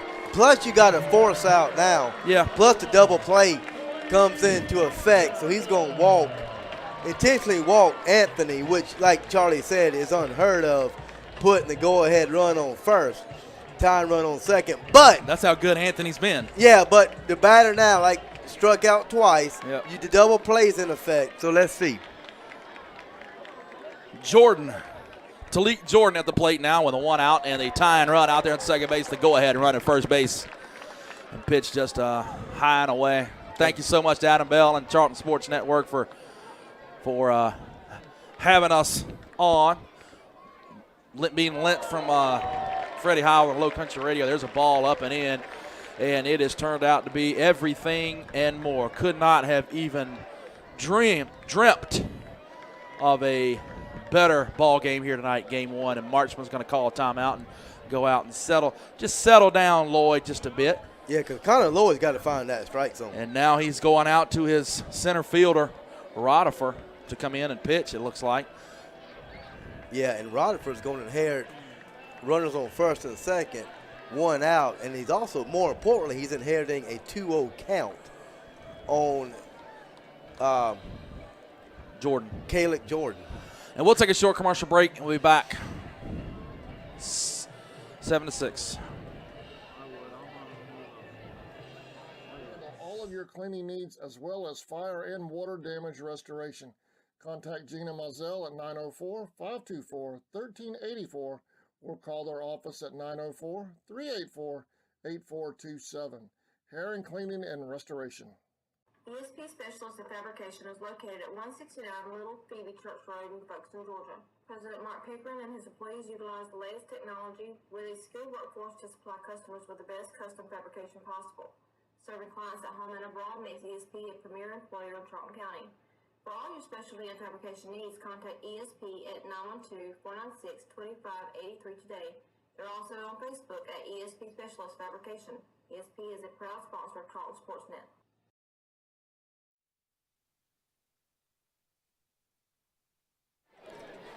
Wade Rodifer is going to come into the ball game. Now 14 innings pitched on the year, 5 appearances. He got 3 starts, 2-1 record, 1 save, only 1 opportunity. So he's made the best of that, giving up 5 hits, 3 runs, 1 earned, 6 walks. He struck out 22 batters in 14 innings. I would say that's pretty good stuff. His ERA, folks, is 0.5. So Wade Rodifer, the lefty, is going to come out.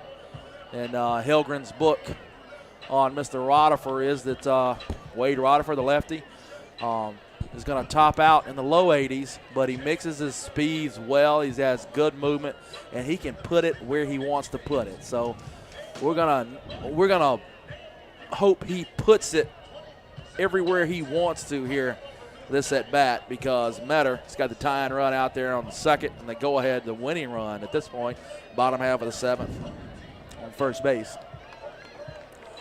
So Geiger went to third base. Nijee Smith went to center field.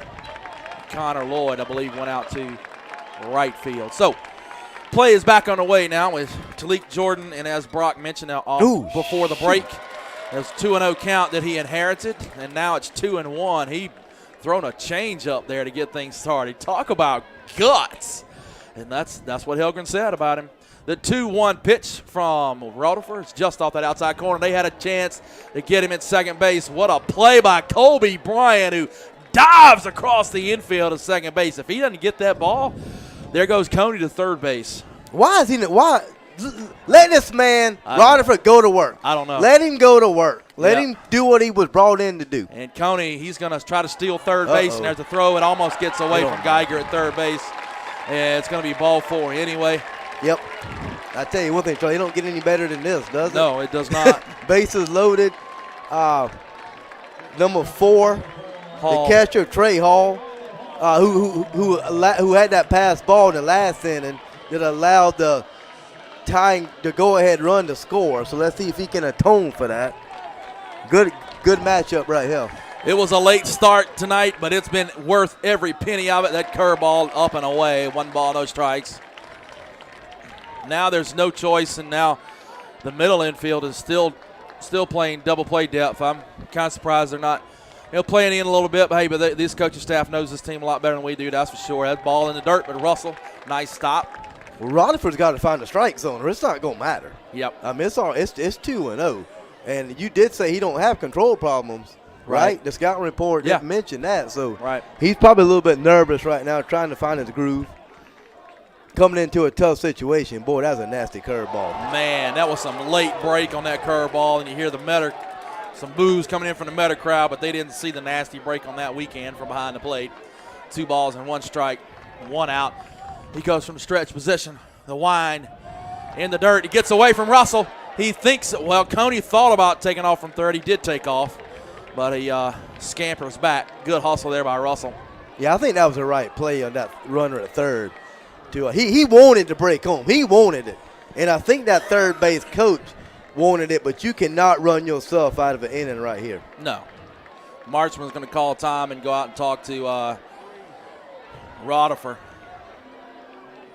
Now, what do you think this is about? I know it's probably, just something basic. I guess. I mean, you going out there now and settling down. You say something to make him laugh, to make him. But you just brought him in, though. Yeah, that's what I was thinking. Yeah. I'm sure he did that when he brought him in, but I guess taking him out. What? He's taking Rutherford out, and then we'll see who he comes back in with. Is he bringing back in the starter? Well, we're going to find out in a minute. Right now, we'll go to commercial break, and we'll figure that out. We'll be back. 7-6 your score. Hanging on by a thread of your Indians. Since 2009, Southeastern Automotive Group has been buying for and selling to most of the franchise dealerships in the area. What if you were able to bypass the big dealerships with the big markups? Buy direct from the supplier.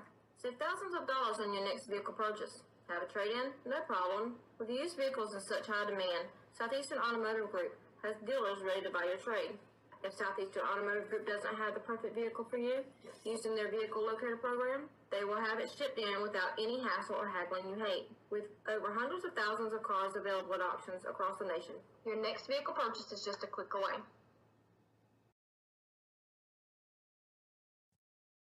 Allen Aldridge Insurance, located in Kingsland, Georgia, is proud to serve the communities of Charlton and Camden counties, offering life, home, car, and business insurance. See Andy Gowan today for your insurance needs. Phone 912-729-7600 for more information. Protecting you is what we do. Gowan Aldridge Insurance is a proud sponsor of the Charlton Sports Network.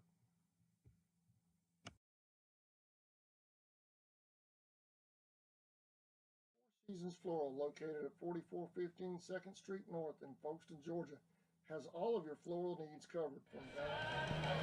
Heath Ray in the ball game now. We were given a stat sheet earlier, and there's no stat for Heath Ray from the mound. My guess is that's just a mistake on the stat sheet, because there's no way that if you're Marchman, you'd bring in a young man that hasn't pitched all year. So my guess is Heath Ray has seen some time, but the stat sheet that we're looking at doesn't have him in there with the pitching numbers. But nevertheless, he definitely has a lot of confidence in Heath Ray here, because he's coming in with the bases loaded 3-1 in Game 1 of the state championships here. Coming to you live from Georgia Southern University, J.I. Clements Field. My uncle and aunt, Uncle Lee Moon and Aunt Debbie Moon, met at Georgia Southern 40 years ago, and the school was, let's just say, a whole lot different. There's a ball outside, and that's ball 4. 1 run scores.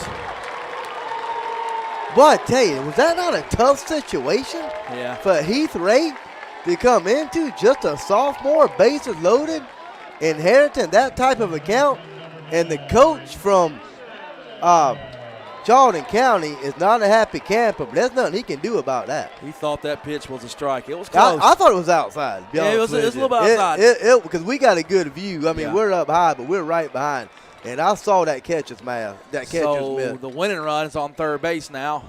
Heath Ray trying to do all he can. Bases are loaded now. The winning run is standing there on third base now. The bases are loaded with 1 out. 1 ball, no strikes. Second pitch is high. So Heath, find a zone, buddy. I'm pulling for you. Tribe Country's pulling for you. I know those folks want to bring a ring back to Tribe Country. 2-0, Heath Ray. The pitch, there's a strike on the outside corner.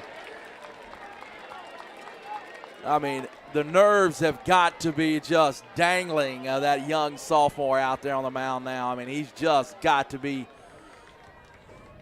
have some serious nerves, but he's working pretty quick out there. Next pitch in the dirt. 3 balls and 1 strike. One more pitch like that, and we're going to have a game over, right? Yeah, it'll be a game over. We're going to have a Metter winner. I'm giving him the take sign. I'm giving the batter for Metter. Haddon. He's taking all the weight with a 3-1 count. Bases loaded, 3 balls and 1 strike. Crowd up for Metter. There's a foul ball straight back. The guts of Ray to come in and just fight out there. So I tell you, 1 out, and the Charlton County Indians are playing. Here we go. Even with the bags. Heath Ray, the wind, the delivery, foul ball out of play. Yeah, they've got no choice but to play in now. They're not going to try to get a double play here because they've got to get the runner home, because if their run scores, regardless of how many outs there are, that ends the ball game. Ray, the delivery, another foul ball on the right side, so a battle. I mean, these two teams have played their hearts out tonight. And in the final inning here, the last at-bat, this at-bat itself is going down to the wire just like this ball game and every pitch and every inning. 3-2, 1 out. Heath Ray, the wind, the delivery. Yep. Ball four, just a bit low outside. Ball 4. Boy, you hate to see the game end like that on a walk. And do they think they've won the title here? They do know they got. Well, I mean, they're pouring. Go ahead. I'm looking at it from a coach's standpoint. I know. You look at it right from a fan. Yeah, they're just. I mean, I can understand celebrate, but not bringing Gatorade out there to throw in the player. You saw the Gatorade? Yeah. Was that a cup or? That was cups of Gatorade about. So I'm assuming we're not going to have what are they? Is that a tradition there or something? They're flicking the lights here. Yeah, that's the Georgia I Southern thought they thing. was cutting them off so we could all go home. But anyway, guys, Metter. No, I thought that was a little excessive celebration. My guess is the only reason they did that was because it was a walk-off win. Yeah, if it wasn't a walk-off win. But it wasn't like a walk-off hit. The dude just walked. And it wasn't no dramatic fashion. Right, yeah, I hear you. God, you and I could have walked in. But anyway, tough loss for Charlton County as they battled back 3 times, down 3 times in this game. We're gonna battle back. We're gonna go to a commercial break right now. Hang on, don't go anywhere, folks, because the question has been coming to us whether or not we're gonna play game 2, and nobody knows yet. The coaches are getting together, talking with the GHSA official right now. We're gonna go to a commercial break right now. The entire world wants to know if game 2 is gonna be played. It's 11:07 p.m. Eastern time right now. Please say no. We'll be back.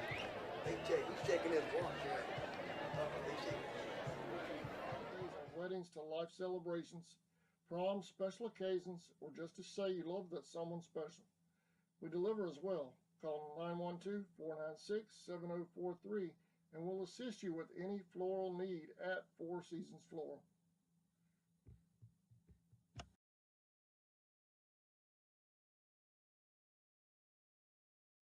Looking for a custom gift or merchandise for yourself? The Crafty Beard has you covered. They specialize in creating one-of-a-kind designs to fit your needs, from custom tumblers to phone cases, apparel, and more. Outfit yourself with game-ready gear by contacting Stephanie at the Crafty Beard. Go Indians!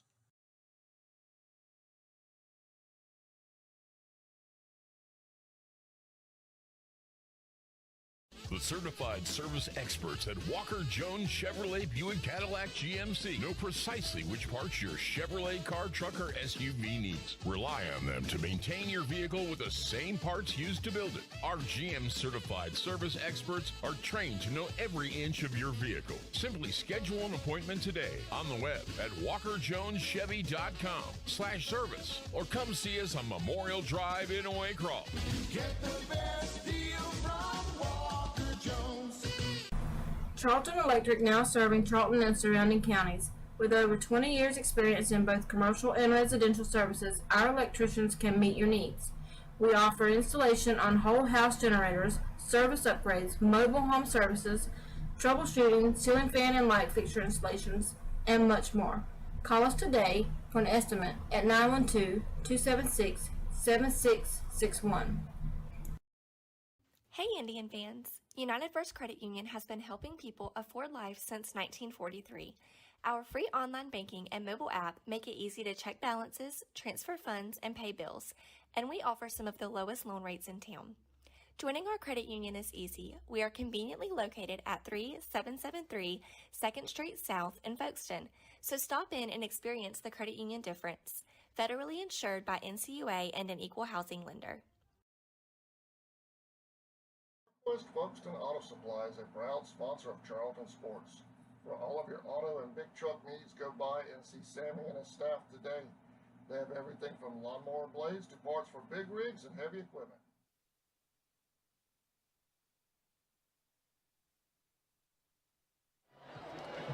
Okay, y'all, welcome back. Next game is at 11:35 tonight.